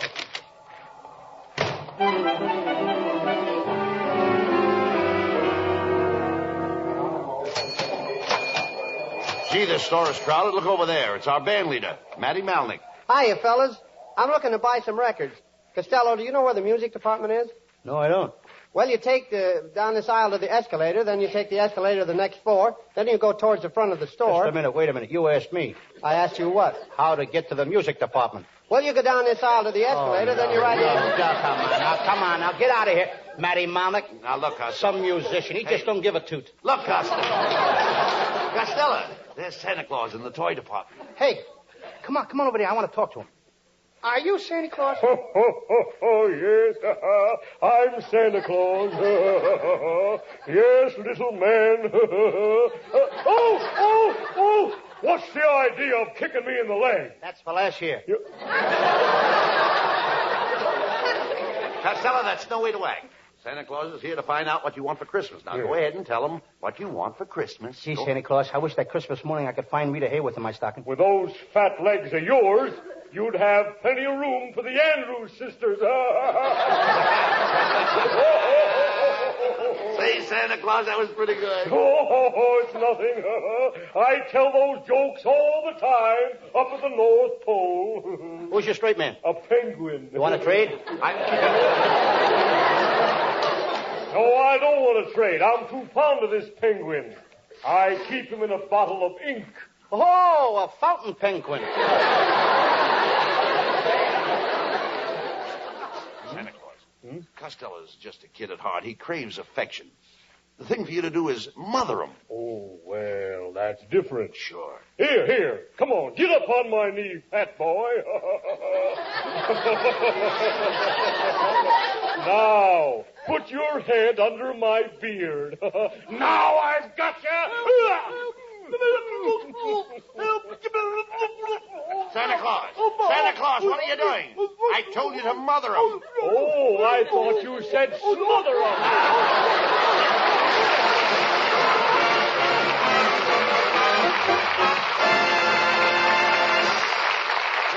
Break it up, men, but it's time to change the subject for just about 60 seconds.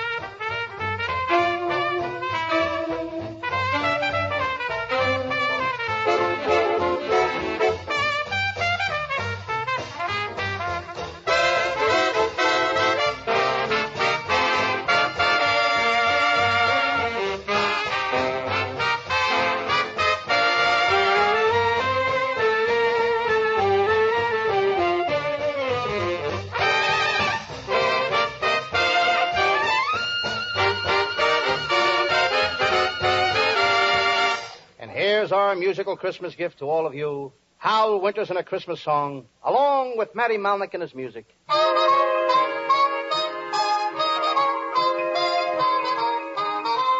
Oh, the weather outside is frightful, but the fire is so delightful.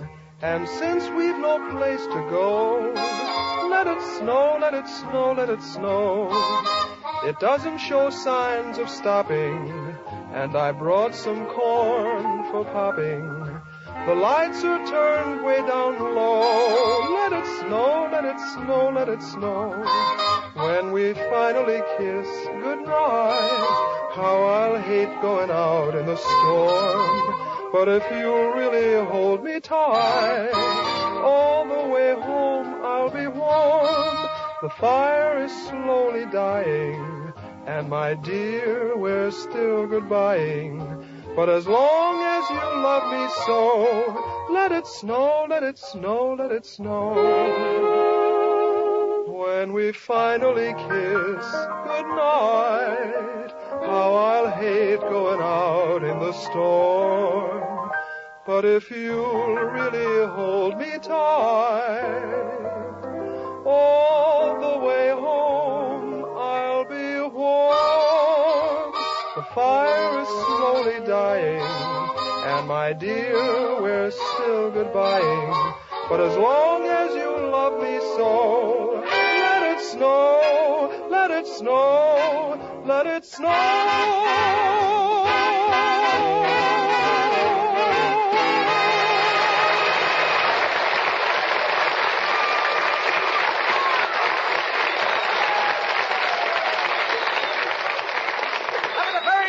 Summer song by Hal Winters. Hey, Everett, Right. My brother Pat just told me some wonderful news. Tomorrow he starts playing with the girls in Phil Spitali's orchestra. What instrument will he play? No instrument. He's just going to play with the girls. I thought your brother was a musician. No, he's a singer. He sings just like Nelson Eddy. Does he sing shortening bread? Well, he could, but the places he sings in are so small and narrow, he can't sing shortening bread. He's got to sing right crisp. Well, never mind that. What are you doing with that newspaper? I wanted to show it to you, Abbott. My Sam Shovel Detective series is becoming so popular, the newspapers have taken it off the radio page and put it on the front page. Look. Wait a minute. I don't see it on the front page. There it is. There it is. Under crimes committed in Los Angeles today. And besides that, I'm getting more fan mail than ever. Listen to this one. Dear Lou Costello, if your Sam Shovel Detective series is not the funniest program on the air, then I'm not the next president of the United States. Who's it from? Tom Dewey. Well, never mind that. What is your Sam Shovel Detective mystery for tonight? It's one of my latest cases, Abbott. I call it the case of Clarence, the dress designer who gave himself up to the police, or I'm all yours in buttons and bows. And now to the further adventures of Sam Shovel, private detective.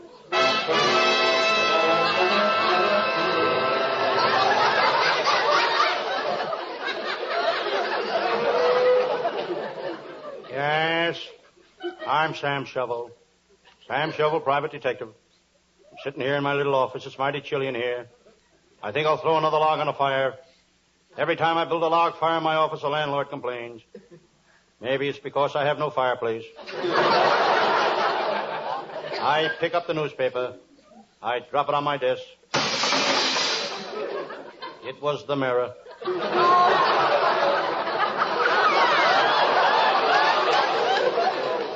I read the one ads. Woman who washes Mondays and Tuesdays wants place to hang out on Wednesdays. Here's another one. Wanted man to teach nuclear division of atomic astrophysical cyclotronic fissures. No experience necessary. I glance out of my window to see what's playing in the movie across the street. Chicago. Cleveland. Boston. Must be that new picture, The Cry of the City. Next door to the movie is a Hollywood nightclub. Those Hollywood nightclubs cut the liquor so much the bartenders have to have a barber's license. In the winter, they have to put alcohol in the whiskey to keep it from freezing. I remember once my pal, Lieutenant Abbott of the Homicide Squad, was so disgusted that he went into that joint to drink himself to death. He didn't get drunk, but there was so much water in the whiskey he nearly drowned. Suddenly the phone rings. Sam Shovel speaking. Sam Shovel, you're on the spot. Get wise to yourself. You've got to play ball with us. Who are you? UCLA football team. We'll play anybody. One line went south.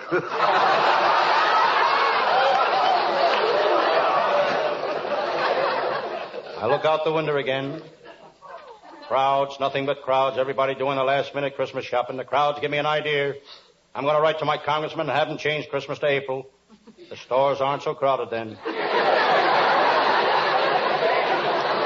In the crowd, I see my pal, Lieutenant Abbott. Abbott is the cheapest guy in the world all year round. But when Christmas comes, he'd give you the shirt off his back. I know. Last year for Christmas, he gave me a dirty shirt. Lieutenant Abbott is a great detective. He worked on the Morelli case, and in 2 days he had it sewed up. Then he got the Murray case, and it only took him 3 days to sew that up. Then came the famous Lewis case. He sewed it up in 24 hours. He never carried a gun. Just a sewing machine and 3 extra bobbins.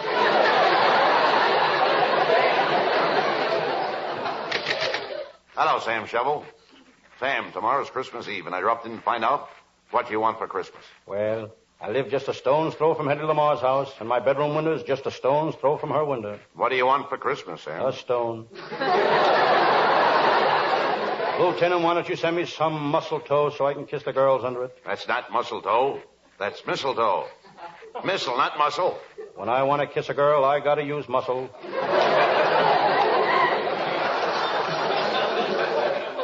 Sam, I want you to help me on a job. I've been assigned to guard at a department store during the Christmas rush. I guarded the Broadway Hollywood store last Christmas. I put a man on a 5th Street door, a man on a Broadway door, a man on a 6th Street door. How did you make out? They didn't lose a single door. But all the windows were stolen. Come on, Sam. We're going down to the store right now.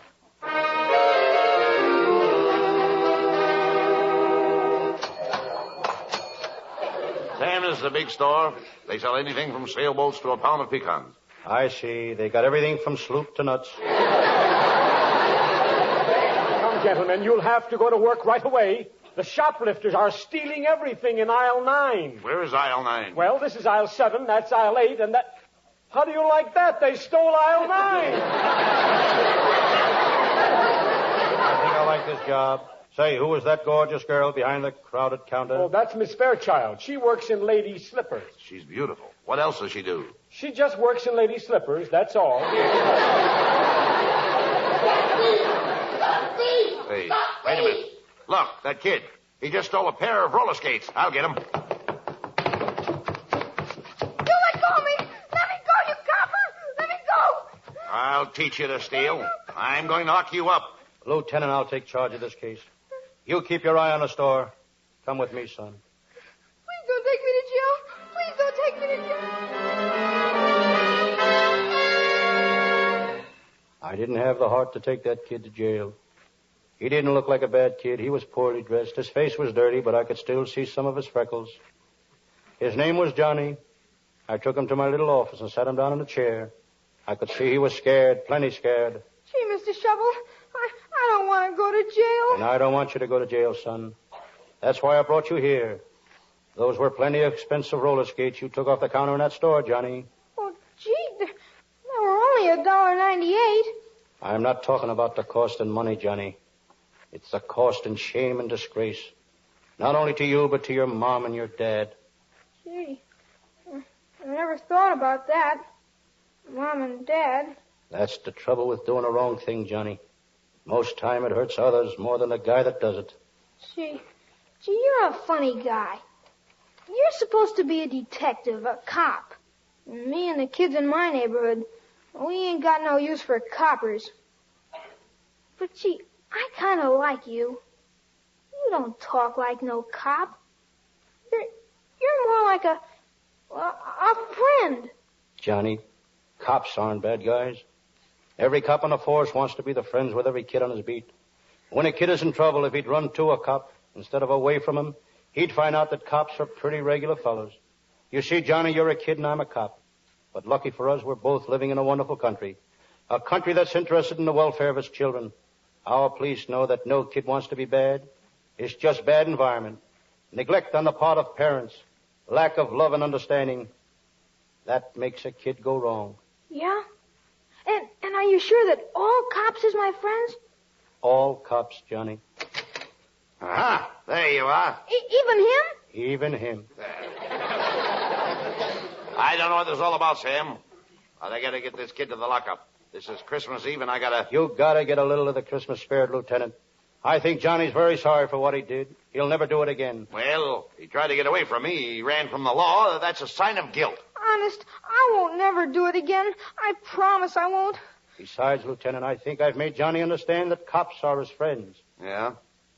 Johnny, if you know that cops are a kid's best friends, you've really learned something.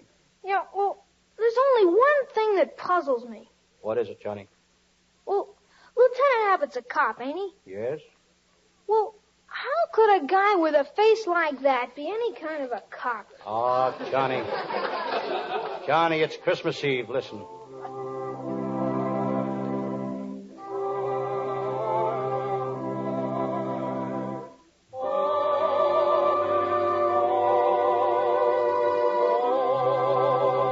Well, it's Christmas Eve again. I promised my wife I'd be in church, saying my prayers, singing hymns. And here I am in this broken down... You don't have to be in church for that, Lieutenant. How about it, Johnny? Know the words to that song? Yeah, I think so. Johnny, let's try it, huh? What do you say?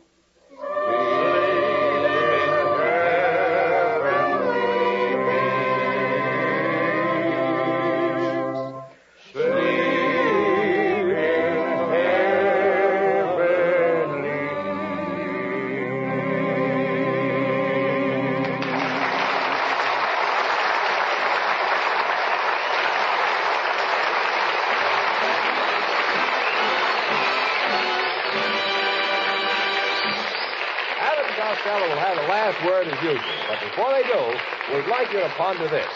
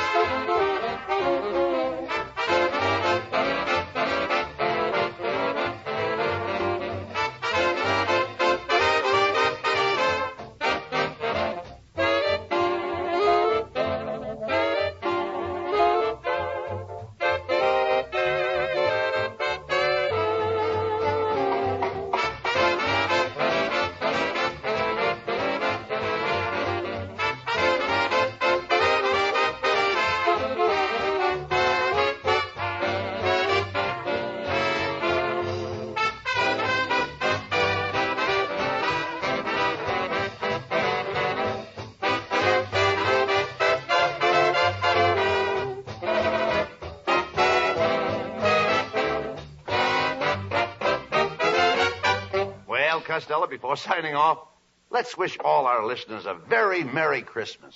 Merry Christmas, everybody. And I'd also like to say Merry Christmas to our fine crew that helped us put the show together. Our writing staff, which is headed by Eddie Fulmer, with Paul Collin, Pat Costello, Martin Ragaway, and Leonard Stern. Now, don't forget the swell boys of the band and our leader, Matty Melnick, and our vocalist, Hal Winters. And a Merry Christmas to our producer, Charles Vander. Good night, folks. Good night, everybody, and Merry Christmas to everybody in Patterson, New Jersey, and all over the world.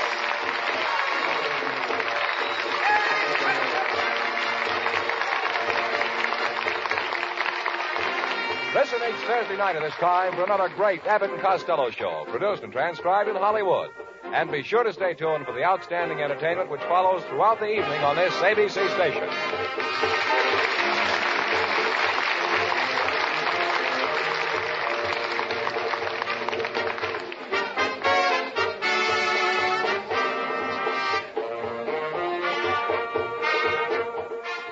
Welcome to Golden Age Radio, rumble.com/C/GAR.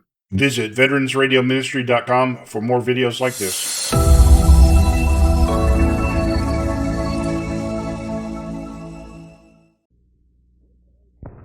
Woodbury Cold Cream. Lovely to look at, delightful to know, and heaven to kiss.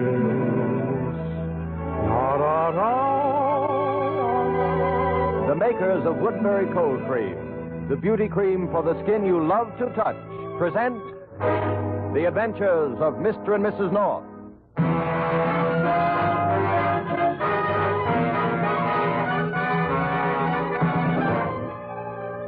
Pam and Jerry knew Albie Baker couldn't have committed the murder. But there was all that evidence against him. And as his own lawyer said to the Norths one night in their apartment, I don't like it. I'm his lawyer, and his story doesn't even sound good to me. Yeah, I know. Oh, but you must believe him. Albie'd never kill anyone, never. What makes you so sure? Why, Jerry and I've known him for years. Well, I'm afraid that wouldn't convince a jury, Pamela. Pam's right, though. Albie's no killer. All you have to do is look at him, Mr. Hanson. He has one of the kindest faces I've ever seen. Oh, if only there was some way of finding that letter. Yes, if. The letter is the only piece of evidence to support Baker's story. And nobody has ever seen it except Baker himself. Al said he showed it to Krug. But Krug denies it. He's lying. Well, it's Baker's word against Krug's. And with all the other evidence against Baker, I'm afraid the jury will believe Krug.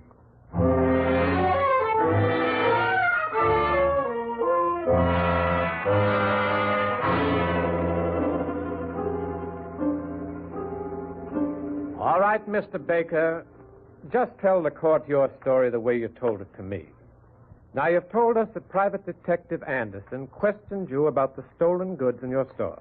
Yes, sir. He asked me where I got the merchandise, and I said from Mr. Warren. But I didn't know where Warren got it. What did the detective say to that? He said he'd investigate Warren. And then what happened? Well, about a week later, I got a letter from Detective Anderson. He said he thought he had the goods on Warren and asked me to invite Warren to my apartment. I was to introduce Anderson to Warren as a friend of mine. Well, then...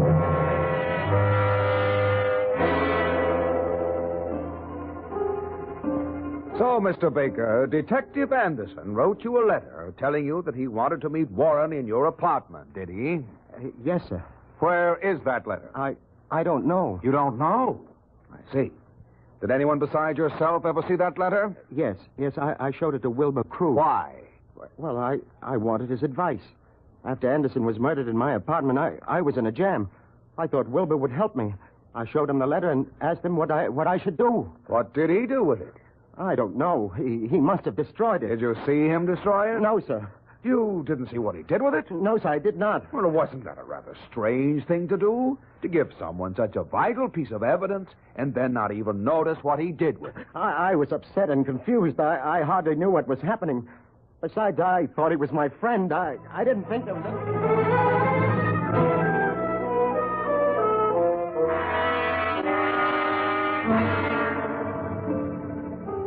Mr. Krug, did the defendant ever show you a letter to him from Frank Anderson, stating that Anderson was to meet Warren in the defendant's apartment? No, he did not.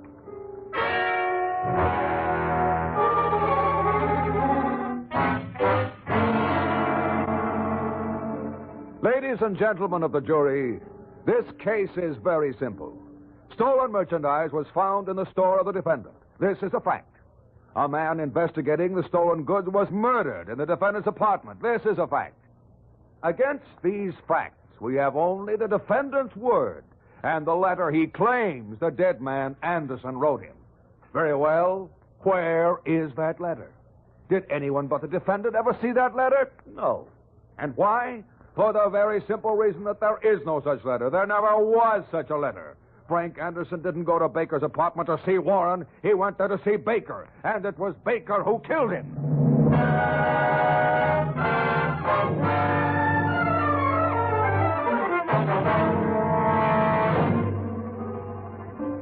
Gentlemen of the jury, have you reached a verdict? We have, Your Honor. We find the defendant guilty as charged.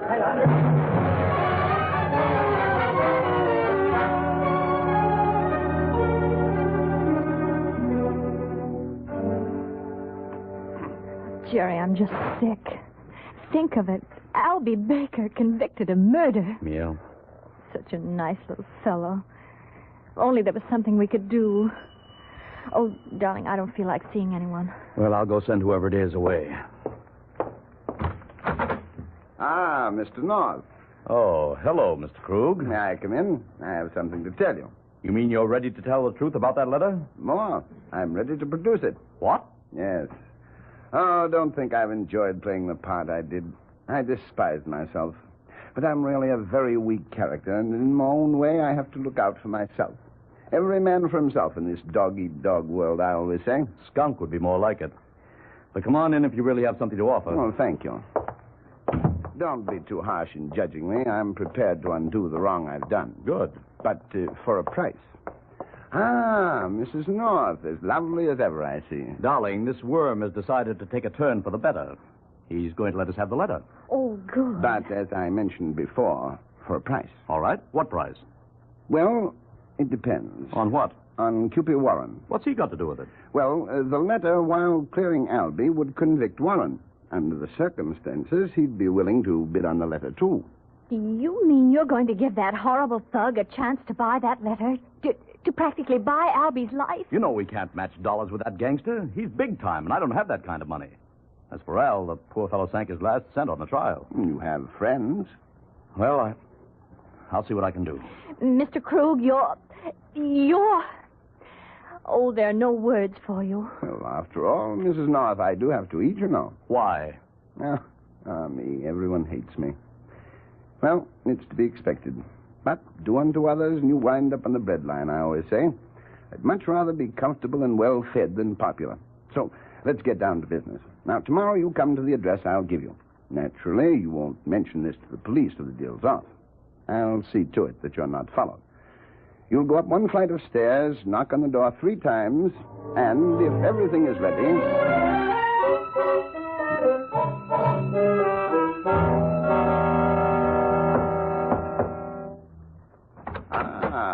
Mr. and Mrs. North, I've been waiting. Come in. Mr. and Mrs. North, allow me to present Mr. Cupid Warren. How are you? Why are you locking the door? So we won't be disturbed. Well, now let's get started, shall we? Come over to the table and sit down. All right. All right, Bright Eyes, where's that letter? In time, Mr. Warren, in time. I ain't got time, and I ain't bidding till I see what I'm bidding on. Very well. Just a moment, and I'll get it. North, if you and your missus are smart, you're going to keep your mouth shut when I start bidding. Unfortunately, we're not very smart. Well, don't say I didn't warn you. If you wake up in the morgue some morning, you'll know why. All right, folks, here we are. The one and only genuine Frank Anderson letter to Albie Baker. Let's see that. Mr. Warren, mustn't touch. Give me that letter. Oh, a gun? Yeah. Now hand over that letter. Oh, thank you, Mr. North. You hit him with that chair just in time. And now I have the gun. I was very foolish. I should have seen to it that he was disarmed before he came in here. Get up, Cupid. You're all right. Oh, I'll get you for this, North. Well, folks, shall we start the bidding? Yes, let's get it over with. Very well. What am I bid for this 100% foolproof perfect alibi for Albie Baker? I'll give you $1,000. I beg your pardon. You heard me. $1,000, he says. $1,000. Don't you realize your life hangs on this piece of paper, Mr. Warren?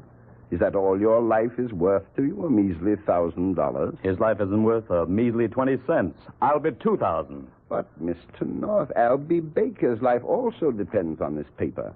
Is $2,000 all you bid for your very dear friend? He was supposed to be your very dear friend, too, remember? Come now, let's stop this fooling around. I want a real bid. $5,000. And if you open your mouth, North, I'll push your face so far back through your head every time you want to blow your nose, you'll have to turn around. 10,000. All right, wise guy, you'll get yours. 10,000 I'm bid. 10,000. Do I hear 15? Come, gentlemen. What are we waiting for? 15. 20. Why, you? Well, now, this is more like it. 20 is bid. Do I hear 30? 30. 30. Do I hear 30? Jerry, where are we going to get $20,000? I don't know. 25. 30. Mister, you're just asking for trouble and don't think you won't get it. Now, I'll give you just one more chance. 40 grand, Krug, and that's positively, absolutely my last bid. And North, if you and the little lady don't want to go swimming in the river with your feet in a bucket of cement... Ignore him, Mr. North. I have 40,000. Will anyone make it 50? 50. Do I hear 50? 40,000, then. It's going at 40,000. Going once? Jerry, we can't let him get away with it. I know, darling. Going twice? Okay, Krug. I'll make it 50. All right, brother, if that's the way you want to play. 50,000. Do I hear 60? You don't hear nothing. Let him take it. Okay. Sold to Mr. North for $50,000. How long can I have to raise the money? You don't have it with you? Don't be funny. Well, how about tomorrow noon? Well, that's pretty fast. I'm in a hurry. I want to get this over with. Well, I'll do what I can. All right. I'll call you tomorrow and make arrangements. You better make arrangements for his funeral.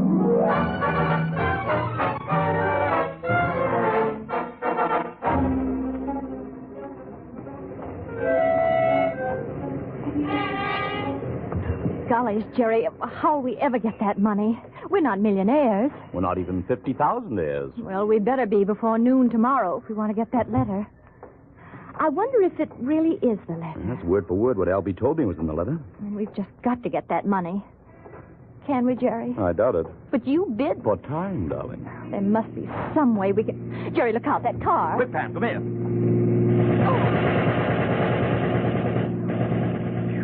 Oh, Jerry, you pulled me in at this doorway just in time. Yeah, it seems Cupid's losing no time keeping his promise. Jerry, car's stopping in the next block. It's turning around. Come on, I don't feel like playing target for that thug with a machine gun anymore. Where are we going? There's a taxi across the street. Oh, here we are. Quick, get in. Driver, start going. I don't care where, only make it fast.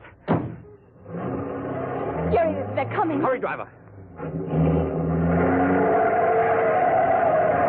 Oh, golly. They're still coming. Driver, turn again at the next corner. See if you can get away from that car that's following us. Good. Now, if you can shake them, you can name your own tip. But if you can't... Oh, let's not even think about that, Jerry. After all, I don't have a thing to wear to my funeral.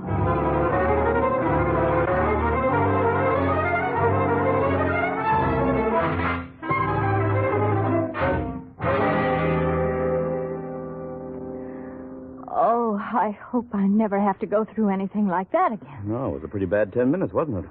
If our driver hadn't cut through that alley, we never would have shaken them. Well, what do we do now, Jerry? We can't stay cooped up in this hotel room. Got to find some way to raise that money. Let's see. Do we know anybody with $50,000 to spare? Do we know anybody with $50,000? No. Oh, there must be some way to get our hands on some money. Either beg, borrow, or steal it. Of course, Jerry. Steal it. Oh, now, Pamela, if you think I'm going to rob a bank... No, Jerry. Not money. The letter. What? Why don't we steal the letter? Oh. Well, we could just... I don't know. It does seem like a good idea. We don't even know where he keeps it. It was in the back room. Yes, but you can be sure it's well concealed. He probably expects us to try just what you're suggesting. Well, I know how we can find out where he keeps it, Jerry. You see, when he thinks the house is on fire, he'll go right to the spot. Wait a minute. Why should he think the house is on fire? Because of the smoke, silly. What smoke? From the bomb. Bomb? Smoke? What the dickens are you talking about? A scandal in Bohemia. Oh, what? Don't you ever read, Jerry? Nice book publisher. A Scandal in Bohemia is a story by Sherlock Holmes. Oh. You know, when Holmes wanted to find out where something was hidden, he had Watson set off a smoke bomb so that the woman who had hidden it would go and get it, and then he could get it. Only he couldn't because she was very clever and, That's all right, darling. I remember the story now. Well, how about it then, Jerry? Well... We can go see Mr. Krug to ask for more time or something, and then we can set off the smoke bomb, and he'll think the house is on fire, and he'll run to get the money. All right, sweetheart, all right. You win. Let's go see what happens when smoke gets in his eyes.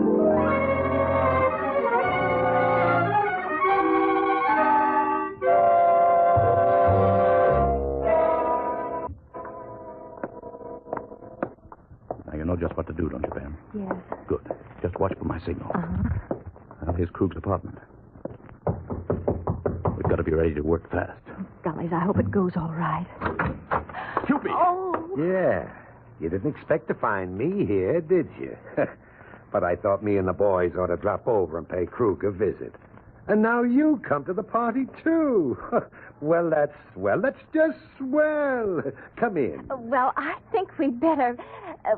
we were just leaving. I said come in. That's right. Look, boys, we got company. Okay, Butch, lock the door.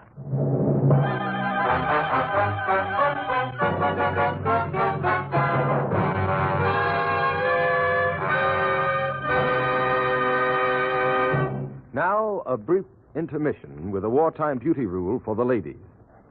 These war days, we can't have all we'd like in the way of... Remember, good grooming can do more than fine clothes to make you lovely to look at. And there's a wonderful way to help your skin keep immaculately well-groomed. A way so quick and easy that it might have been made just for these busy days. You see, there's one cream that all alone does everything for skin beauty. It gives your skin complete beauty care, for it's a complete beauty cream. It's Woodbury Cold Cream. Just try it tonight and see. Dip into a jar of silky soft Woodbury Cold Cream and cover your face with it well. The rich cleansing oils loosen dirt and old makeup. So wipe off the soiled cream. Your skin will simply glow. It's so fresh, so clean. Now pat on more Woodbury and leave some on your skin overnight. That's all. You've given yourself the famous Woodbury Beauty Nightcap.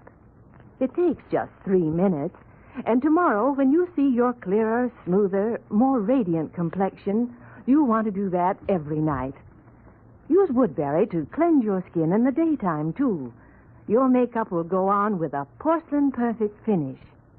4 special softening and smoothing ingredients make Woodbury Cold Cream so beautifying. Another ingredient makes Woodbury exceptionally safe, for it works constantly purifying the cream in the jar in case blemish-causing germs get in. No other cream gives you this added protection. Try this complete beauty cream. Get Woodbury Cold Cream tonight.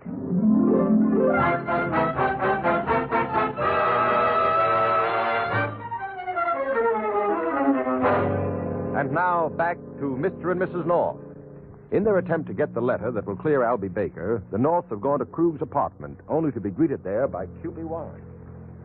You know, Mr. and Mrs. North, You just don't seem never to learn. Should I give 'em a once-over lightly, boss, just so they get the idea you ain't fooling? Not yet, Butch. You're not through with Krug. Leave me alone, won't you? Sure. As soon as you tell us where you got that letter. I'll never tell you. Okay, Butch. Right, boss. Now, Krug, this is gonna hurt you more than it does me. No. Oh, brute. That was nothing, Mrs. North. Butch is just getting warmed up. You gonna talk, mister? Okay, how do you like this? No. And this? No, stop it. Stop it. I'll tell you.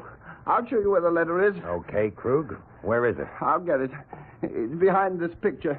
There's a panel. Jerry, he's getting the letter. What do we do? Let's set off the smoke bomb. Maybe in the excitement we can get it. Of course, Jerry. Oh, no, you don't. I'll take that and come on, hand it over. Come on. Okay. Jerry, we're licked. Looks like it. All right. Here's the letter. Good. Bring it here, Butch. Here you are, boss. Ah. So I was supposed to top 50 grand for this, hey, Krug?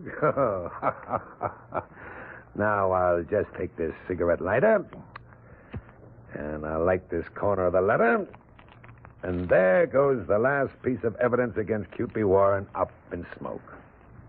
There it goes, Jerry. Yeah. $50,000. Albie's chance for freedom. Well, that's that.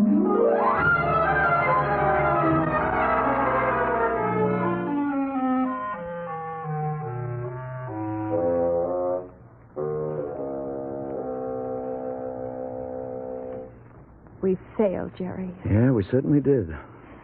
Is there any chance of doing anything for Albie now? I'm afraid not. We can only hope. I'll go, dear. Ah, hello there, North, old man. Do you always have to be so blamed cheerful? Ah, but I have good news for you. Yeah? What? I'm a liar, a frightful liar. Is that good? But of course. May I come in? Okay.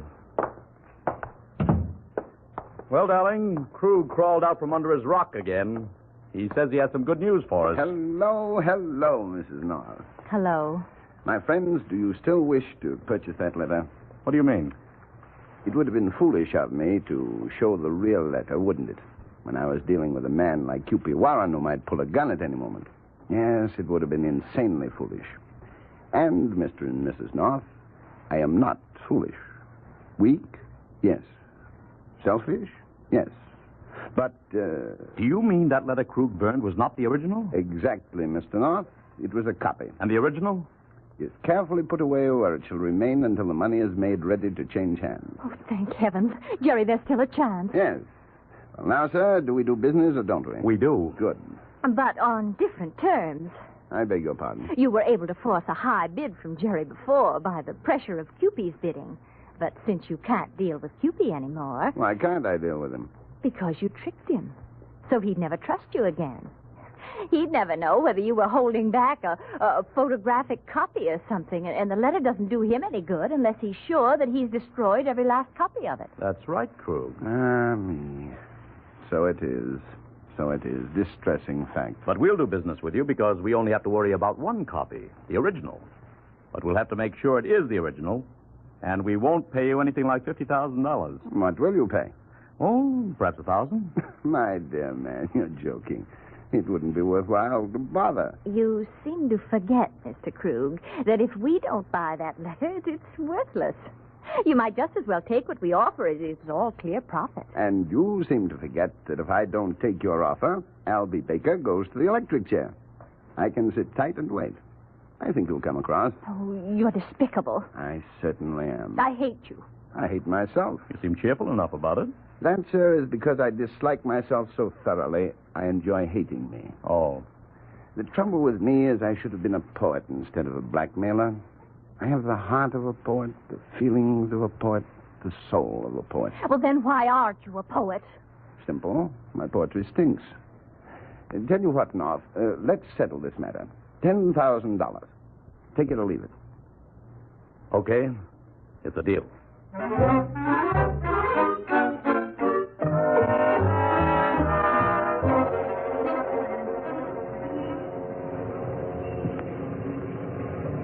Jerry, do we just stand here on the corner until he shows up? Uh-huh. Now that he's ready to show the original letter, he's being extra cautious. He's not telling us any address. Afraid we might send the police there. I only hope this time it is the original. Well, I got some samples of Anderson's handwriting. We'll compare them with the letter. I'm not giving up $10,000 for any phony. I had too much trouble raising it. How will we ever pay it back, Jerry? It won't be easy. 15, 7, $1, make it $1. That's easier.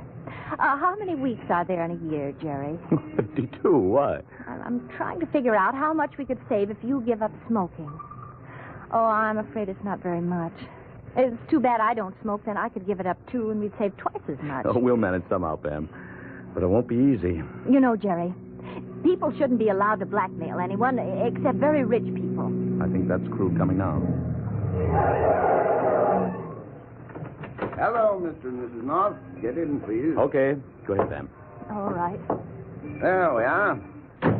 Now we'll just drive around for a while. Oh, the OPA is not going to like that. But I have to make sure we're not being followed.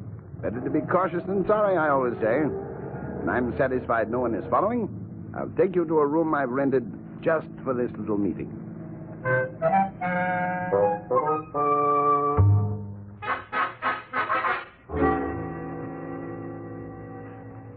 Well, Mr. North, are you satisfied that that is the real letter? Yeah, it seems to be. Good. Then, if you'll pay me, we can conclude our little negotiation. Here you are. Thank you, thank you. 1, 2, 3, 4, 5, 6, 7, 8, 9, 10. Mm-hmm. Yes, seems to be correct. Well, that's that then. I'll run along now, but just one more thing. You want to wait here for 5 minutes before leaving. All right. Well, goodbye, and please believe me when I tell you I'm heartily ashamed of myself. Goodbye. Well, we've got it at last, Jerry. Yep. Oh, I can hardly wait to tell Albie. Do they have telephones that Sing Sing? Well, not private ones. It'll be a wonderful surprise for him. Mr. Cupid Warren's in for a surprise, too. Yes. Oh, how I'd like to see his face when he finds out that what he burned was only a copy and that we have the original. What's your sister? Oh. Well, take a good look. Cupid. Yeah, and this time I'm finishing the job. I've had trouble with you two for the last time. What are you going to do? What do you think I'm going to do? Nobody plays me for a sucker and gets away with it. Oh, but it was Mr. Cruz. I'll take care of him later. Right now I got business with you. I'll fix you so I don't have no more trouble with you. Oh, wait a minute. Can't we No, talk? I won't wait. I'm finishing you now, mister. Oh. What happened, Jerry? Hello, Mr. and Mrs. North. Krug. I never thought I'd be glad to see you. I saw Cupid coming down the hall, so I hid, and then I followed him back here. You saved our lives. Oh, I had to. I rented this room, you see. If you were found dead in it, I'd be suspected, so I couldn't let him kill you. Not here. How did he know we were here? Oh, I don't know. He must have had someone spying. How is he? Did I... why doesn't he move? Oh, dear. I'm afraid I've killed him. Looks like it. I only meant to wound him. Oh, dear. Now his body will be found. I'm no better off than if he killed you. Somehow I like it better this way. But look, I was only trying to protect you. That's true, isn't it? Yes. You'll say that, won't you? You're the only witnesses you know. You'll testify that he was trying to kill you, won't you? If you don't, they might make a first-degree case out of it. Please, don't let me down. After all, I saved your life. Yes, you did. So you will tell them what happened, won't you? Sure, we will. Don't worry. Thank you. However, it's going to cost you just $10,000. What? Yes, otherwise we might have a sudden lapse of memory. Isn't that right, Pam? Mm-hmm. Oh. Well, how about it? Okay. You win. Here you are. Good. Thanks. Me. Oh, that's life. Nothing ventured, nothing gained, I always say. However, it is rather annoying to have ventured so far and still gain nothing. Well, it's no more than I deserve, I dare say. It's a lot less than you deserve. You ought to be in jail. However, let well enough alone, I always say. What's that? Cupid. What? But you said... No, I didn't. You did. Oh. Your shot missed him completely, but it startled him just enough to give me a chance to clip him. He was standing between you and me, so you couldn't see it. No. Your gun won't help you. I have Cupid's gun now, and I'm ready to use it. Better put yours on the table. Go on. All right. Me. Seems I've played every card wrong, haven't I? Well, I suppose there's nothing left for me to do but go back to my portrait. Well, Jerry, we have the letter, and it didn't cost us a thing. And we've caught Cupid. Everything's turned out for the best after all, hasn't it? Not quite. What do you mean, darling? Think what we've done to lovers of poetry.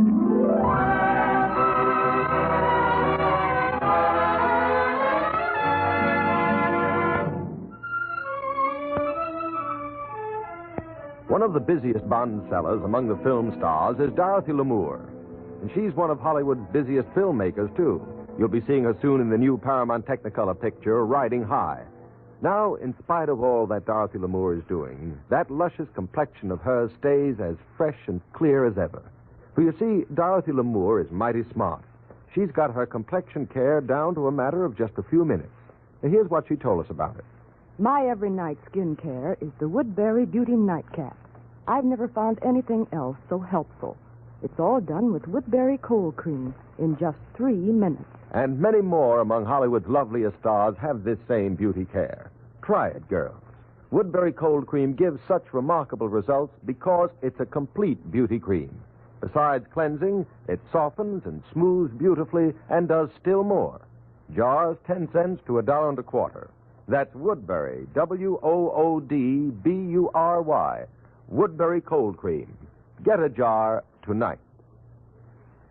Ladies and gentlemen, give to the National War Fund. This fund helps many great works.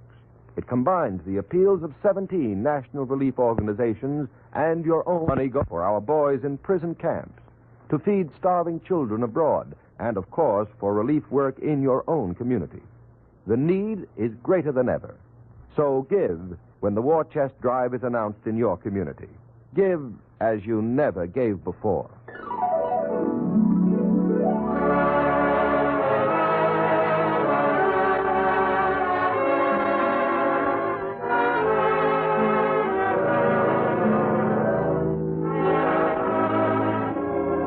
Tune in again next week at this same time for another adventure of Mr. and Mrs. North, starring Alice Frost and Joseph Curtin.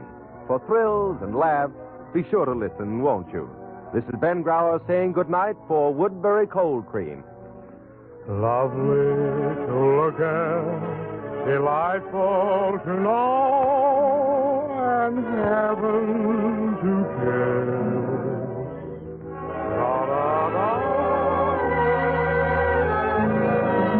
This program came to you from New York. This is the National Broadcasting Company. Welcome to Golden Age Radio, rumble.com/C/GAR. Visit veteransradioministry.com for more videos like this.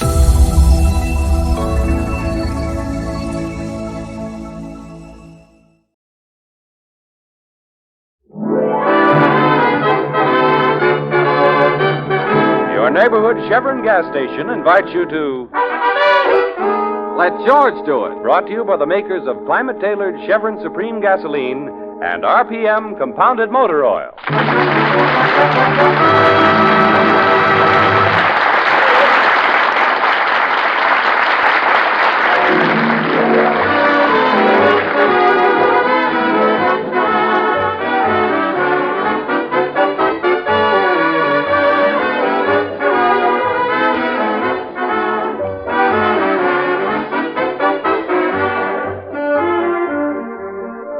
Let George do it. That's the slogan George Valentine hung in his office when he got out of the Army with an idea and not much money to back it up. When a client shows up with a problem, George is happy. When no client appears, George is still happy. The worry department is handled by his secretary, Claire, and her brother, Sonny. Right now, George is sitting in his office when suddenly he hears a commotion outside. Claire. Hey, Claire, come in here. What's the matter, Mr. Valentine? Oh, what's all that noise about? Well, there's a crowd outside our office building. Really? Oh, I wonder what's wrong. I don't know. Must be some celebrity. Yeah, there. They're getting autographs. Golly, look at the mob. Well, it must be someone very famous. Maybe it's the president. Or Donald Duck. I'm going downstairs to see. No, Claire, you stay here. That mob will tear you to pieces. I got it. I got his autograph. Sonny. Sonny, look at your shirt. It's in shreds. Oh, what's a little thing like a shirt? I got his autograph. Look, see? Jimmy Jones. Jimmy Jones? Jimmy Jones? Jeepers, don't you even know who he is? Wait a minute. Don't tell me. Let me guess. I know. He's a fullback for Notre Dame. A player named Jones on the Notre Dame squad? Oh, no. Oh, I know, of course. Jimmy Jones, he's an actor. He plays in cowboy pictures. He's not just an actor. He's a hero. Mr. Valentine, you know Thunderbolt, don't you? I don't think I've ever had the pleasure. Well, Thunderbolt's as famous as Jimmy Jones. It's his horse. Did you get his autograph, too? Well, the crowd's practically gone. Yeah, now maybe we can get a little work done in this office. That is, if you feel up to it, Sonny. I beg your pardon, but I'm looking for George Valentine. Well, you found him. Come right on in. Thanks. You're Mr. Valentine? That's right. Say, haven't we met before? Your face looks awfully familiar.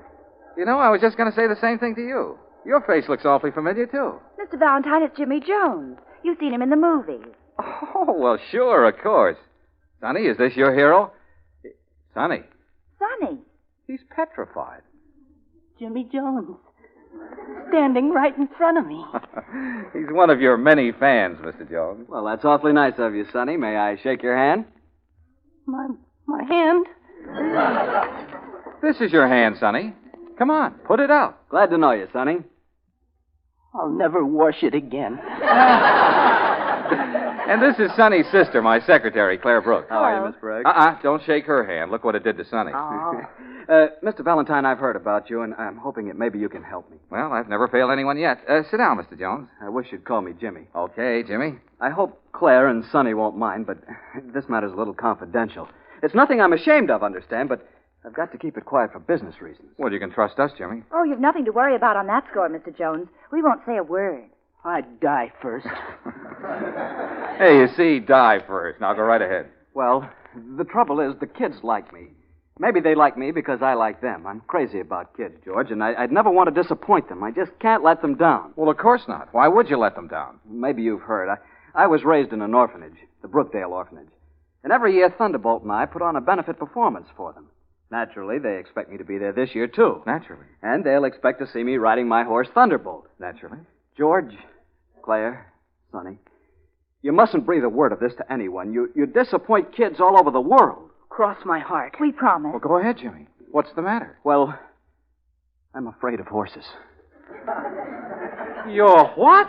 Oh, you can't be. Suffering cat. You see, we were shooting a picture and something frightened Thunderbolt. He shied and stumbled. He threw you? That's right, and then he stepped on me. Oh, how awful. Oh, it was an accident. Thunderbolt didn't mean to hurt me, but I was laid up for a long time. After that, I just couldn't get up enough nerve to ride him. Or for that matter, to ride any horse. Yeah, but Jimmy... I know it sounds silly, George. I keep telling myself that, but it doesn't do any good. Oh, sure, I understand. Well, what about your career? Well, since the accident, they have a double who does the riding for me. Oh, I see. If this came out, you'd be through in pictures. Oh, that's not important. Think of the kids. Why, if they found out, they wouldn't believe in anything anymore.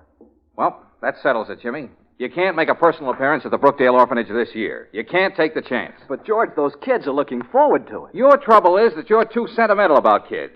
Now, you have nothing more to worry about, Jimmy. I'm in complete charge. I was hoping you'd say that. I'll tell them you had a nervous breakdown or something.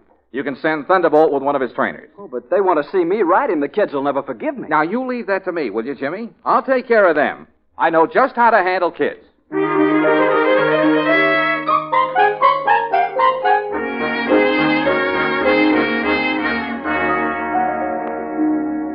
Mrs. Martin is the superintendent of the orphanage. She's in the play yard with the children now, but I'll get her for you, Mr. Valentine. Oh, thanks, miss. Just tell her it's about Jimmy Jones. I'm sort of taking charge of things for her. Oh, you know Jimmy Jones. Yes, of course. Oh, I'd love to have his autograph. Oh, are you anybody? No, nobody much. Would you tell Mrs. Martin we're here? Oh, yes, of course. Just make yourselves right at home. I'll only be a minute. Mr. Valentine, what are you going to tell Mrs. Martin? Just that Jimmy's been working too hard, and that he can't appear here, that's all. There's nothing to it. Oh, those poor kids. Oh, now, Claire, you're making too much of this. You're as bad as Jimmy. It's ridiculous worrying about a bunch of kids. He's got to protect his career. But he means so much to them. Now, listen, Claire, he can't appear at the benefit. Do you understand? Anyway, the kids are more interested in seeing his horse. That's not true. Well, Jimmy can send over some ice cream and cake. That'll get them. Just fill up their stomachs, and they'll be happy. Mr. Valentine, how can you be so hard-boiled? I just face facts, that's all. Oh, I'm going to wait outside. Where? I prefer fresh air. Women. Hello. Oh, hello. What's your name? Where do you live? Well, How old are you? Well, hey, now hold everything. Why the third degree, honey? What's a third degree? Do you always talk in questions? What did you say? Now, wait a minute. Look, we're not getting anywhere this way. My name is George. Never mind the rest. Now, come on. Tell me something about yourself. I've got a pet mouse. Uh-huh. Yeah? A white one with a long tail. Really? What's his name? George. George.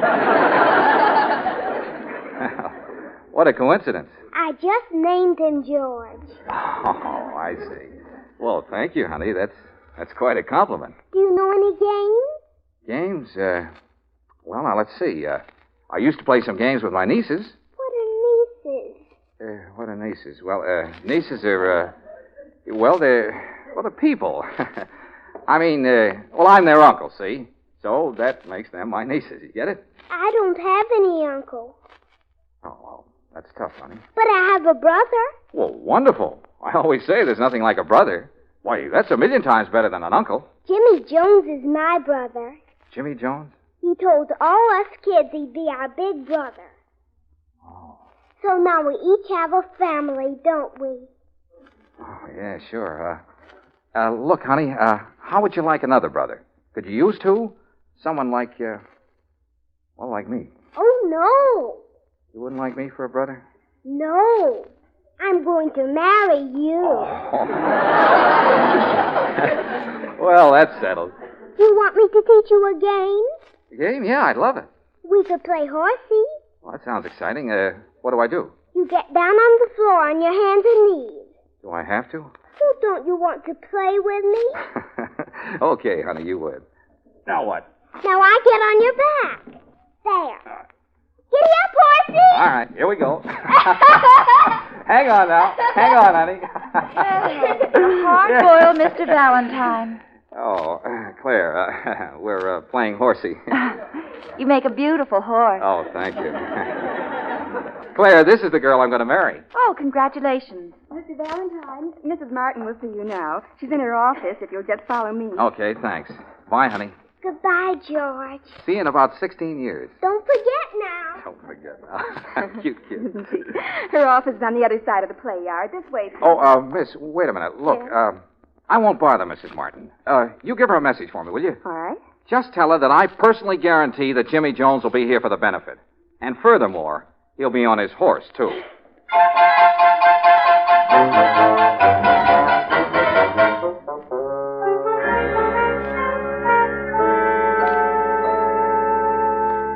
Mr. Valentine, I have Mr. Jones on the phone for you now. Oh, thanks, Claire. Hello, Jimmy. Hello, George. What's on your mind? Now, listen, Jimmy, you can't let those kids down. Why, they believe in you. Why, they think you're their big brother. Sounds as though you've been out to the orphanage, George. Well, now, look, you know me, Jimmy. I'm not sentimental or anything like that, but, I can't have her disappointed. She named her mouse after me. Her what? Yeah. It's the first time I've ever had a mouse named after me. George, what are you talking about? Just this. You've got to ride Thunderbolt at the benefit. But, George, I told you since the accident, every time I see a horse, I shake. What'll that do to the kids? Oh, gosh. You're right, Jimmy. No, we can't let him see you that way. Hey, wait a minute. In the movies, you use a double, don't you? What about him? Oh, I thought of him, but it won't work. He's built like me, but he doesn't look like me. The kids will get wise. Well, then all we have to do is to find a double that looks like you. It's a cinch, Jimmy. Leave it to me.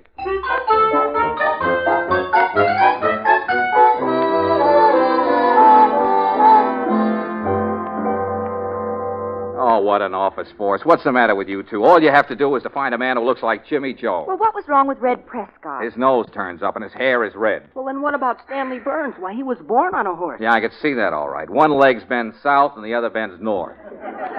What about Mr. Manning? There's a similarity, even if his face is a little long. I told you to find someone who looks like Jimmy, not his horse. Oh, well, it's no use, Mr. Valentine. I give up. But it's just a simple little job. Find a man about 6 feet tall with dark wavy hair and blue eyes, a nose that's reasonably straight, not too much chin. Mr. Valentine. What's the matter? Don't you realize who you're describing? Sure, Jimmy Jones. Someone else, too. Huh? You. Me? Hey, that's right. Mr. Valentine, you do look like him. I noticed it the first time I met you. Why, you could be brothers. Why, that's terrific. Claire, get Jimmy on the telephone right away. Tell him I found his double.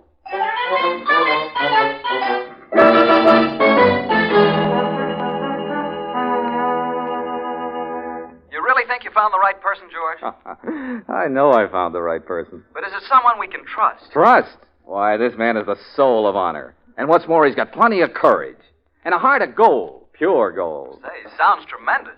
Well, I don't like to brag, Jimmy, but if you were to pin me down, I'd say he is tremendous. Who is it? Me.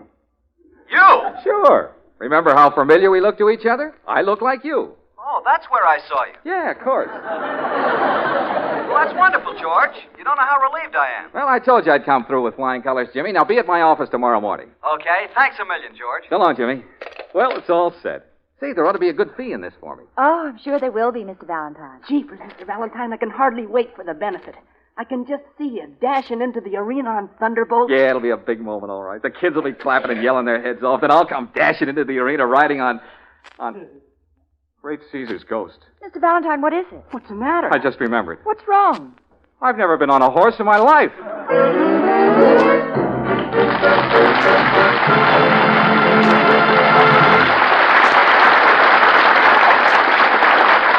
Well, it'll take George a minute or so to figure out what to do in this situation. Meanwhile, I wonder how many of you folks can be sure your cars are ready for winter. In many parts of the West, wherever winter means cold or rain, there'll be an epidemic of car troubles this year. Most folks are driving the same old cars, you see, and they're bound to be a little less reliable simply because they're another year older. So here's a good tip. Drop in at your favorite Chevron gas station and let the Chevron dealer check over your car. He's an expert, and because he's in business for himself, making you a regular customer means a lot to him. So you can bet he'll give your car the best of care. You probably need winter-grade RPM motor oil, or new windshield wiper blades, the battery may need recharging, or your tires could stand a retread job. Whatever it is, find out now before the weather gets really bad. Stop in at your neighborhood Chevron gas station this weekend.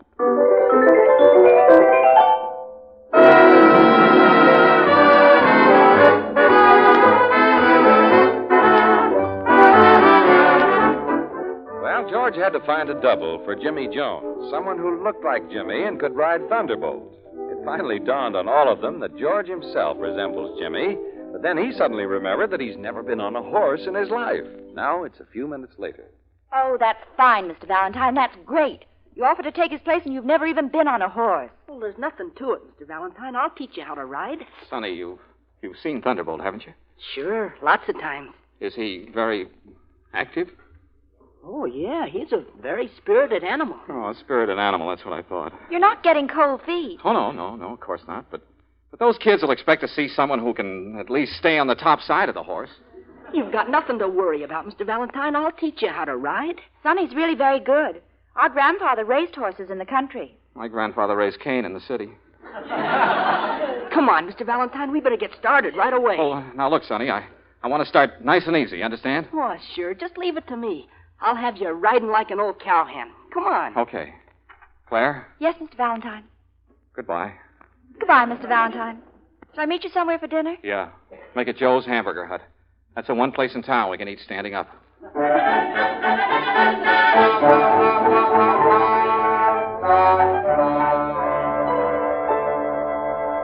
Yes, sir. Something in toys for the young man? Oh, no. Not for me. For him. For him? A toy for the gentleman? Yeah, he wants a... Sonny, not so loud. People are listening. Oh, I'll whisper it. Mr. Valentine wants a... He does? Yeah, I just want him to get the feel of it. Oh, I see. Well, very well. Second aisle to the left. Tricycles, scooters, kiddie cars, and hobby horses.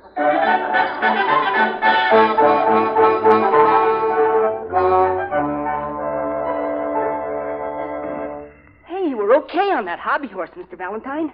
Now for your second lesson. Oh, but do you think I'm ready to ride this horse, Sonny? Oh, sure. Okay, then. Boost me up. Okay, there you go. Thanks. Now, put your feet in the stirrups, Mr. Valentine. Like this? Yeah, that's right. Press your knees in. Like this? Yeah, that's good. Now, hold on to the reins with your left hand. That's right. Oh, you look fine, Mr. Valentine.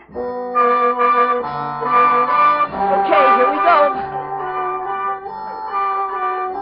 Oh, that's good. That's swell. Hang on, Mr. Valentine. Don't fall off. Oh, Sonny, I'm getting dizzy. Sonny, I can't see anything. Sonny, help! Stop this merry-go-round!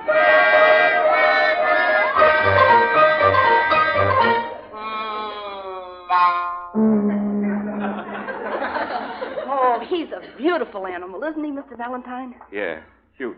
Very cute. His name's Tornado. Oh, you... How do you do, Tornado? Oh. Mr. Valentine, come on down out of the haymow. He won't hurt you. Well, Sonny, I don't think he likes me. Oh, now, don't be silly, Mr. Valentine. Come on. Get up on him. But do you think I'm ready for a real live horse? The only way we can find out is to try. Come on. Say, he's up awfully high, isn't he? He's no higher than most horses. Well, couldn't I try one of the smaller models first? Like that one over there? Mr. Valentine, that's a Shetland pony. You don't want to ride him. Why not? He has a very kind face. Come on now. Get up on Tornado. All right. Nice Tornado. Stand still, boy. I said, stand still. Sonny, tell him to stand still. It's okay. Just jump up on him. Well, maybe he won't like it. He's used to it. Go ahead, Mr. Valentine. Put one foot in the stirrup and swing the other one over. All right. Here I go. Mr. Valentine, wait. I think I'll make it. But, Mr. Valentine... It's all right, Sonny. Sonny, what's happened to this horse? Where's his head? Get down, Mr. Valentine. You put the wrong foot in the stirrup. Oh, is that it? I thought there was something wrong. Now, try it again. Remember, your left foot in the stirrup, your right foot swings over. Oh, it's no use, Sonny. You can't teach an old horse new tricks. He's not old. No, but I am. Come on, now, let's get back to the office. But, Mr. Valentine, what about the benefit? How will you be able to take Mr. Jones's place and ride Thunderbolt? Well, it's no use, Sonny. I can't do it. Jeepers, I wish I could ride Thunderbolt. Well, so do I. I'd like nothing better than to have...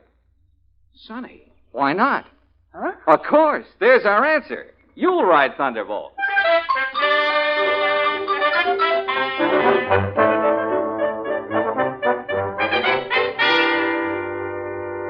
But, George, I don't get it. You do look like me, so why can't you take my place?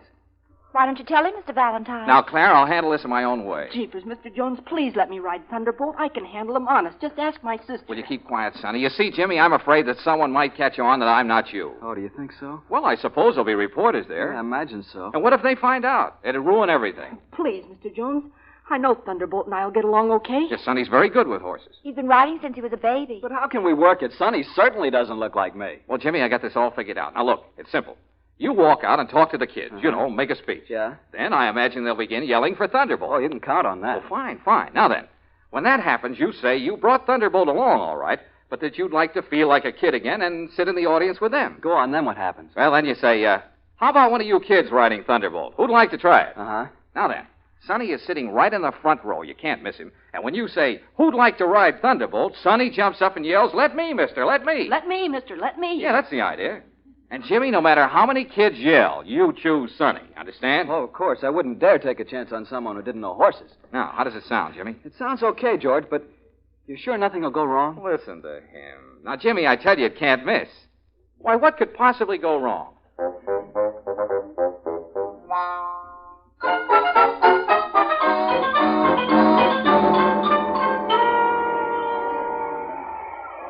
Did you ever see so many children in all your life, Mr. Valentine? It looks as if all the kids in town are here. All except Sonny. Now, stop worrying about Sonny. He'll show up. But he should be here now. What's happened to him? Well, I know he went to a movie early this afternoon. Then I think he planned to buy some riding boots. Riding boots? I can't save this place for him much longer. Why can't he be on time? Oh, just be patient, Mr. Valentine. But they're getting ready to start the show. Oh, where is that boy? Well, it's not like Sonny to be late. Well, it's your fault, Claire. You should have brought him over with you. That's right. Blame me for it. I always get... Oh, Mr. Valentine, they're going to begin. Here comes Jimmy Jones now. Howdy, kids. Oh, where's that Sonny? Well, I can't imagine what's keeping him. Now, hold it, kids. Hold it. First, I want to tell you how much it means to me to be here again. You know, every year I look forward to my visit to the Brookdale Orphanage because it's just like coming home again for me. Where is he? Where's that Sonny? Oh, what if he doesn't show up? But I didn't come here to make a speech. I just wanted to say hello to all my friends, to all my little brothers and sisters. Mr. Valentine, you'll have to ride Thunderbolt. Oh, that's impossible. I don't even know on which side to get on. Now, is there anything I can do for you, kid? Mr. Valentine. Think of something. You can't let one of them ride him. It would be dangerous. Well, it would be dangerous for me, too. Now, take it easy, kids. Take it easy. Take it easy. That's it. Thunderbolt is here, all right, but look, I'm sort of tired of riding. I want to sit down there with the rest of you, with my friends. Here it comes. How about one of you riding Thunderbolt? Mr. Valentine. Who'd like to ride it? Mr. Valentine. Come on, who wants to ride Thunderbolt? Mister, here's someone who wants to ride Thunderbolt.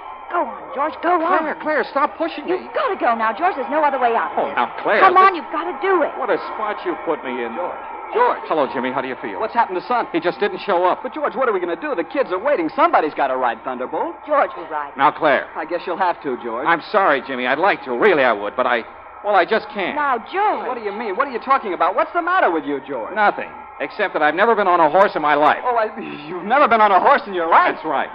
Oh, this is a fine time to tell me. What about all these kids? They're waiting. Listen, Jimmy, I'd never be able to get up on But, George, and if I did get up on him, I'd never be able to stay there. But you said and if I did stay there, I'd die of fright. Oh, I ought to wring your neck. Now, that won't help any. But what am I going to do? Well, tell him you just noticed that Thunderbolt is indisposed. Yeah, tell him he has a headache. Who ever heard of a horse with a headache? Well, he's a very unusual animal. These kids believe in me. Why, they've been looking forward to this day for months. Then why don't you ride Thunderbolt? Me? Yes, you. All right, I will. Mr. Jones, you can't. I can't let these kids down. I'll ride him if it kills me. Mr. Valentine, stop him. Oh, Mr. Valentine, he's getting up on Thunderbolt. Mr. Oh, Valentine. I can't look.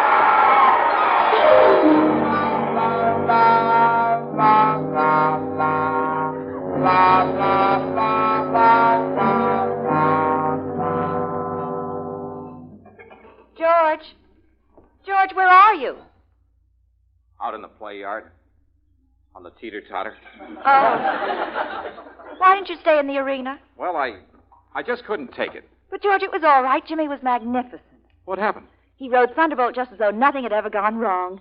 The kids went wild. Yeah, I heard them screaming, but I thought the worst. Jimmy's looking for you. He wants to talk to you. Oh, yeah, I'll bet he does. Come on, let's get out of here.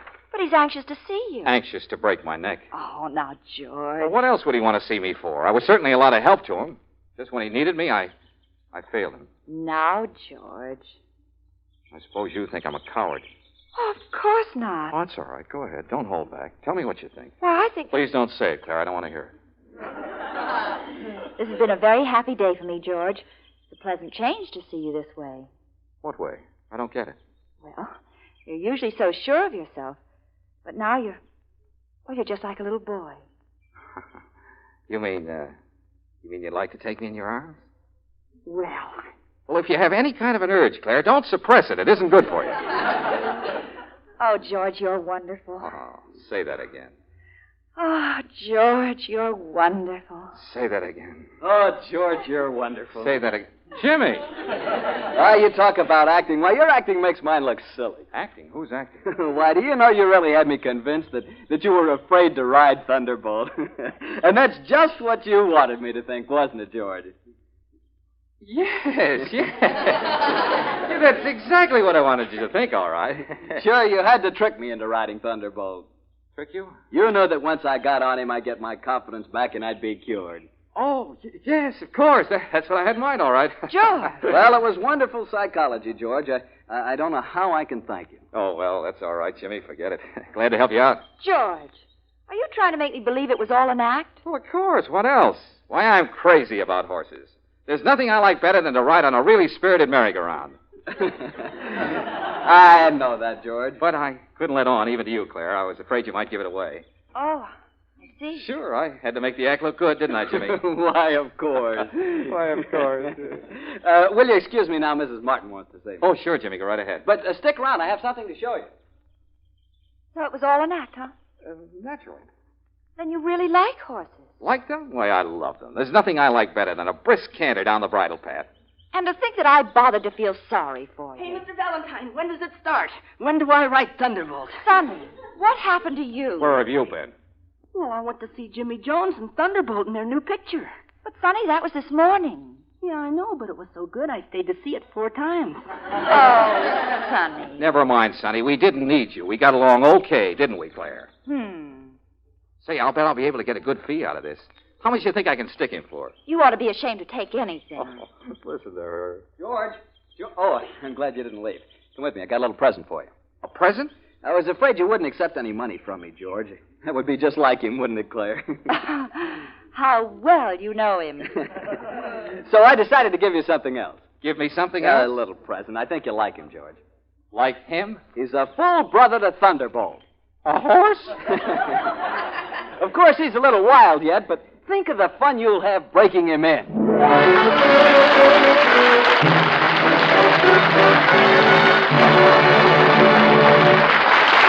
George will be back in a moment. Meanwhile, neighborliness, it always seems to me, is as American as hot dogs at a ball game. Most of us can spot it right away, and appreciate it, too. It's one reason, I think, why many motorists like to drive into Chevron gas stations.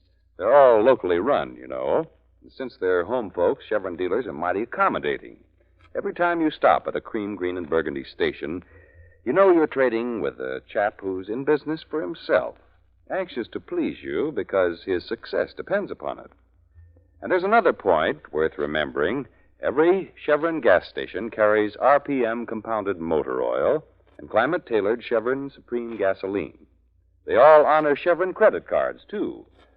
So just about everything a motorist looks for, he'll find at those neighborly Chevron gas stations. Try them when you're out for a drive this weekend.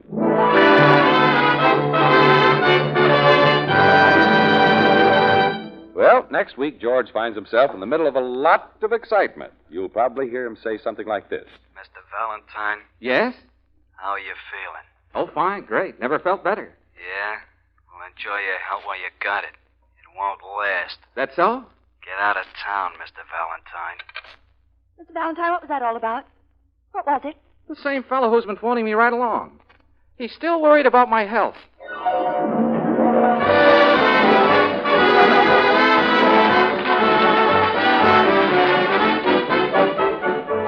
Chevron gas stations all through the West invite you to be with us again next week for another chapter of Let George Do It, brought to you by the makers of Chevron Supreme Gasoline and RPM Compounded Motor Oil. Let George Do It, starring Robert Bailey as George, with Francis Robinson as Claire, and Eddie Firestone Jr. as Sonny, is written by Pauline Hopkins, produced and directed by Owen Vinson. Others in the cast were Harry Bartell as Jimmy Jones, Nina Clouden as the girl, Ann Whitfield as the child, and Stanley Waxman as the floor walker. The music was composed and conducted by Charles Dent. Your announcer, John Heaston. Listen again next week, same time, same station, to Let George Do It. This is the Mutual Don Lee Broadcasting System.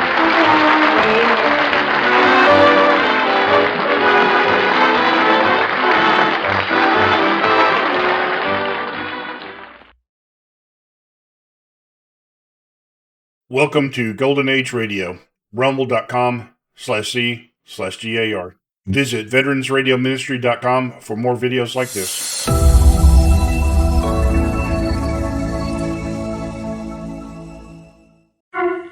The Kraft Foods Company brings you The Adventures of the Falcon, starring Les Damon. Hello? Yes, this is the Falcon speaking. Oh, Lois. Now, I'm glad you called. You'll have to include me out tonight, Angel. I've sort of got a date with a blonde. What do I mean, sort of? Well, I'm not sure of her. You see, this gal likes to leave her man hanging.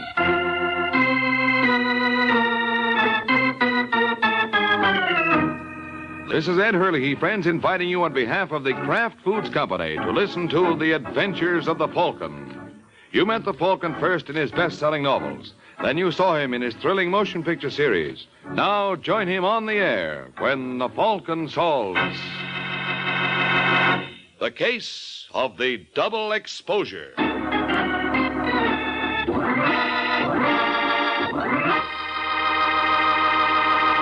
Sunday afternoon and time for another thrilling adventure of the Falcon. But first, a word about another kind of adventure. An adventure in flavor.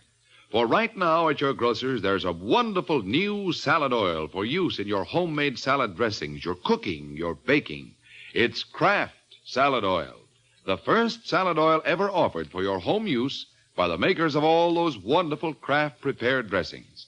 Now, Kraft Salad Oil is more than just a new oil. It's a new kind of oil, a lighter-bodied oil to mix quickly and perfectly with all other ingredients. That's because it's not just refined. It's superfined by a special process created by Kraft. Yes, superfined to put new magic into the salad dressings you make yourself, into those wonderful chiffon cakes you pride yourself on, into every home recipe that calls for liquid shortening. Don't wait to get acquainted with Kraft Salad Oil. Look for the bottle with the beautiful label tomorrow at your grocer's. Get Kraft Salad Oil.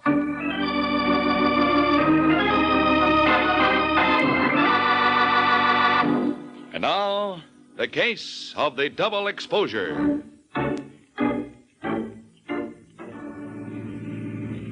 It is early Sunday evening in New York, and a black chauffeur-driven sedan tears along one of the more deserted roads of the Bronx.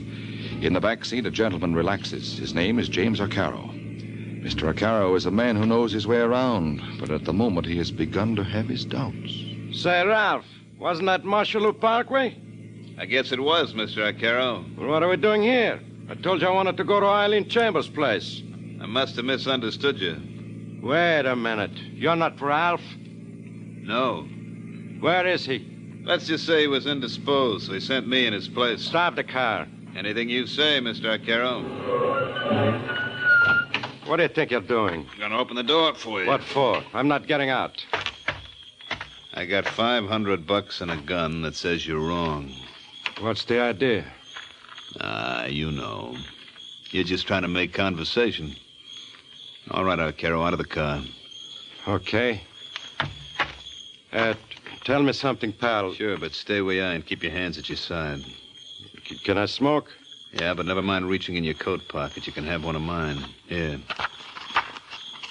You spare a light? Why not?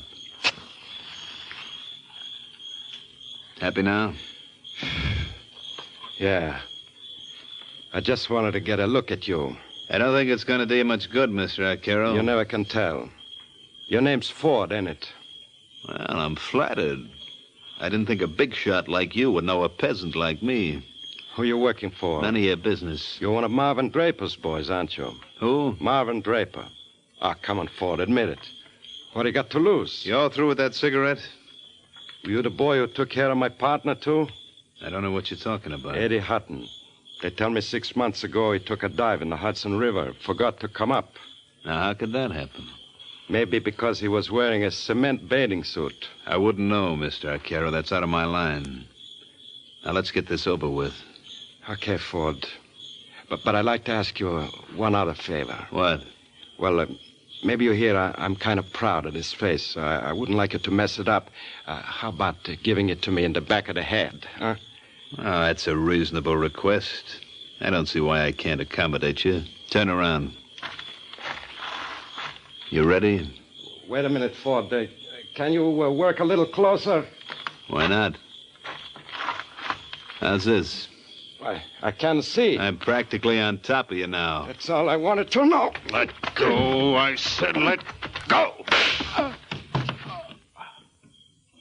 Go be nice to people.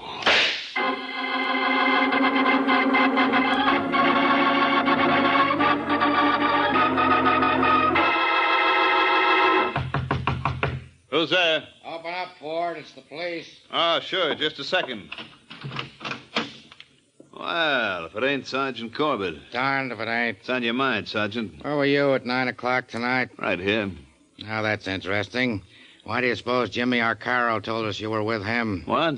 You're pretty careless, fella. Next time you leave a man for dead, you better take a saliva test. What are you talking about? He was found by a prowl car 20 minutes after you left. You're lying. I pumped... Go on, Ford. What were you going to say? You pumped 2 slugs in him? Sure. But he didn't die instantly. He was obliging enough to stick around for that prowl car and give him your name before he kicked off. Who are you trying to kid? Don't believe me, huh?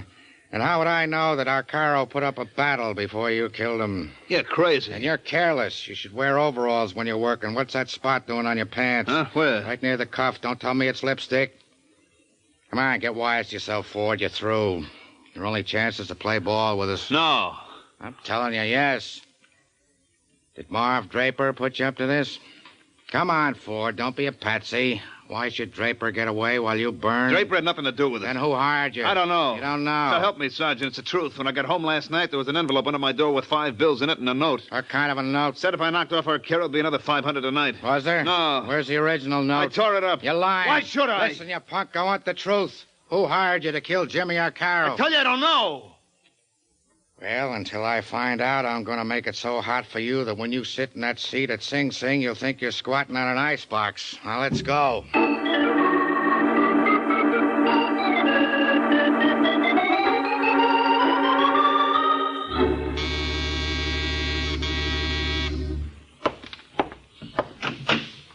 Yes? I'm looking for Mike Waring. Who? Well, you know, the one they call the Falcon. What's your name, Angel? Eileen Chambers. Are you Waring? Yes, I'm afraid so. Come in. Take off your coat. Thanks. Mm-hmm. Pardon? I was just thinking out loud. You wouldn't care for a drink? No. You sure? Positive? You sound like a girl who knows her own mind. I do. Yeah, I was afraid of that. Well, what can I do for you, Eileen? Eileen? An efficiency expert once told me that by calling women by their first name, during a year I might save as much as... 3 seconds? Well, there's no telling. He thought it might be as much as 5. What's in your mind, Eileen? Take a look at this. Certified copy of last will and testament of James Arcaro. Where'd you get this? From Mr. Arcaro's attorney. You benefit under the will? Read the last paragraph. Everything else I own, I leave to my good friend and partner, Eddie Hutton. However, in the event of Eddie Hutton's death before mine, then I desire my estate to go to my protege, Eileen Chambers. Not bad. You like it? I'm crazy about it. How much did Arcaro leave? What's your guess? Around $1 million. It's closer to 2. Well, that's really worth shooting for, isn't it? Just what is that supposed to mean? Oh, when Joey Ford bumped Arcaro, he really did you a favor. I don't like that kind of talk, Mr. Waring. Mr. Arcaro was a very dear friend of mine. Were you related? No, we had no family. He was interested in my voice. Oh, I see. He thought I had the making of a great singer. Well, just goes to prove you can't judge by appearances. Now, I never would have taken Jimmy for a patron of the arts, but, oh, well, that's beside the point. How do I come into this? Well, when I spoke to Arcaro's lawyer this morning, he showed a very strange reluctance to pay off. And you can't blame him, Eileen. Who can't? I think he's got something up his sleeve, and I want to find out what it is. Seems pretty obvious. Ford hasn't told the cops who he was working for. It was Marvin Draper. On the other hand, suppose it was you. What? Well, let's face it, Angel. Arcaro's lawyer must have thought of that possibility, and so will the police. Under Arcaro's will, you come into quite a bundle. Well, that was just an accident. Eddie Hutton would have gotten it all if he hadn't died before Jimmy. But he did, Eileen. And we mustn't forget it. According to the grapevine, Eddie Hutton died in October, about 2 months after this will was drawn. So you see where that places you. But that's just a temporary delay, isn't it? Once Ford confesses who hired him to kill Arcaro, I should have no trouble. None at all, Eileen. Unless, of course, he names you.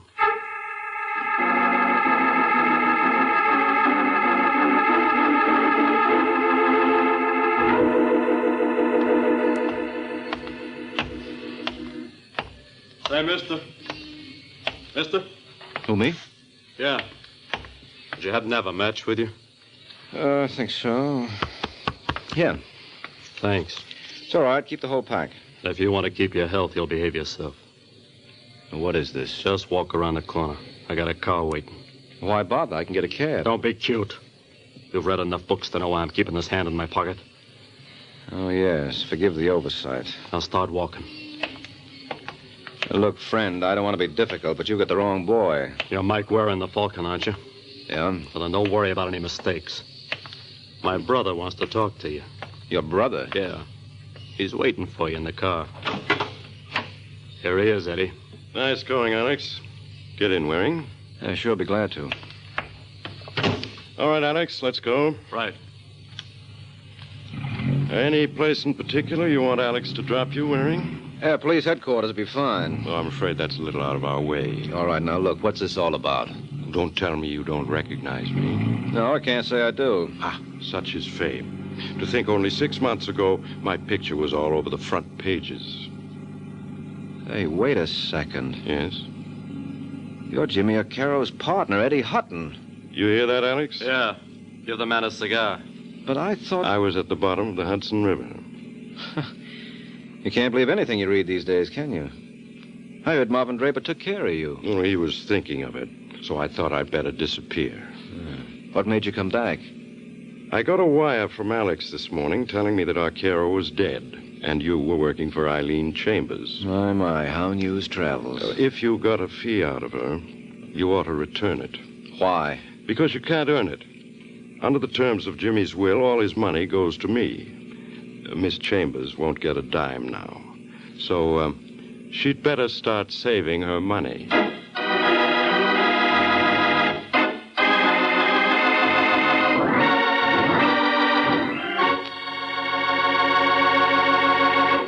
Miracle Whip. Has a flavor so pleasing. Miracle Whip. Tastes so lively, so teasing. Miracle Whip. Only one of its kind. Miracle Whip. Best salad dressing you'll find. Miracle Whip is the only one of its kind because it's different, a different type of salad dressing made from a secret craft recipe.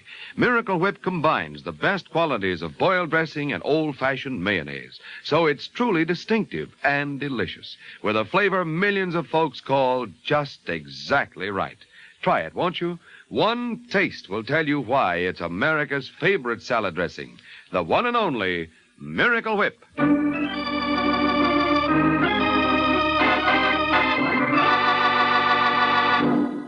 And now, back to the adventures of the Falcon. An hour has passed since Mike had his little interview with Eddie and Alex Hutton. And now, as we find him, he is relaying the information to his client. 4, 1, 7, 7.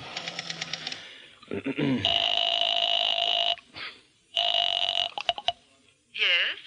Hello, is that you, Eileen? Who is this? Mike Waring. Well, this is a surprise. I didn't think I'd hear from you for quite a while. Well, I told you I was a fast worker. I've got bad news for you, Angel. Bad news? As you know that $2 million you were counting on? Don't. I don't understand you. Eddie Hutton is alive. Oh, so you're a comic, too. I'm not kidding. I saw him not more than an hour ago. All right, I give up. What's the gag? No gag. Don't talk like a fool, Mike. Eddie Hutton's at the bottom of the Hudson River. Oh, not by a long shot. I'm sorry, Eileen. Still, it was awfully nice knowing you. Maybe we can get together on something else. Listen, Waring, you won't get away with this double cross. No, you're wrong, Angel. I don't believe in threats. Well, before you make one, hold the phone, huh? There's someone at my door. Speak of the devil. I want to talk to you, Waring. There's no point in playing a repeat engagement, Hutton. I've already convinced you're alive. I was just telling Eileen. Is she here? No, I'm talking to her on the phone. Well, tell her. Tell her. Hey, what's the matter with you? Hutton. Hutton. Hello, Eileen, you still there? Yes, I'm not through with you. No, I'll say you're not. Forget what I told you about Eddie Hutton. But you said he wasn't dead. That was 20 seconds ago. Now he's gone and done it.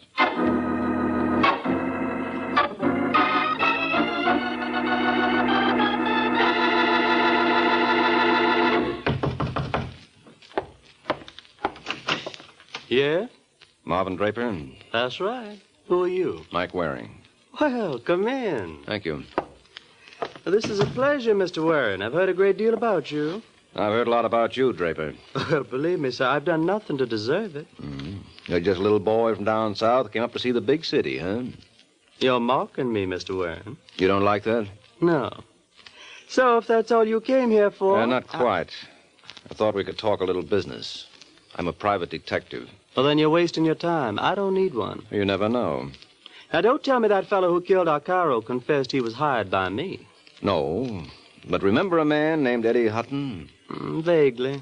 Well, I wouldn't be surprised if the police want to talk to you about his murder. Well, they're a little late, aren't they? Yeah, well, they couldn't help themselves. His body just turned up an hour ago. Where? At my place. That's very amusing. I don't think so. You mean you can't see the comic possibilities in a man returning from the bottom of the Hudson? He wasn't at the bottom. He was in hiding. Oh, well, then the police did me a great injustice when they queried me about his disappearance. You think I ought to sue them for the embarrassment they caused me? No, I'd wait, Draper, because they're bound to cause you a lot more. They couldn't prosecute you then because they had no corpus delicti. What do you think they'll say when I tell them there's one in my apartment? Well, I'm not a gambling man, sir. But I wouldn't mind risking a few bob wagering I know what they'll tell you. Yeah, what? That you're crazy, Mr. Waring.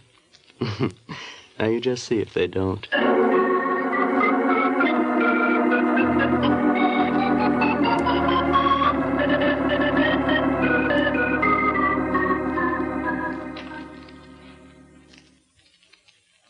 Mike, you must be out of your mind to think I'd swallow a yarn like that. I tell you, Sergeant, Eddie Hutton's body is in my apartment. How about Judge Crater? He there, too? All right. Be smart. But when your boys get back... What boys?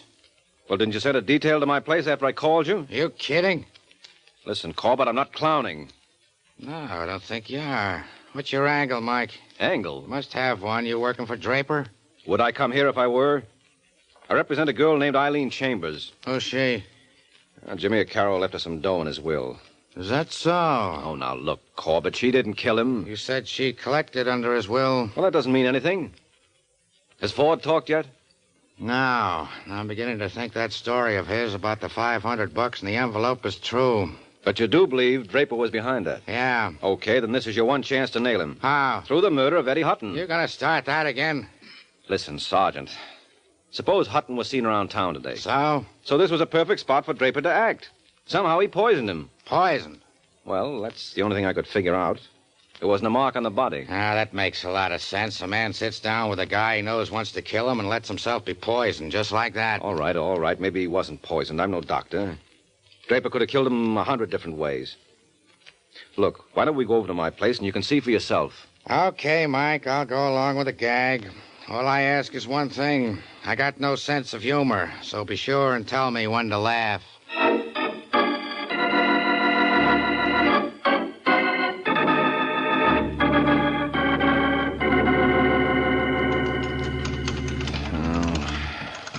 What's the matter, Mike? Having trouble? No, I got it now. Wait till I turn on the lights, huh? Where's Hutton? You blind? He's right there, but... Hey, he's gone. Is this where I start to giggle? I give you my word, Sergeant. He was right on the floor there. Very funny. I haven't laughed so hard. Oh, don't be a sap. You think I'd bring you up here on a wild goose chase? No, that's what bothers me. What do you mean? You're not the kind of a boy who goes in for practical jokes. You must have had a reason for this, and when I find out what it is... Wait a minute. What for? Did you bring that copy of Eddie Hutton's fingerprints with you? Yeah. Well, when Hutton keeled over, his hand hit the top of my desk. So what? So he wasn't wearing gloves at the time. Where's your fingerprint kit? Get me a glass of water. You need water to run the test? No, I'm thirsty. Oh, you... Well, hurry it up, will you? How you doing? Be through in a second. Look, if you don't find a copy of Hutton's prints on that desk, I'll eat it. Okay, Mike, start eating. This desk is absolutely clean. Hearty appetite, pal.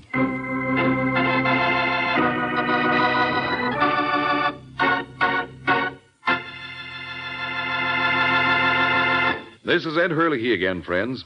I do want to tell you something I'm sure you mothers especially will want to know. It's how to get the finest cheese food you can buy for your family. It's simple, really. Just be sure you buy Velveeta, Kraft's delicious pasteurized processed cheese food. Velveeta tastes good, and it's so good for you, too. For Velveeta is rich in important food values from milk, and it's as digestible as milk itself. So it's perfect anytime for snacks, sandwiches, and grand hot dishes. Try it, won't you, Mother? Make Velveeta your handy helper. Just be sure you get genuine Velveeta, the pasteurized processed cheese food of top quality, made by Kraft. And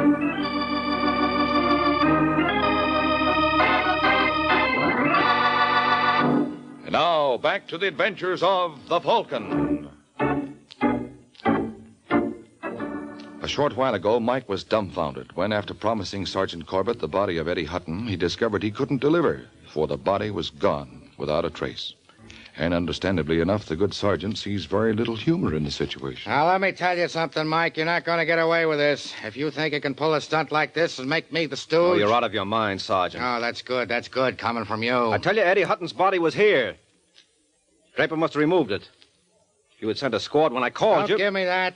Oh, you're talking like a child. Why would I dream up a story like that about Hutton?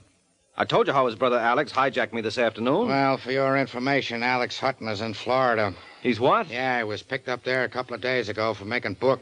Before they let him go, they wired us if we wanted him for anything. So, if you've got anything else to say... Shut up. Who do you think you're talking to? I'm sorry, Corbett. I didn't mean it that way. You see what I see? Where? On the carpet, under the sofa. That pocket comb? Yes, that's not mine. Someone must have kicked it there. Where's your fingerprint outfit? Listen, Mike. Well, what have you got to lose? All right.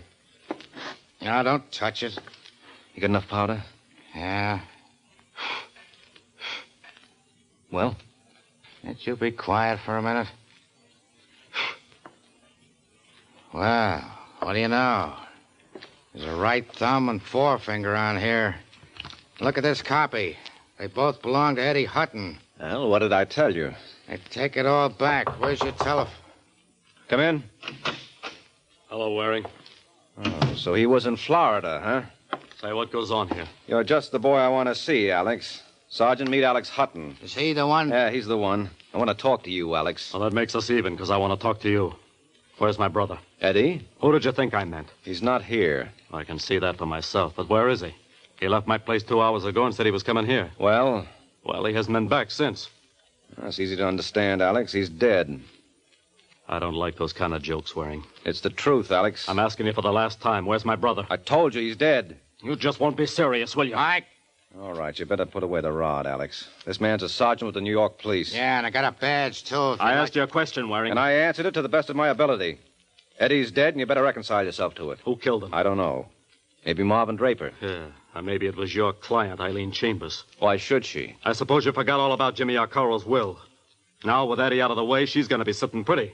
Well, you got a point there. Well, I'm going to let you in on a little secret, friend.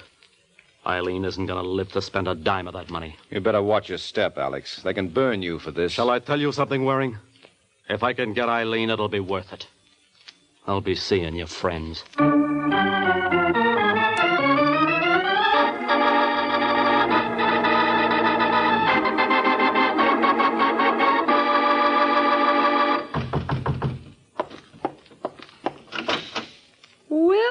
Well, if it isn't Alex Hutton. You surprised, Eileen? Not particularly. Come in. Let me have your coat. No thanks, baby. I don't think I'll be staying very long. That's where you're wrong, Alex. What's the idea of the gun? I'm just beating you to the draw. Are you crazy? Well, wasn't that what you came here for? Of course not.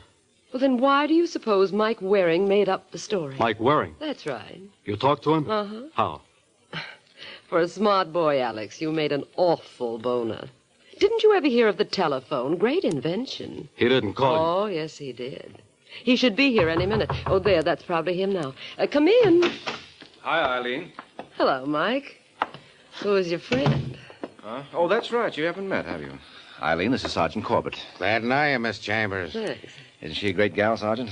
Look how she's in command of the situation. Just like the Marines in Korea. Aren't you proud of me? Oh, Angel, what a question. You're all in this together. You better be careful with those accusations, Alex. Let me have the cannon, Eileen. What for? Well, that's an awfully big gun for a little girl like you to carry. Oh, I don't mind. Don't think I'm swallowing this routine, because I'm not. You're all partners. Where's our motive? $2 million that Jimmy Arcaro left my brother. Sure. You hired Ford to kill Jimmy, and then one of you poisoned Eddie. You're wrong, Alex. Yeah, but then where is he? Where he's been for the past 6 months, at the bottom of the Hudson. What are you babbling about? That guy who died over at my place was a plant you dug up for the occasion. Are you nuts, Mike? Next you'll be saying he hired Ford to kill Jimmy Arcaro, too. Why, Sergeant, how did you guess? You took the words right out of my mouth.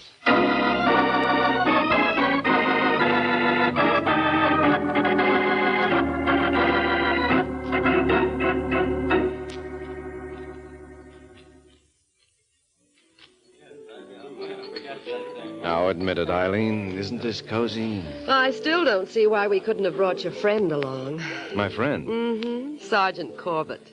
I think he's cute. Oh, really, Eileen? You disappoint me. Why, if I told you some of the things I know about Corbett... I'd much rather you told me about Alex Hutton. Oh, believe me, he's a much nicer guy. Even though he did hire Ford to kill Jimmy O'Carroll. Why?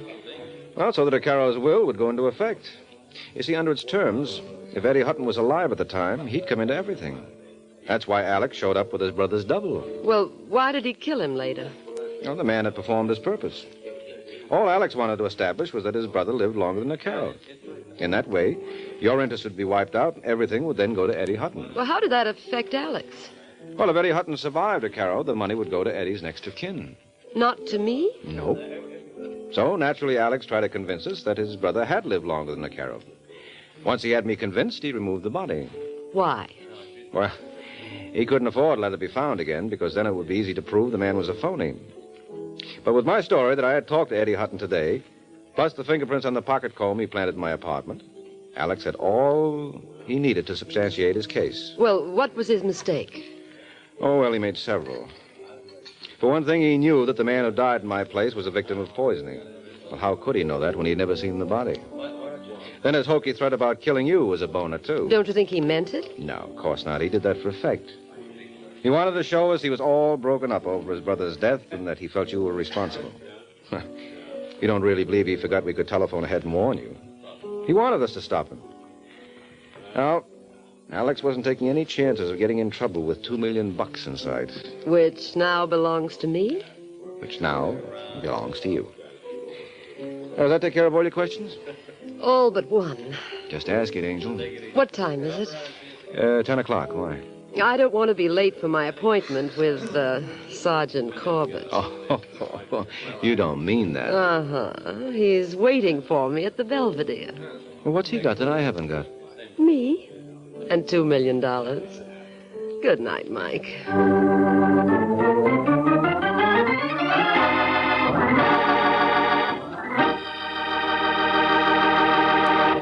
Friends, America's defense program has placed on the Red Cross one of the greatest responsibilities it has ever had to assume.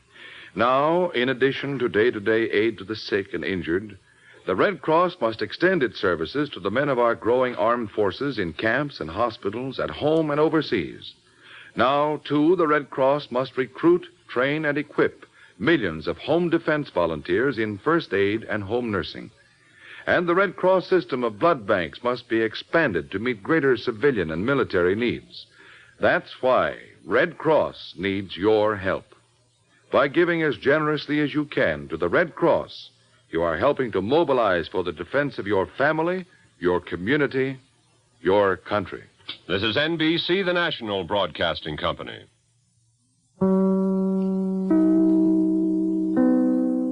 Welcome to Golden Age Radio.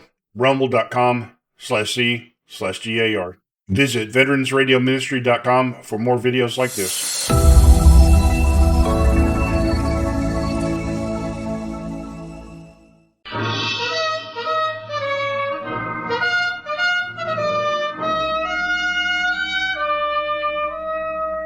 Bold Venture.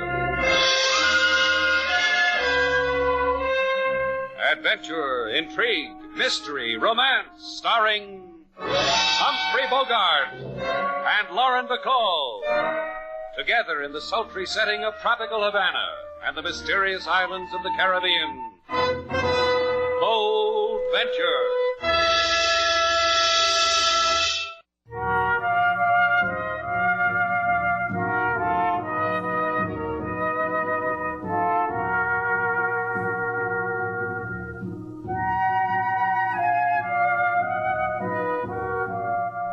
Once again, the magic names of Humphrey Bogart and Lauren Bacall bring you Bold Venture and a tale of mystery and intrigue.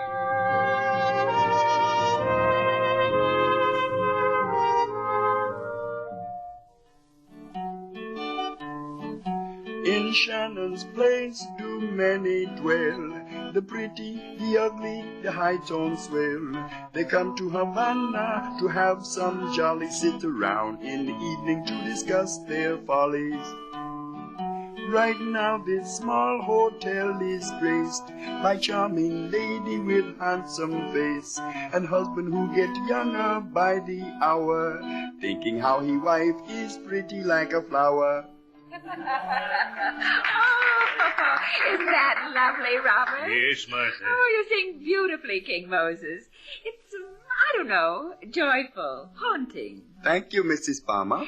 You must be tired, Mrs. Palmer. All the sightseeing you've done today, you and your husband. Oh, Robert and I couldn't go to sleep now. We'll just go over there and sit in those handsome wicker chairs, discuss our follies, and watch. Watch the lights of Havana, the color. That's what we'll do, won't we, Robert? Just watch. Whatever you wish, Martha. Oh, I love you, Robert. Take my arm. You didn't mind those things I bought. They were... Anything you do, Martha, it's all right. I hope you were paying attention, Slate. Lesson 1 in how a gent treats a lady. Yeah, look me up when you get to be like Mrs. Palmer. That could take years. That's what I said. You know something about those two? What? I'll bet when they check out, we won't find one towel missing. Yeah, not even the one I put in their rooms. The one you swiped from the Hotel Muncie. Well, don't look at me like that, Slate. I just did it to make them feel at home. My favorite towel, and you... Senorita, you may not be aware of it, but a large thrill has just entered into your lives. Not tonight, Chico. We've got everything we need. Oh, you desolate me. Don't take it too hard, Chico. Here's a $1. Senorita, the minute I put my eyes on you, I say to myself in my mother's tongue, here is a queen. See how the news gets around, Slate? Please, I cannot take dollar and give nothing in return. They built me this way when I was a baby. Here, have a picture postcard and wear it in good health. Adios, you thrill me people. $1 for a tourist postcard, a color picture of a flossy tourist hotel. Oh, you've been taken, sailor. Good. It was my $1. I can... Hey, look at this, Slate. It's already been written on. It's addressed to you. Huh? You mean you can't even send it to the folks back home? It says, I need you, Slate. Right now. Drop everything. Right now. Signed, Sam Meston. Sam Meston? What does he want with me? You won't go, will you, Slate? Not to help anyone like Meston. He said he needed me, didn't he? You coming, sailor? Sure. I love to help people like Sam Meston. They're so grateful they kick you in the teeth. Good night, Mr. and Mrs. Palmer. We have to go out. Slate's trying for a merit badge. You coming? You see, Robert, I told you it would work. It was so simple, really. You're very clever, Martha. Here's your coat, Robert. You'll need it in the chill night air. Hurry, Robert. We'll lose them if you don't hurry.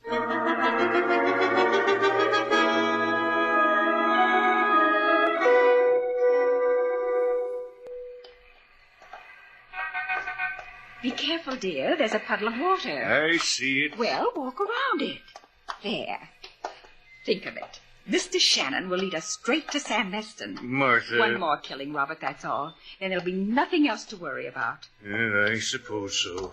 Don't hate yourself, dear. Couldn't stand it. Martha, please. After all, your first wife, Alice, was an old, tired woman. And wealthy. That has nothing to do with it. Oh, Mr. Shannon, Miss Duval, just turned that corner. We'd better hurry. Help me up the curb, dear. Martha, I have an idea. Oh? Tell me, Robert. Why can't we go back to Muncie before we do this thing, this killing? Forget all about it. And keep paying Mr. Meston all that money? He's so greedy, dear. Mr. Meston must be... Yes, I suppose so. It's the only way, Robert. And Mr. Shannon will lead him to us. Mr. Shannon knows everybody in Havana. That's why I had that funny little Cuban man deliver this note to him. I think we ought to go back to Muncie. Now, you listen to me, Robert. We killed your wife. Mr. Meston was hired by the insurance company to investigate her death. He found the gun I used, and he's held on to it. Blackmail. It has to stop. Yes, whatever you say, Martha. Of course. And, Robert... Yes? Isn't Havana a beautiful city?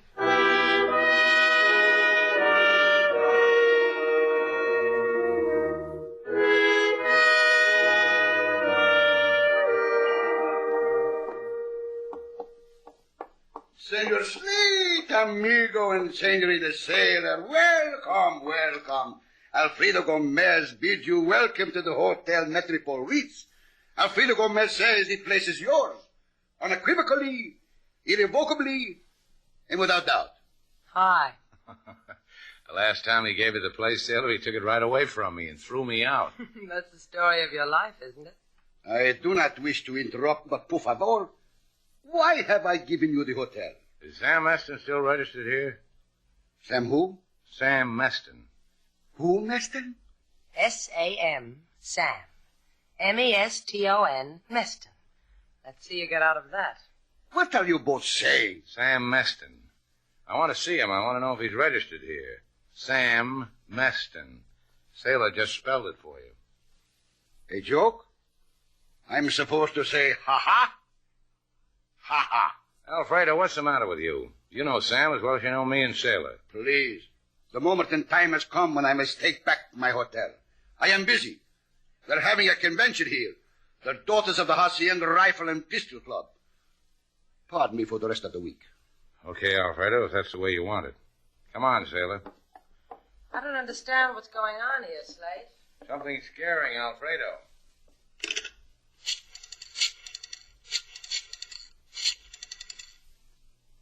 Sam Meston, this is Alfredo. They were looking for you, Sam. You better go far, far away.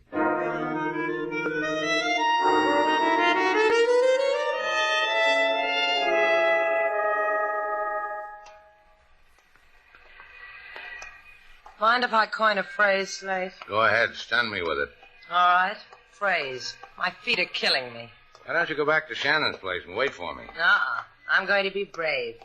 Just tell me how many more places are we going to have to look for Sam Meston? Consider it, Sailor. Here's a man who's known all over Havana, and all of a sudden people never heard of him, or they don't know who he is. Funny, isn't it? I'm tingling from the strangeness of it all. Slate, when we get back, will you rub my feet? I'm going in here. Pool room? It hits you like that, huh? The middle of the night, and you get a big yen to play nickel-9 ball. The guy who runs the place is named Garson. He knows Meston. Whatever you say, Slate. Place is practically empty. That's Garson playing on the last table. You wait here. And do what?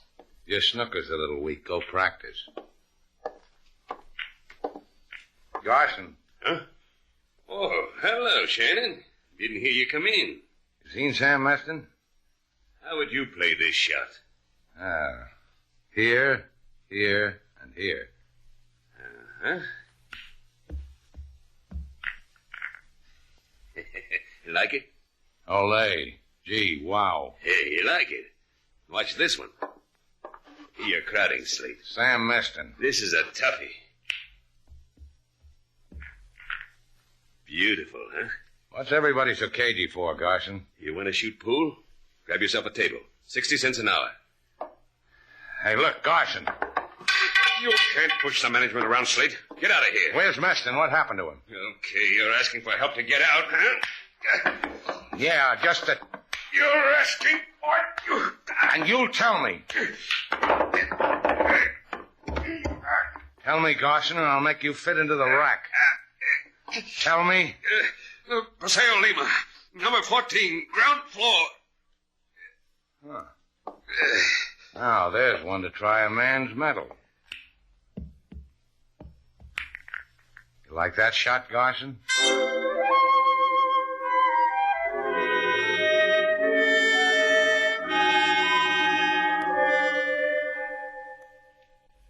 I have told you to. Sam is not here. I have not seen him since he went to the Estados Unidos many days ago. Look, Lola, maybe I didn't make it clear. Sam bought a guy to give me a postcard. It said he needed me. That's why I'm here, to help him. My husband, he needs no one. Maybe he doesn't at that, Slate. Look at the way Lola's dressed. From Paris, isn't it, Lola? Sailor's right, Lola. Sam must be doing good. Your clothes, that necklace, the new furniture. You notice it, Sailor? I've been rubbing my hands on it. Dusty. Now, if I had furniture like this, I'd Get out of here. I do not know what strange joke you are trying to play, but you have undoubtedly had your amusement.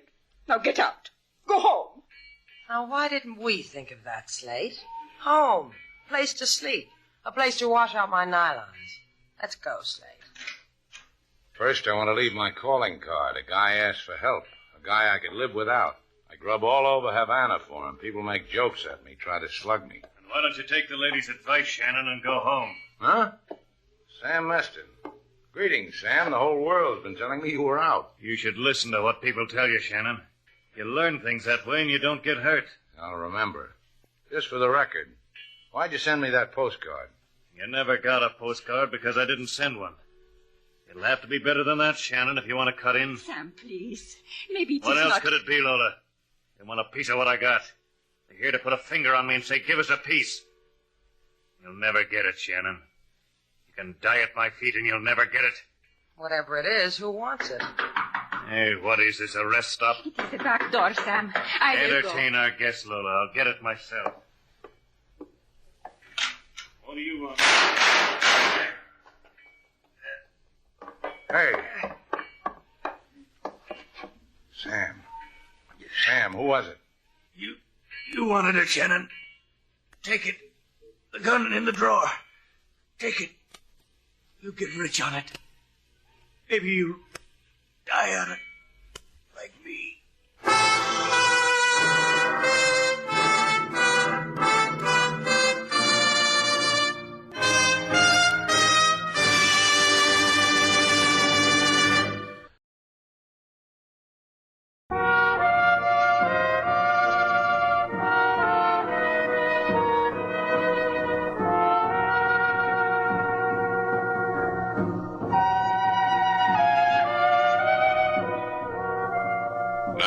Back to Bold Venture. Our stars Humphrey Bogart and Lauren Bacall, and the second act of our story.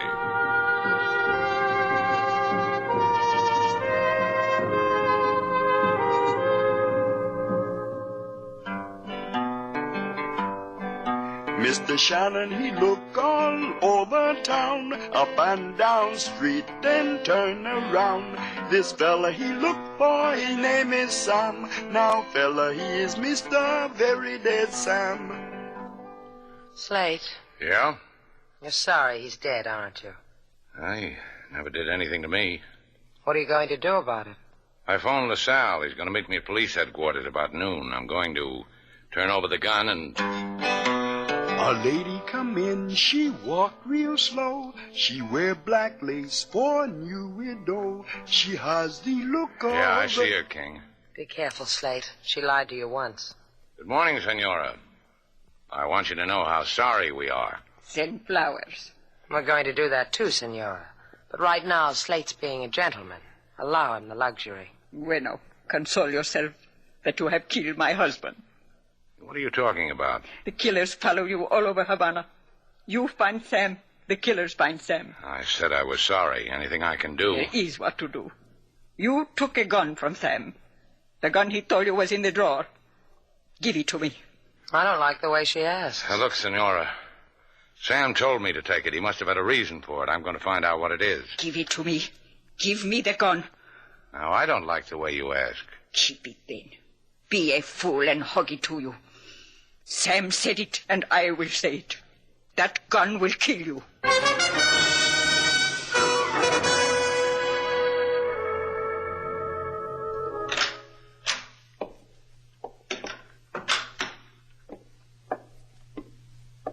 Robert, are you asleep? No, Martha. You were restless all night. Once I thought you were sobbing. But you were only talking in your sleep, wasn't that it? We're done, aren't we, Martha? Done with killing? We can go home now. No, Robert, we can't. Well, you killed him, killed Meston. That ends it, doesn't it? They have the gun, Robert. Mr. Shannon and Mr. Val. I was downstairs and I heard them talking about it. We'll have to get it somehow. Well, how will you do that? Oh, I have it all planned here in my head. You're not to give it a moment's thought. And no more killing. Swear it. Don't ask me that, because I can't. I'll tell you later what we must do. Kiss me, Robert. And do try to get some sleep.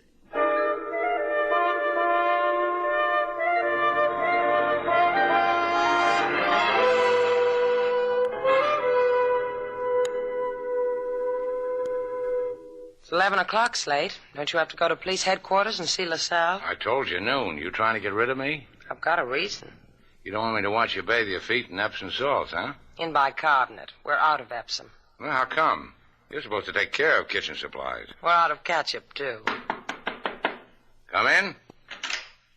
Oh, if I'm disturbing you, just tell me to go. Not at all, Mrs. Palmer. I'm going to see the sights of Havana. Have fun and don't... Don't take any wooden nickels? I know. We've got that one in Muncie, too. The young men use it. Oh, we've got handsome young men in Muncie. Or eventually there would be no Muncie. Oh. Is there something we can do for you, Mrs. Palmer? Yes, there is. Mr. Val, would you go with me? Me? Well, there's so many places I've missed. You know Havana so well. You could show them to me. Mr. Val would be delighted. Slate, my feet. You two girls just run along. Have a wonderful time. And sailor, What do you want? don't take any wooden nickels.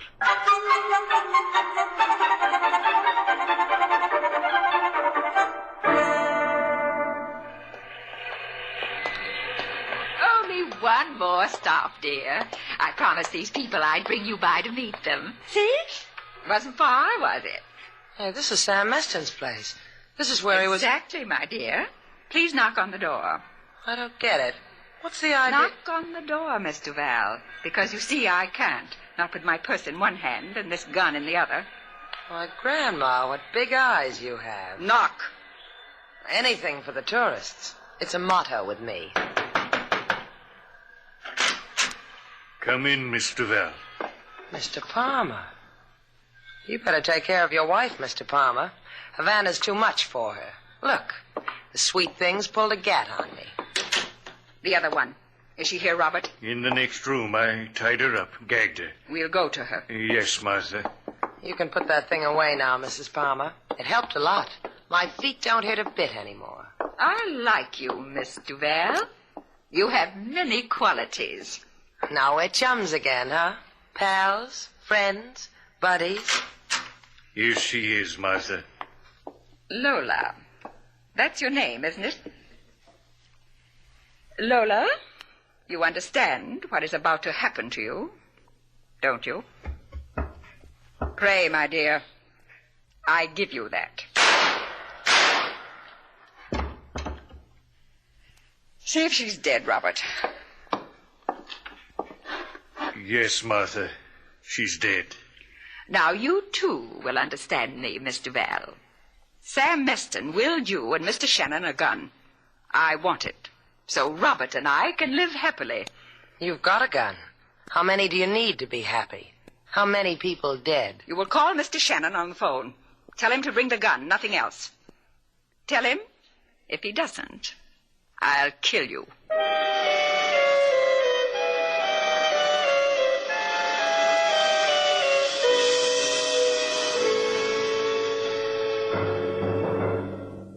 I don't understand, Senor Shannon.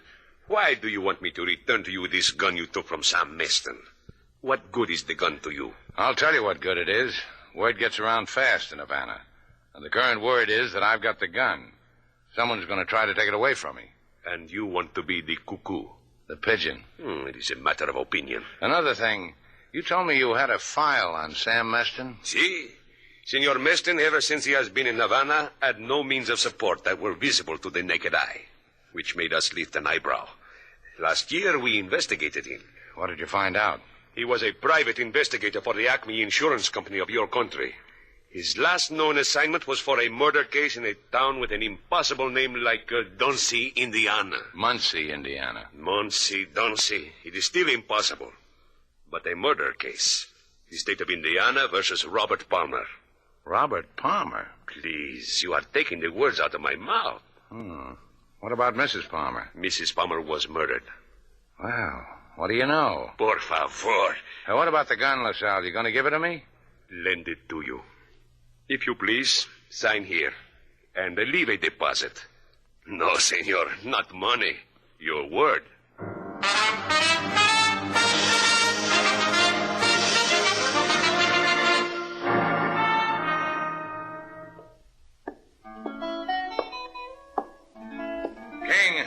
King, has Sailor come back yet? No, not yet, Mr. Slate. Perhaps she stopped someplace with the nice lady. Yeah, maybe we were wrong about the nice lady, King. Maybe I better go and find Sailor and take her away from the nice lady.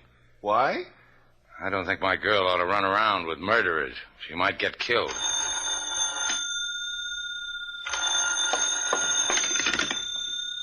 Shannon's place. Slate Shannon's... For once, don't talk back, Slate. That gun.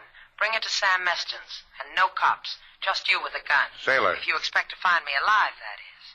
That's what Mrs. Palmer says. And you know Mrs. Palmer.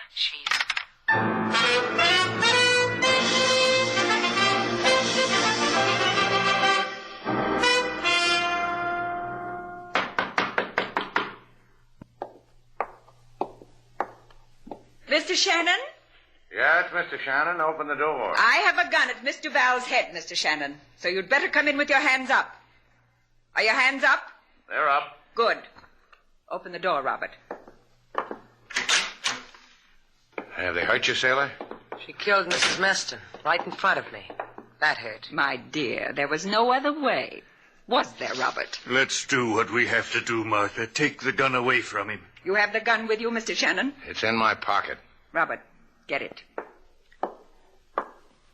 I've got it. Is it loaded? It's empty, Martha. That's the gun you killed your first wife with, isn't it, Mr. Palmer? I didn't kill her.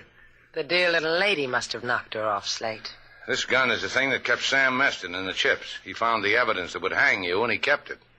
Tell me something, Mr. Palmer. Do you love the present Mrs. Palmer? Martha, we have what we need. Let's go. Miss Duval asked you a question, Robert. Miss Duval asked you the question because we'd both like to know. How does it feel to love a woman who kills so easily? Don't be embarrassed, Robert. You can tell me. Robert's proud of his love for me. You just stand there and agree with everybody, Robert. But I'll tell you something. I admire you. I couldn't love a woman like Mrs. Palmer. Why not? A sweet lady like her. We all have our faults. Hers just happens to be killing people. Yeah, that's why. I'd be afraid of her. I'd be afraid she'd kill me. Shut up. I'll... Kill them, Martha? See how easy it is for her, Robert?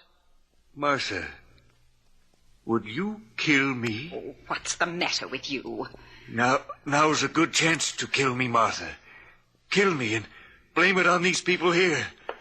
Go ahead. Kill me. You can do it. Just pull the trigger. Robert. Robert, stay away from me. Robert, don't you see what they've done? Don't walk toward me. Stay away. Get her. Get her. Robert, you fool. Out of my way. Drop that gun. Drop it. I'll kill you. Kill you. I take it all back, Robert. You're a brave man. I'm a murderer. As evil as she is. But it's over now. Yeah, it's over. Sailor. Uh-huh. You're clever with a dial phone. Dial 111, the police. Tell them to get here.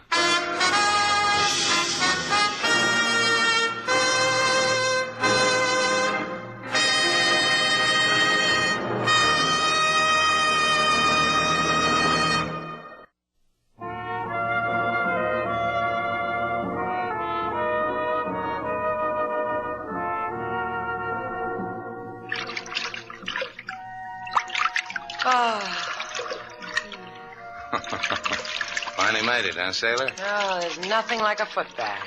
If anyone asks me to take another step... I know what you mean. Yeah. Uh-huh. That's why I'm not going to ask you to do it. Do what? There's a dance tonight at the Plaza Royale. I've got 2 passes. Well, I guess I'll have to stagger. Hey, wait. Oh, don't worry about it. I'll probably meet somebody. Slate, you're not going without me. I can dance. Look. 1, 2, 3, kick. 1, 2, 3, kick. 1, 2. You'll be a sensation. Let's go dancing, Sailor.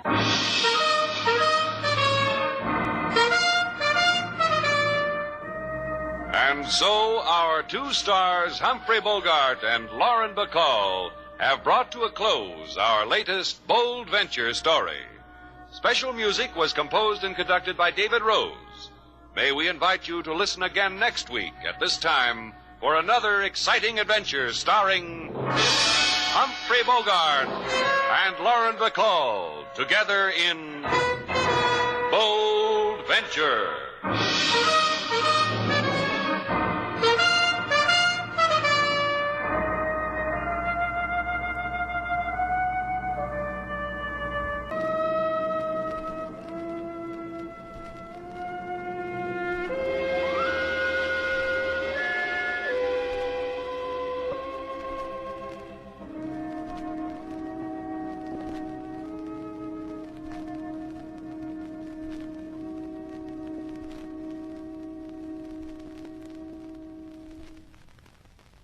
Welcome to Golden Age Radio, rumble.com/C/GAR. Visit veteransradioministry.com for more videos like this.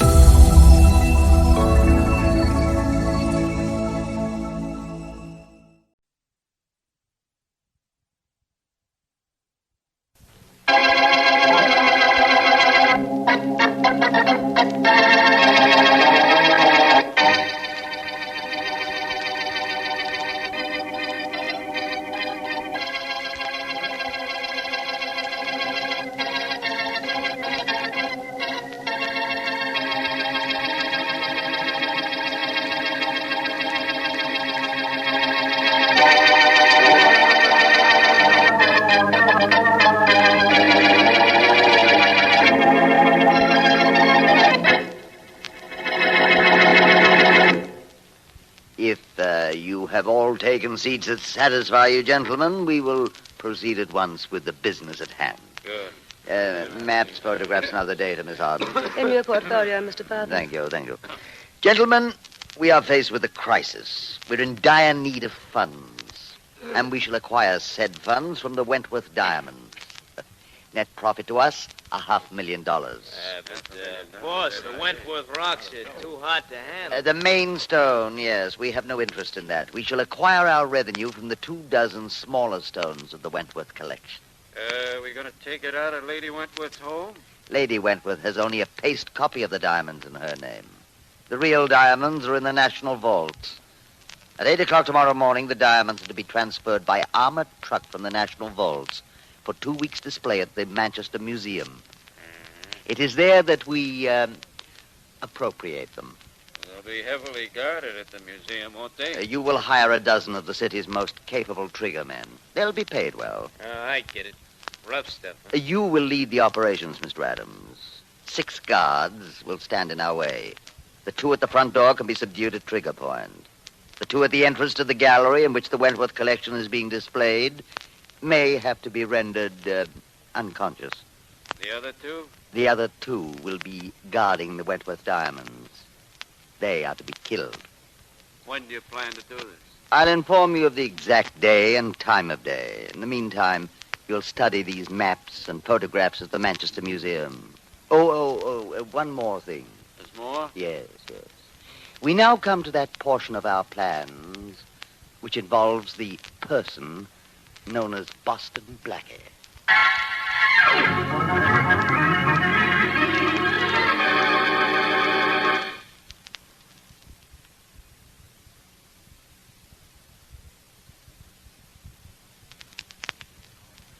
And now meet Richard Calmer as Boston Blackie.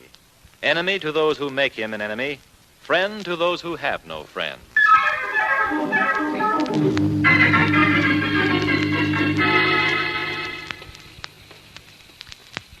Like walking in the rain, Blackie? That's a leading question. Where does it lead? Well, right now, Mary, around the corner to your apartment. Okay. Oh, it's been a wonderful evening. Yeah. I hope the 3 of us enjoyed it. The 3 of us? Sure. You and I and the man who's been following us. Someone following us? Why? Never had a man follow you before? Oh. Did you see someone? Yes. What do we do? Keep talking. About what? Oh, anything. Tell me a funny story. A funny story. So when I get through with him, this guy following us will have something to laugh about. All right. After we turn this corner here, I'll stop.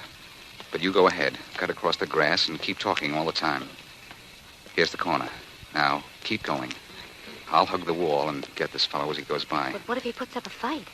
About the only thing he'll get to put up is a squawk. Now, keep on talking. I stop here.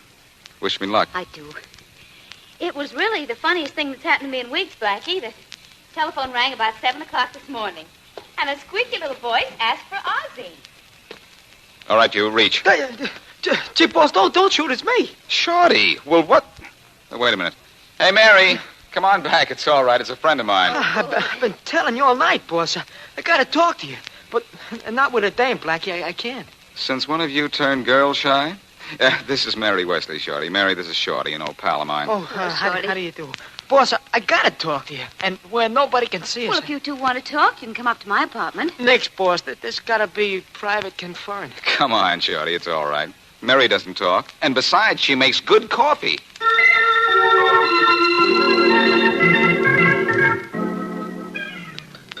Oh. Hey, boss. Hey, you're right as a parson. This is sure good coffee. How right are you about this frame? That's what I'd like to know. Well, I told you all I know, Blackie, and that's all I know. A high-class operator is going to snatch the Wentworth diamonds from the Manchester museums. And you got it straight from one of the hoods who was hired as a triggerman. Well, from a guy who knew a guy who was hired. But I don't understand how they're going to involve you, Blackie. Well, the plan seems to be this. To dress one of the gunmen to look like me. He'll be called, Blackie several times during the holdup. Yeah, and they figure to knock off a couple of guards, see? So Blackie'll get wrapped by the cops for murder. And then to cinch it, they're planting the big Wentworth diamond in Blackie's apartment. Is this really true? Probably, but that doesn't mean it's going to work. Well, what are you going to do? I don't know. I don't know when they're planning the robbery, so I don't know when to make sure to have an alibi. This is cute. Well, why don't you try calling Inspector Faraday? When I want somebody to laugh at me, I'll tell jokes. Oh, please, Blackie, please. It's the smartest thing. Will it make you happy? Very. All right. Thanks. I've always wanted a legitimate excuse to wake Faraday in the middle of the night anyway. Oh, he'll listen to you. I just know it. Like I listen to opera. Faraday's probably snoring so loud that he would... Hello? Faraday, this is your old pal Blackie. Blackie, what's the idea of calling me up this time of night? What's the matter, Sleeping Beauty? Were you dreaming you had the goods on me at last? Did you call me up to make jokes, Blackie? Because if you did, No. Listen, Inspector, and listen carefully. I'm not listening to anything from you. Go to bed and let me get some sleep. Wait. Faraday. Faraday. Did he hang up? Well, he didn't exactly invite me over for a midnight snack. Well, gee, boss, now what do we do? I know what you're going to do, Blackie. Leave town. Yeah, the lady's right, boss. You can't have no alibi 2 weeks long in this town. But if you just lamb out of town for 2 weeks... I don't like to take it on the chin any more than anybody else. But I'm not going to take it on the lamb. Oh, I know what you're thinking, darling. It's running away, and you don't want to run away. But please, Blackie, please do it for me. I must be getting soft. Well, it's the thing you gotta do, boss. For the lady's sake. Now, I'll get your train or plane reservations. You go to your apartment with Shorty, and I'll phone you there. I don't know why I'm doing this. I guess those looks of yours sure pack a wallop. Never mind my looks. You just see to it that you pack a bag.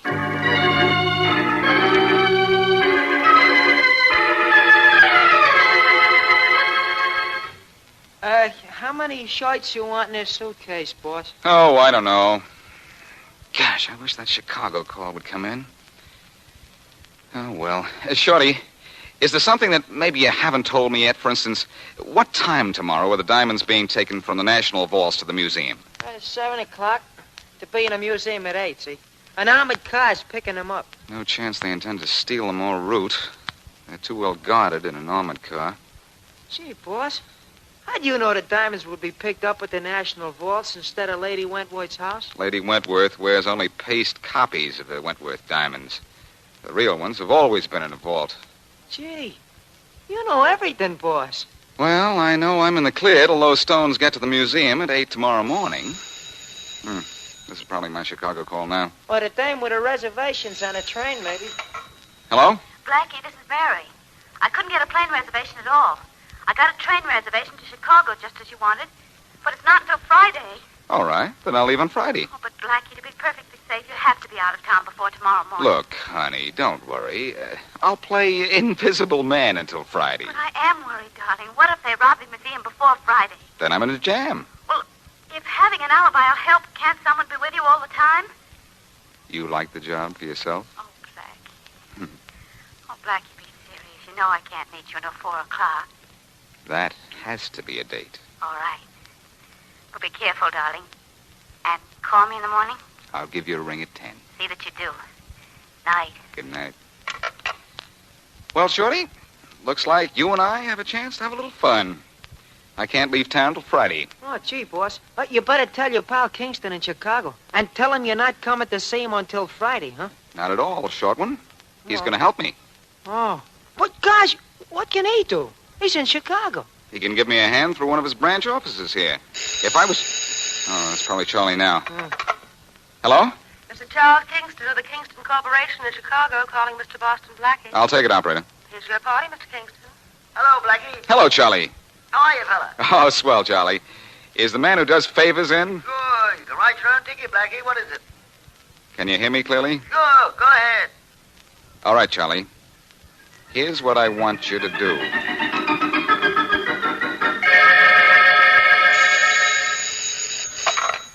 Hello? Morning, Mary. Oh, Blackie, I've worried all night long. Where are you? In my apartment. Stop worrying. But, Blackie, as long as you're in town and those... Look, Mary, everything's going to be all right. There's nothing to the... Blackie! Blackie! What's the matter? Blackie!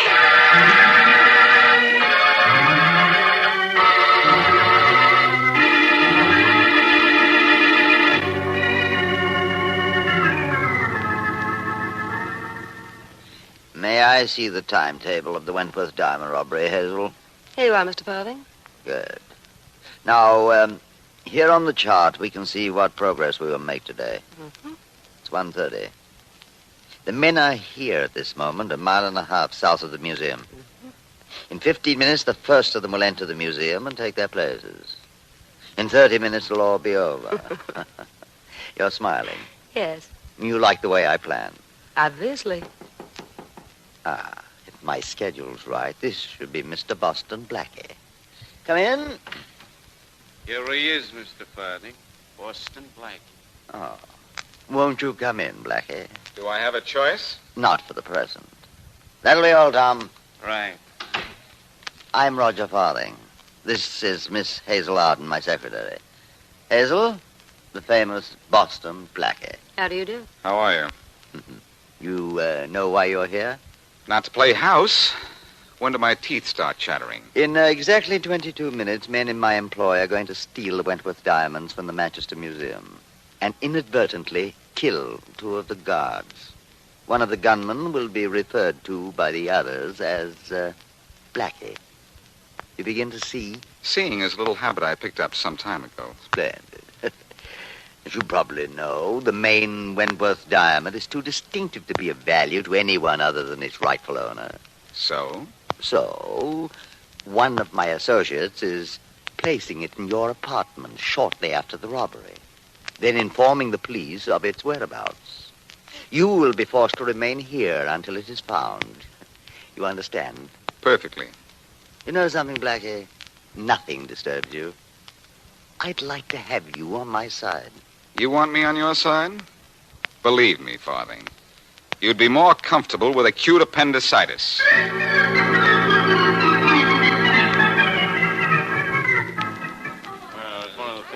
This way to the display of the Wentworth diamonds, the Arling Gallery is to the right. This way. Saw a couple of the cars drive up across the street.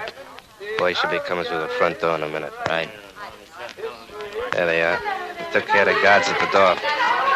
Go ahead, do your stuff. All right, everybody get back. Keep quiet. This isn't any fool. Over this way, Blackie, in here. Come on, gang. Blackie, over this way. Blackie, get those 2 guards. Cut them down. Cut them down. I got the diamonds. Let's go. Nice shooting, Blackie. Nice shooting. Those guards never knew what hit them.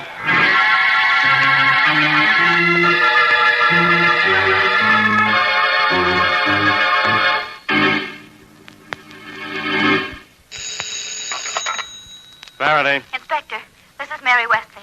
Yeah? You remember me, don't you? Oh, I remember all of Boston Blackie's friends, so I can identify him when we pull him out of the river. What do you want? I talked to Blackie on the phone at 10 o'clock this morning. We were cut off. I haven't heard from him since. Oh, don't let that surprise you. But I had a date with him at 4 o'clock, and he didn't show up. I'm worried about him. I think you should be. Has something happened? Plenty. I hope you like music, Miss Wesley, because you're playing second fiddle to the Wentworth diamonds. Blackie stole them this afternoon.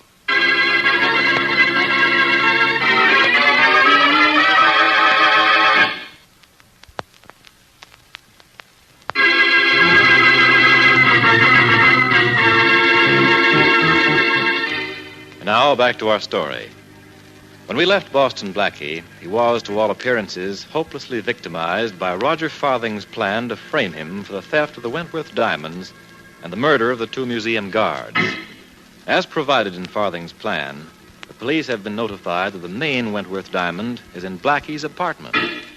And as we continue our story, Inspector Faraday knocks on Blackie's door. Okay, Blackie. Come on, open up in there. Open up! All right, Hi, Inspector. Okay, Shorty. Go on, get back in the apartment. Where's Blackie? Where's the Wentworth diamond? The Wentworth diamond, Inspector? Shorty, the only time you look smart is when you're trying to look dumb. Oh, gee, thanks. Sit down over there and behave yourself. I'm going to look around for that diamond. Oh, Inspector, there ain't no jewel around here. In that drawer or anywhere else. He not only stole the entire Wentworth collection, but he killed 2 guards. And you can't get out of a rap like that with a suspended sentence. Well, nothing in here. Maybe this drawer. Look, Inspector, I can tell you the whole thing from the beginning if you'll believe me. Yeah? Blackie rehearse you? Look, do you remember when Blackie was... Oh, the jewel wasn't here, huh? What's this, a kid's marble? Gee. Hey, that rock's got more sparkle than a pinwheel. Yeah, this is the Wentworth diamond, all right. Now, what do you do with the smaller ones? You mean there's more? You know there are more. All around here, Uh-oh. Someone's coming down the hall. It's probably Blackie. Turn out the lights. Oh, Inspector, Turn out those lights. Yes, sir. This is going to be wonderful.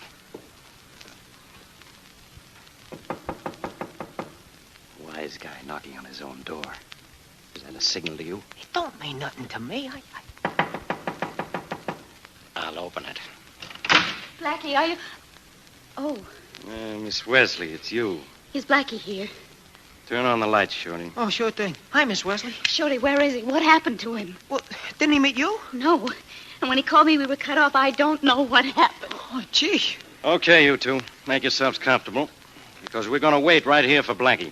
Oh, gee, Inspector, I think you're way off base. Think so, huh? Well, we're waiting here all night if we have to. Because with Miss Wesley here, I'll guarantee Blackie thinks there's no base like home.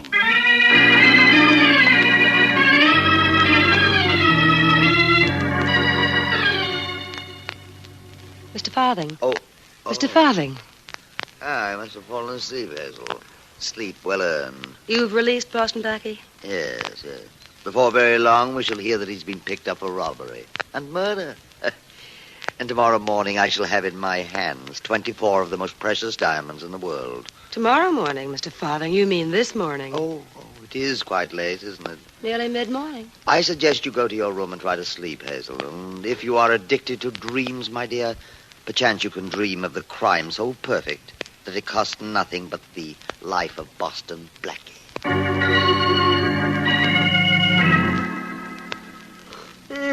Oh, gee, Inspector. It's the middle of the morning. Hey, when do we get out of here, huh? When I say you do, not before. So don't keep asking. Uh-oh, there's a key in the door. It's probably Blackie. Quiet. Mary, Shorty, good morning. What? Hold it, Blackie. Oh, Inspector, do you have to turn up when I feel refreshed and happy? One look at you and I'm 20 years older. You're not going to live 20 years, Blackie. What they do to you for murder in this state isn't good for your health. What did I do? Kill one of your jokes? You killed 2 guards at the Manchester Museum yesterday. Don't be a fool, Faraday. I wasn't near the Manchester Museum when those guards were killed. Then where did you get this diamond I found in your drawer? At the 5 and 10? I could get one like that off a chandelier, Inspector. That's a phony. That's the central diamond from the Wentworth collection. And you know it. I don't even know that the diamonds were stolen. What? For all I know, they're still in the Manchester Museum, just where they ought to be. Sometimes I think you ought to have your head examined. There are witnesses who saw you there. I find the diamond in your apartment, and you tell me the Wentworth jewels are still in the museum. Come on, what did you do with the smaller stones? Mary, Call the museum, will you? Sure. The phone number is Plaza 39613. That kind of a stall isn't going to get you anywhere, Blackie. Forget about that phone call, Miss Wesley. Make it, Mary. And don't be a dope, Faraday. Wait a minute. Oh, what'll I say? Tell the museum you're calling for Inspector Faraday. All right. I'm not going to wait around for any phone call. Where would you like to meet us, Inspector? At the Ritz or the Roni? Very funny, Blackie. But I don't need a phone call to prove those diamonds were stolen. I got one of them right in my hand. Roll that stone out, Inspector, and it'd make a nice window pane. Hello, Manchester Museum. I'm calling for Inspector Faraday. Yes, of police headquarters. They don't even know you, pal. Yes, just a minute. He wants to talk to you, Inspector. Yeah? We didn't know who I was, huh? Give me that phone. Blackie said he's been trying to reach the inspector Hello, all morning. this is Faraday Most people talking. don't know when they're well What off. do you want? The Wentworth diamonds are in their display case. What? Sure, I'll be right down. I told you the diamonds were right where they belong, Faraday. Have a nice trip down there. Mary and I are going to have some breakfast. You too, Shorty. Come on. Just a minute, Blackie. I don't fall for any of the tricks this easy. I'm going down to have a look at those jewels, all right? But you're going with me.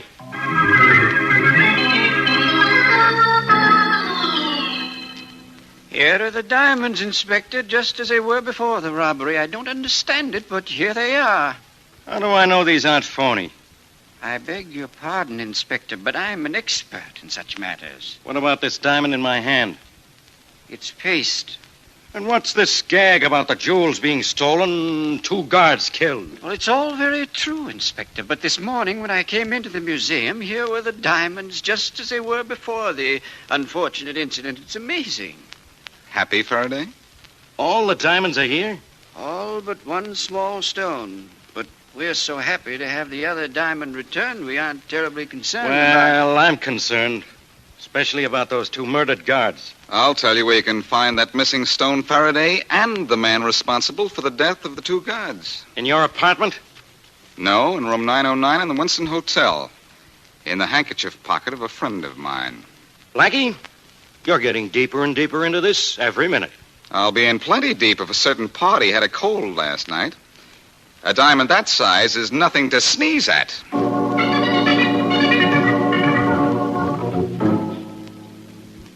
Here's room 909. Whose room is this? You'll see. Yes? Hello, beautiful. What do you want? In. Come on, Inspector. I'm with you. How dare you force your way in here? I seemed welcome enough here yesterday. Where's Farthing? Who's out there? Don't talk, beautiful. He's in there, Inspector. Come on. Mr. Farthing, it's the police. What's the meaning of... You two know each other, don't you? Hello, Farthing. I didn't know you were in town. Oh, good morning, Inspector. I was just in town for the day on a buying trip. Buying diamonds, Inspector. Diamonds? For free. Look in his handkerchief pocket, Faraday. I'm in no mood for practical jokes, gentlemen. I have a business appointment that I... You may have to intend reach inside for the stone, Faraday. The handkerchief may not pull it out. We'll see. There. What fell on the desk, Inspector? Looks like a diamond to me. Farthing, if this is from the Wentworth collection, I'm arresting you for murder and robbery. It's from the Wentworth collection, all right. From the looks of it, I'd say the same thing. Congratulations, Blackie. Farthing, do you admit this is a Wentworth diamond? Oh, I see no reason why I shouldn't. You'll discover it for yourself in due time. I know when I'm beaten, but I don't know how. Blackie? Sorry, Farthing. That's a secret of the profession. If we of the same profession were alone... Same profession? Don't flatter yourself, Farthing. Inspector, would you be so kind? Let us have 5 minutes alone, Faraday. It's all right. I'm not the type to run away from anything once I run into it. It's entirely safe. Well, with Blackie in here and me outside the door, I guess it's okay. 5 minutes, no more. Sit down. Thanks. You're a good sport, Farthing. Sit right here. A gambler has to be a good sport. Yes, I guess he does. I'm amazed. How did you do it, Blackie? When? The diamond in your pocket? It wasn't easy. You didn't let me get close to you but once when I was here yesterday. Fortunately, once was enough. But that's so utterly impossible. The diamonds were still in the museum when you were here yesterday. That's where you're wrong, Farthing. The diamonds were never in the museum. Only a set of paste. Why? I switched them myself. at the National Vaults, 8 o'clock yesterday morning. Amazing. Absolutely amazing. Tell me how. Well, the first thing I did was to borrow Lady Wentworth's paste set. Mm-hmm. That was easy. Lady Wentworth is away. The paste set is not locked up because it's worthless. Then I hired an armored car. That alone is no simple matter.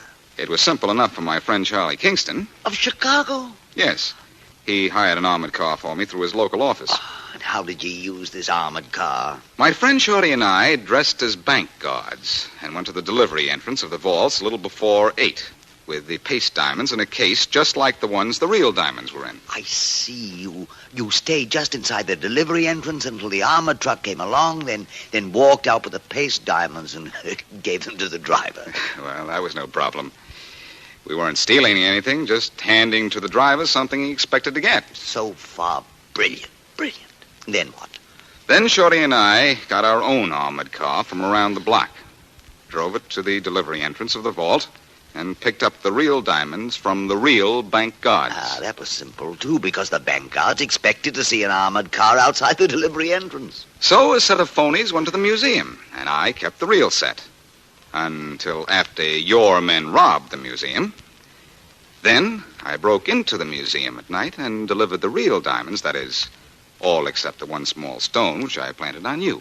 Brilliant. Absolutely brilliant. Thanks.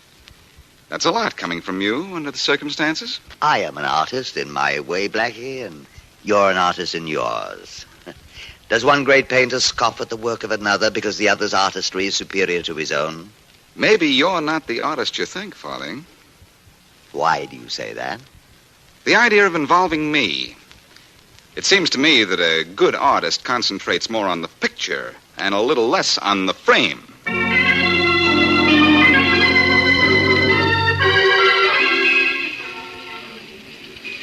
Oh, Blackie, look at those lovely diamonds in this window. Aren't those engagement rings beautiful? They sure are. Oh, how I'd love to have that one there. You would?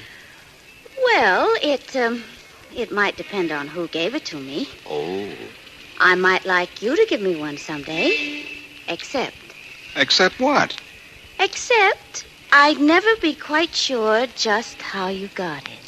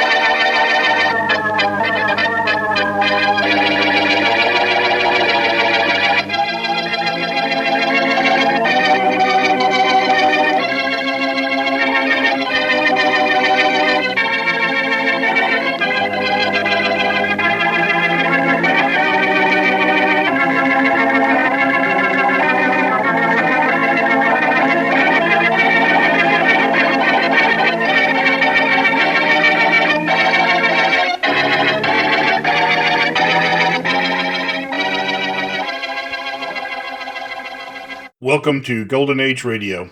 rumble.com/C/GAR. Visit veteransradioministry.com for more videos like this.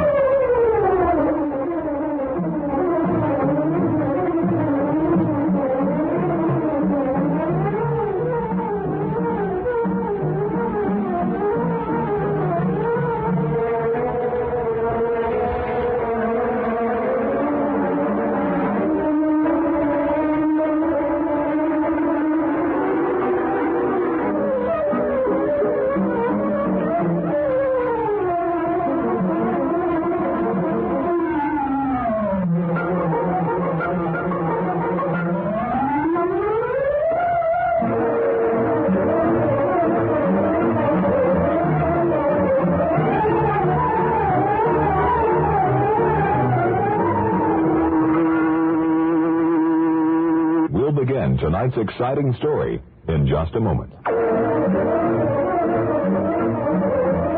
adventurer, Disaster, rides the rails. The events and characters depicted in this drama are fictitious. Any similarities to actual persons, living or dead, is purely coincidental.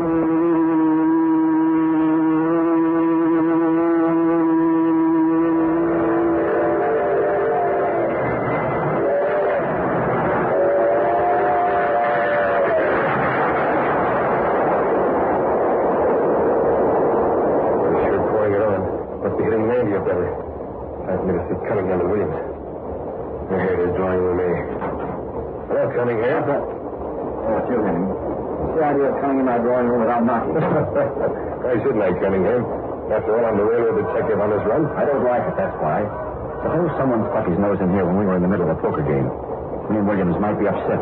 We might not be able to fix the cards properly. The railroad would sure have my hide if anyone was working with you railroad gamblers. Does anyone suspect it? Relax, Cunningham, relax. Everybody's wise to a thing.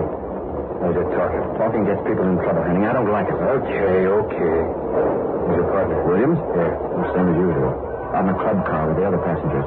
Can't have any of those suckers think Williams and I know each other. That's right. They figured you two for a pair of card sharps. You'd never get anybody to play cards with you. You gone through the train? That's what I came in to tell you. There were a couple of guys in the club car looked like good prospects. Pretty young and well dressed. If you were in the club car, how is it you didn't see Williams? Maybe he had a newspaper up in front of his face. Don't be so suspicious, Cunningham. Why not?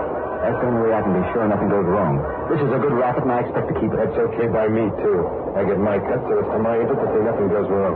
I'll go back in the club car and sit next to those two men. You know what to do. Maybe I ought to point them out. If you spotted them, it'll be easy for me. Just be sure we're supplied with the regular cards. Don't worry, they'll be marked all right. In the luxurious club car of the Limited, Cunningham sat down beside the two men described by the railroad detective. Unknown to Cunningham, one of these two men was Britt Reed, a wealthy young publisher of the Daily Sentinel. Glad I ran into you, Reed. As long as we're on the same train, we can kill time together. Yeah, Stafford, for a while anyway. Quite a while. 3 hours till we get to the city. There's a little work I have to turn out before then. Work? Reed, I can remember when just hearing that word made you shudder. Well, I still don't take it too seriously. Still, someone has to look after the family interest since Dad went out west. Suit yourself. Oh, I wish there was some excitement on this train.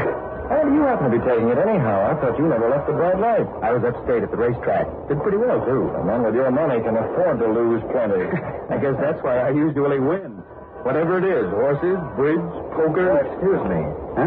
I couldn't help overhearing your conversation. If you're thinking of playing cards, don't do it on a train. Why not? Because you never know with whom you're playing. Take me, for instance. I make it a rule never to play cards with strangers. You're absolutely right about that. Oh, I don't know, Reed. I imagine I could be able to tell an honest man from a crook anytime. Perhaps you could. Well, by the way, let me introduce myself. My name's Cunningham. Glad to know you. I'm Stafford. And this is Britt Reed. Ooh, a pleasure. Say, caution or no caution, I wouldn't mind a friendly game of cards right now. Your friend is out to convince, Mr. Reed. Excuse me for butting in.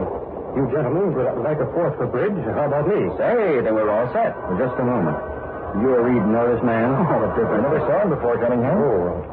Well, here's my card. I'm a stockbroker. My name's Williams. Glad to know you, Williams. How about that game, you two? Sorry, I have some favors to go over. Count me out. It's just as well. I'm not so keen on bridge. No offense, Williams, of course, but, Say, how about some poker, then? The 3 of us. Why, yes. I haven't much cash with me. Suppose I lose. Would you take my check? Absolutely not. No check. Oh, take it easy, Cunningham. We play for small stakes. If necessary, I don't mind cashing Williams' check. Very well. You can play in my drawing room. Right. See you later, Reed. This way. You look all right, and Stafford has plenty of money still. Oh, pardon me. May I speak to you for a moment? Me? You're the railroad detective on this train, aren't you? Yes, you do. Yes, you look like a detective. I know lots of passengers play cards even though it's against the rules. Hey, you're not worried about your friend. Well, one of those men is Mr. Cunningham. He's traveled his line for years. I was just curious. I look in once in a while just to be on the safe side. Really seems possible, but I wonder. Well, I'll have to talk to Stafford later. It may prove interesting.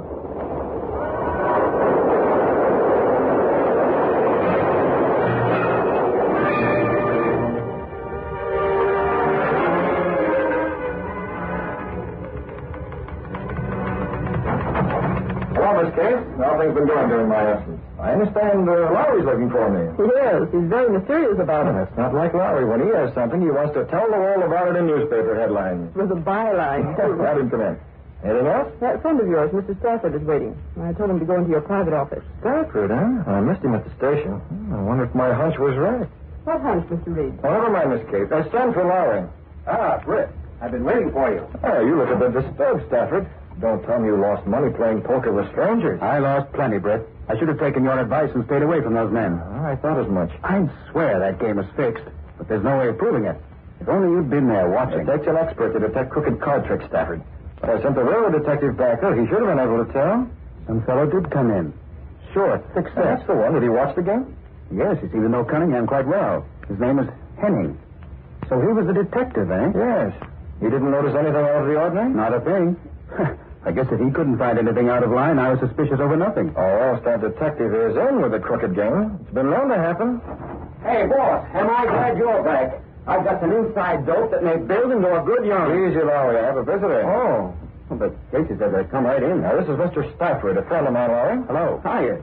Well, don't hold it back, Lowry. What's this inside dope? Boss, I've picked up a lot of rumors around town about a big-time gambling ring operating on the railroads. On the railroads? Sure. Those trains are full of suckers waiting to be picked. Poor Stats with more money than trains. Oh, Lowry, hold on. What's so funny about that? Well, it so happens, Lowry, that I am one of those poor suckers. Huh? That's right.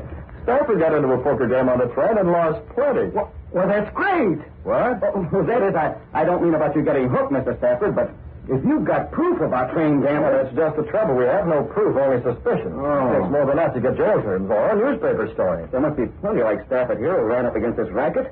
Some of them must have proof. I doubt it, Lowry. Besides, most of them are too ashamed to admit they've been victimized. That's true, Reed. Only reason I'm telling you is because you're my friend. I can't ever get around. I'd be laughed to death. Looks like a story that didn't turn out. Perhaps we can find a story yet.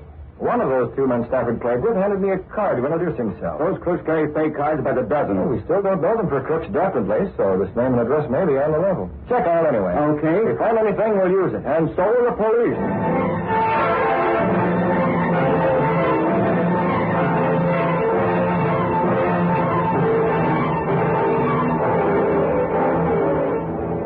Several days later, in Biffreed's apartment... Mr. Reed, President. This is Lowry, Cato. Let me talk to the boss. One moment, please. Where's it, Cato? Mr. Lowry. Oh, yes. I told him to call me when he got through checking up on the name and address I gave him. What did you find, Lowry? Another thing, boss. That's the guy's real name, and he has got a brokerage business. Did you talk to him? No, he's always out on trips. But it's on the level. Quite possible that this brokerage office is merely a front to cover his real activities. If it is, I'd like to know how we're going to find out. Miss Case told me you also phoned Henning, the railroad detective, but couldn't get anything from him. Well, that's right. We drove blank every place. But I'll keep plugging. Yeah, do that, Lowry. Did Mr. Lowry find anything, Mr. Biff?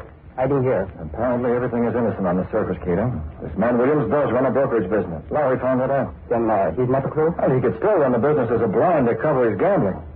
According to Lowry, Williams is away most of the time.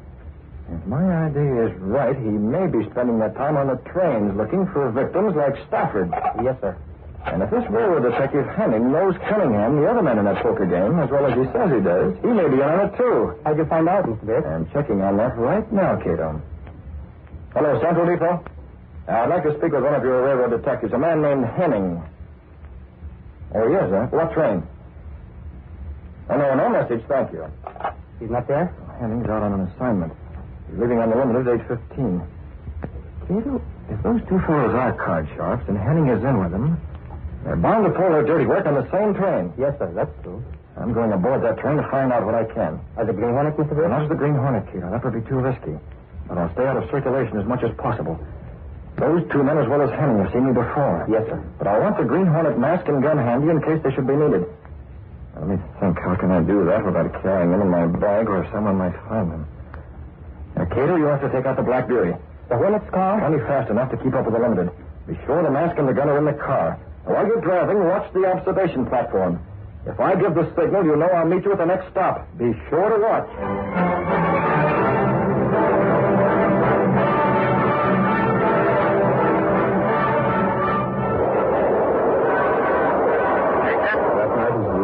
Through the darkness, Britt Reed stood in the rear of the observation platform. I've been through the whole train several times. No sign of Cunningham and Williams. Well, they must be in the drawing room. They're bored at all. I'll take another turn in a few minutes. If I draw a blank then, I'll signal Cato. But before Britt Reed could carry on his search, drama occurred aboard the Limited. In the drawing room toward the front of the train, Cunningham and Williams called Henning. What's up, Cunningham? What's up? Who's this guy lying on the floor? That's a lot, Henning. Williams and I were playing poker with him.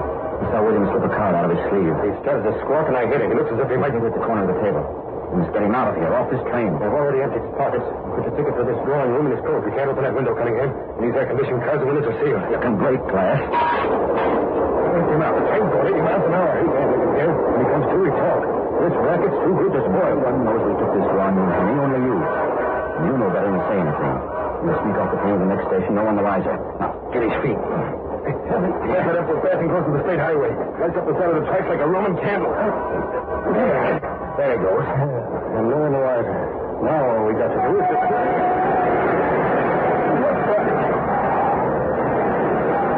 Brake. Somebody pull the air brake. How did the man be forced out? Come on. Grab those bags. Get him off this thing. Find one starts a real checkup. Car door's open. Beat it, Cunningham. Come on, William. Over the inside. Henning, what happened? Who pulled the emergency call? Search me. Has there been an accident? You almost knocked me out of my berth. That engine ought to be fired, stopping like that. I pulled that emergency cord. You? Don't you realize that's a criminal offense? I do, conductor, but it was necessary. I was standing on the emergency platform and I saw a body fall off the train. Huh? Why, man, you must be crazy. That young man telling the truth. I saw it, too. Oh, it was horrible. Calm yourself, lady. How can I calm myself after that? And that's not all I said. Now, look, madam, what else did you say? I was looking out the window. We were passing right close to the state road.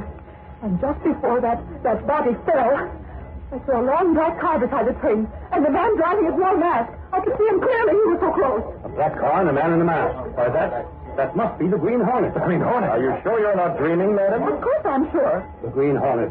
You mean he might have had something to do with that body that fell from the train? Oh, why talk about that? Let's find the passenger who fell first. I'm sure he'll be dead when we find him. I'm sure of it.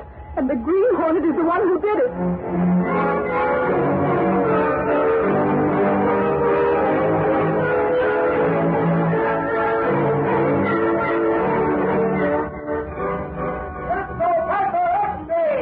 Passenger fall from Limited. Green Hornet involved in mysterious death. X3 Sentinel. Ordered X-ray. Let's get up the Green Hornet.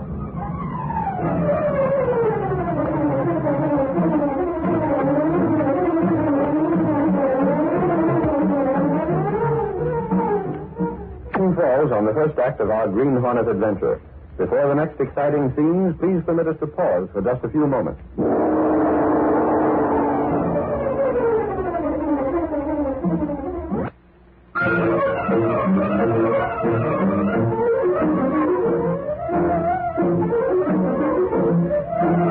Now to continue our story. A friend of Britt Reed lost a lot of money to railroad card shops, but nothing could be proved since the gamblers were very clever in their operations.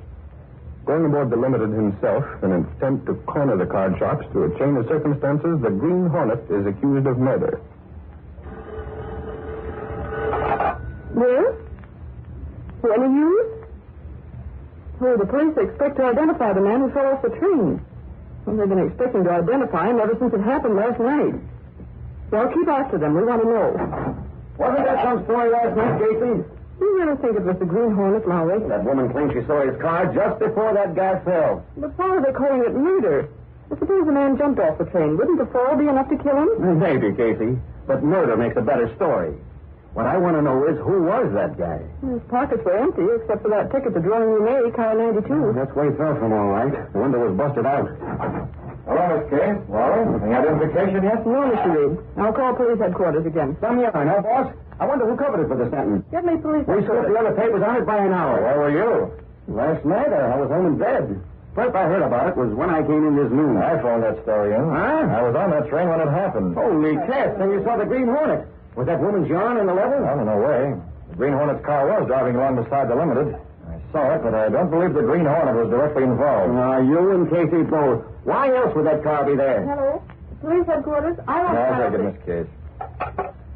Bit Reed talking. Any identification on that man who fell off the Limited?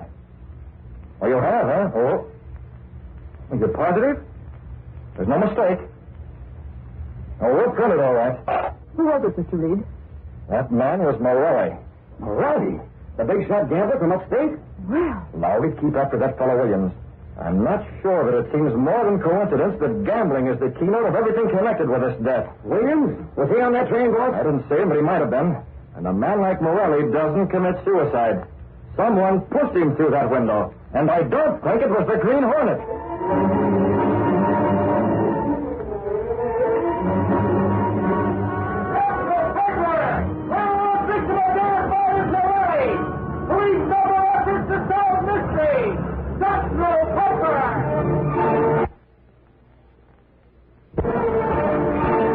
That evening, Vic Reed arrived at his apartment carrying a small parcel under his arm. There he spoke to Cato, his valet, and the only living man to know him as the Green Hornet. That man has been identified as Morelli, the gambler, Cato. Very bad last night, Mr. Vic. Well, it's a good thing that woman saw you driving the Black Beauty beside the railroad tracks. And then you threw Morelli off the Limited. They'll be expecting a call from the Green Hornet. And they won't be disappointed. Open that parcel. Yes, sir. Luckily, I was able to flash you a danger signal from the train last night so that you turned the Black Beauty around and got away. Yes, sir. Very fortunate. Mr. Britt, you got toys? That's why you handle that, Cato. I don't want our fingerprints to get on it. I'd understand. I bought this little toy railroad car on the way home. Notice how well it's built. Glass windows, everything. Hand me that metal ashtray. Small one on the table. Yes, sir. I had a special reason for getting this toy car, Cato. No one saw me get it. I sent a small boy into the toy shop while I stayed outside. What are you doing, Mr. Britt? Breaking one of the windows in this little toy? Are the mask and the gun still in the Black Beauty, Cato? Yes, Mr. Britt. The police are on the lookout for the Green Hornet, so we'll have to be especially careful tonight. Bring the toy railroad car along. No fingerprints. Picking up the toy, Cato followed Britt Reed through the secret panel behind the clothes press in the apartment. Then along a narrow passageway built within the walls of the building, down a flight of stairs that led directly to the supposedly abandoned warehouse that housed the car of the Green Hornet. I'll drive. Put the toy car where it'll be handy when I want it. Yes, Mr. Britt. Careful. Wipe it off with your handkerchief. Yes, sir. There are 3 men involved in Morelli's death. All 3 of them are going to meet the Green Hornet.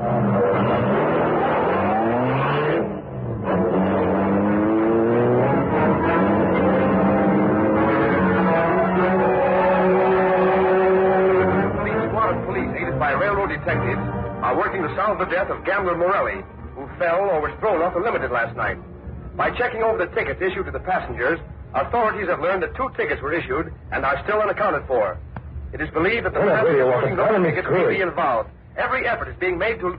What's the matter with you, Henning? Really, that's what. Take it easy, Henning. Nobody knows it was us. Why did you 2 guys pick him for a sucker out of all the people who was riding the train? He didn't tell us his name. We thought he was just another amateur looking for a hand at poker. No wonder Morelli saw you pawn that card, Williams. He's an expert. All the more reason for taking care of him. Yeah, sure. He had a good record on those trains. Morelli must have been trying to cut in on us. That don't mean you had to handle him that way. What'd you expect us to do? Use kid gloves? It wasn't time to figure things out. We worked fast because we had to. I'm supposed to be out right now looking for the guys who pulled this job. And all the time I'm wise to the whole setup. You're in as deep as we are. I didn't do no killing. You were there when we dumped Morelli overboard. What does that prove? That makes you an accomplice after the fact, Henning. As a detective, we don't have to explain that any further. So just remember, it's to your best interest to make every effort to keep us from being caught. What do you think I'm doing? So far, yes. But don't change. It only hadn't been Morelli. Well, it was Morelli. Stop harping on it. We didn't realize it until we got back here and took a look in his wallet. Where's the stuff now? It's safe. I have it locked up along with our marked cards. We'll get rid of them all at the same time. What's the idea of waiting? You should have ditched that stuff long ago. We had our hands full making sure nobody spotted us when we sneaked away from that train last night. Came straight here. We tried to get rid of those things on the way. Someone might have remembered us. All right, why don't you burn them? Because leather won't burn you, fool. Morella's initials are on that wallet. Hold on. What? What's the matter? Thought I heard a sound from the next room. I don't hear anything. It's your imagination, Henning. No, I tell you. It was like somebody went in a clock or something. Pipe dreams. Yeah? What was that? He's right, Cunningham. That was a window. We'll soon find out. See, Henning? The room's empty. There's no one here. Yeah, I guess you. What's that on the floor? It's moving. Put on the light. What's that? It's a little toy. A mechanical toy. How'd it get here? It's a toy railroad car. Look, one of the windows knocked out. Somebody was on about last night. Here's a piece of paper rolled into one end of the car. Oh, look at it. If this is a cute little joke one of you is putting this toy car here and... Look, this paper's stamped with a seal. The seal of the Green Hornet. The Green Hornet? I knew there was someone here. I heard him. But how do you know it was us? That car of his. It was alongside the train last night. That's the answer. He must have seen what happened. He saw because the cops are looking for him instead of us. Hold it. What I want to know is what's he going to do? Shut up, Henning. You have an idea, Cunningham? The Hornet can't tell the police about us. They never believe him. Besides, if he's after money, he can't get any unless he finds Morelli's wallet and uses that against us. Well, the wallet's here. It won't be long. Here's all the evidence. Henning, you're going to take it out and get rid of it. Dump it in the river, any place. If that Green Hornet comes back, I don't want it around.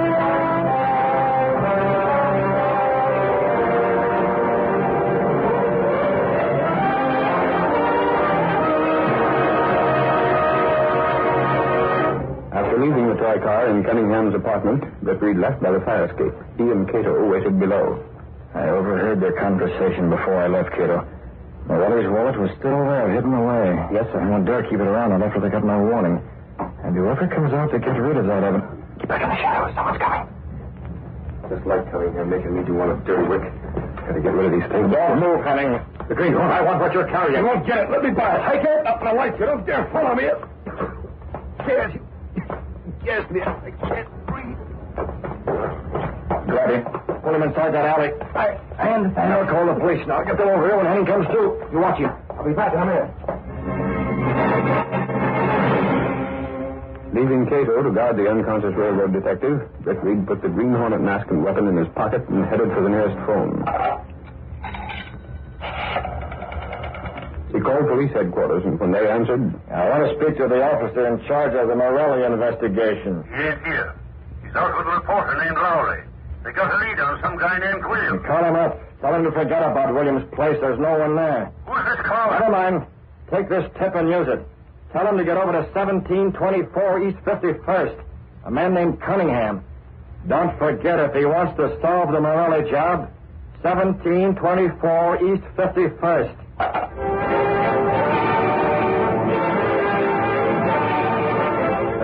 Reed returned to Cato. He replaced his Green Hornet mask. The police will be here very soon, Cato. Take that bag with the evidence. I'll carry Henning. What are we doing, Mr. We're returning Henning and the evidence to the place they came from.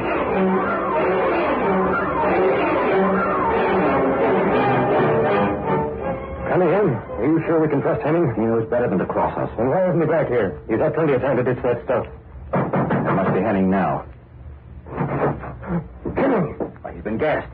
Somebody propped him against the door. The Green Hornet. Whoever it was, there's no time for talk. Pull him inside. He's coming around. Close the door fast. Okay, Cunningham, the bag with all that stuff, that's here, too. What happened? Out of it, Henning. Come on. Don't let him get away. The Green Hornet, he gassed me, took the bag, took it nothing. It was outside the door. He brought it back. Get it out of here, Williams. Hurry. And see if this Green Hornet doesn't get you the way he did Henning. Okay. It's him. He's back. The Hornet, huh? Don't move any of you. Police. I'll take this guy. Let me go. Resisting an order. You won't get me. What's coming in? Go for that desk drawer. Put down that gun. I'll get you before I do. Stop it. Oh, my arm. Let go. Are you going to drop that gun? Oh. Nice work, Hardy. I've got the gun now. You pay for this, police or no police. Sure, you can't come busting in on private citizens. Who are you? I know these two. They were described to me, but I never saw you before. Where's your search warrant? I recognize him, Lowry. He's Henning, a railroad cop. That's how he knows about warrants. Come on, talk. What do you know about Morelli? Never heard of him. And I suppose Henning never heard of him either. Did you, Henning? Hey, what are you reaching after that bag for? No reason. Nothing at all. Give me that. I'll dump this stuff on the table. Playing cards and dice. So you guys are gamblers. Here's a wallet. Let me look at the name on it. Morelli's wallet. We don't know a thing about that stuff. It's not ours. We'll see about that when the fingerprints are checked. Looks like you two are going to get what's coming to you. I don't know a thing about Henning. Where does he fit in? Me? Why, it's this way. I was on a trail of these crooks, too. I came up here to Neb, and they almost got me before you came. You'll need a better story than that, Henning. A minute, and I can't... That. He was in with us. You yellow squealer. Don't believe him. He's as guilty as we are. Listen, buddy. I'll talk. I've done speech evidence. It wasn't me. I knew about it, but they're the ones. They killed Morelli. It was that Green Hornet. If it hadn't been for him, we'd never have been caught. If I ever get my hands on him, I'll... Listen, Cunningham. Trying to grab that guy is like trying to grab a handful of air. Nobody ever got the Green Hornet yet, and take it from me. Nobody. These popular radio dramas, created by George W. Trendle, are a copyrighted feature of the Green Hornet, Incorporated. All characters, names, places, and incidents used are fictitious. Why, special recordings are fictitious.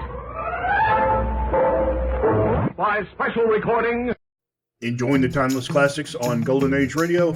If you're loving the nostalgia and captivating stories, consider supporting our channel with a tip. Your generosity helps us continue bringing you the best of vintage radio entertainment. Simply click on the link in the description. Thank you for being part of our community. Lost in Brazil invites you on an unforgettable journey where every moment is an adventure waiting to be discovered. Join us as we uncover the soul of Brazil, one incredible experience at a time. Click on the link in the description and embark on the ultimate Brazilian odyssey. You have been listening to Golden Age Radio, rumble.com/C/GAR, brought to you by G3PL.com. Don't forget to subscribe for more videos.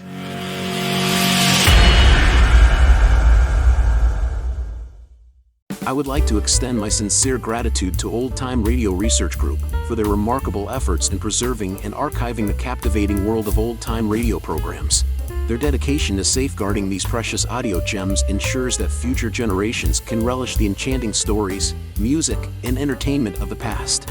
Their invaluable contribution allows us to step back in time and experience the magic of radio history firsthand. Their link is in the description below.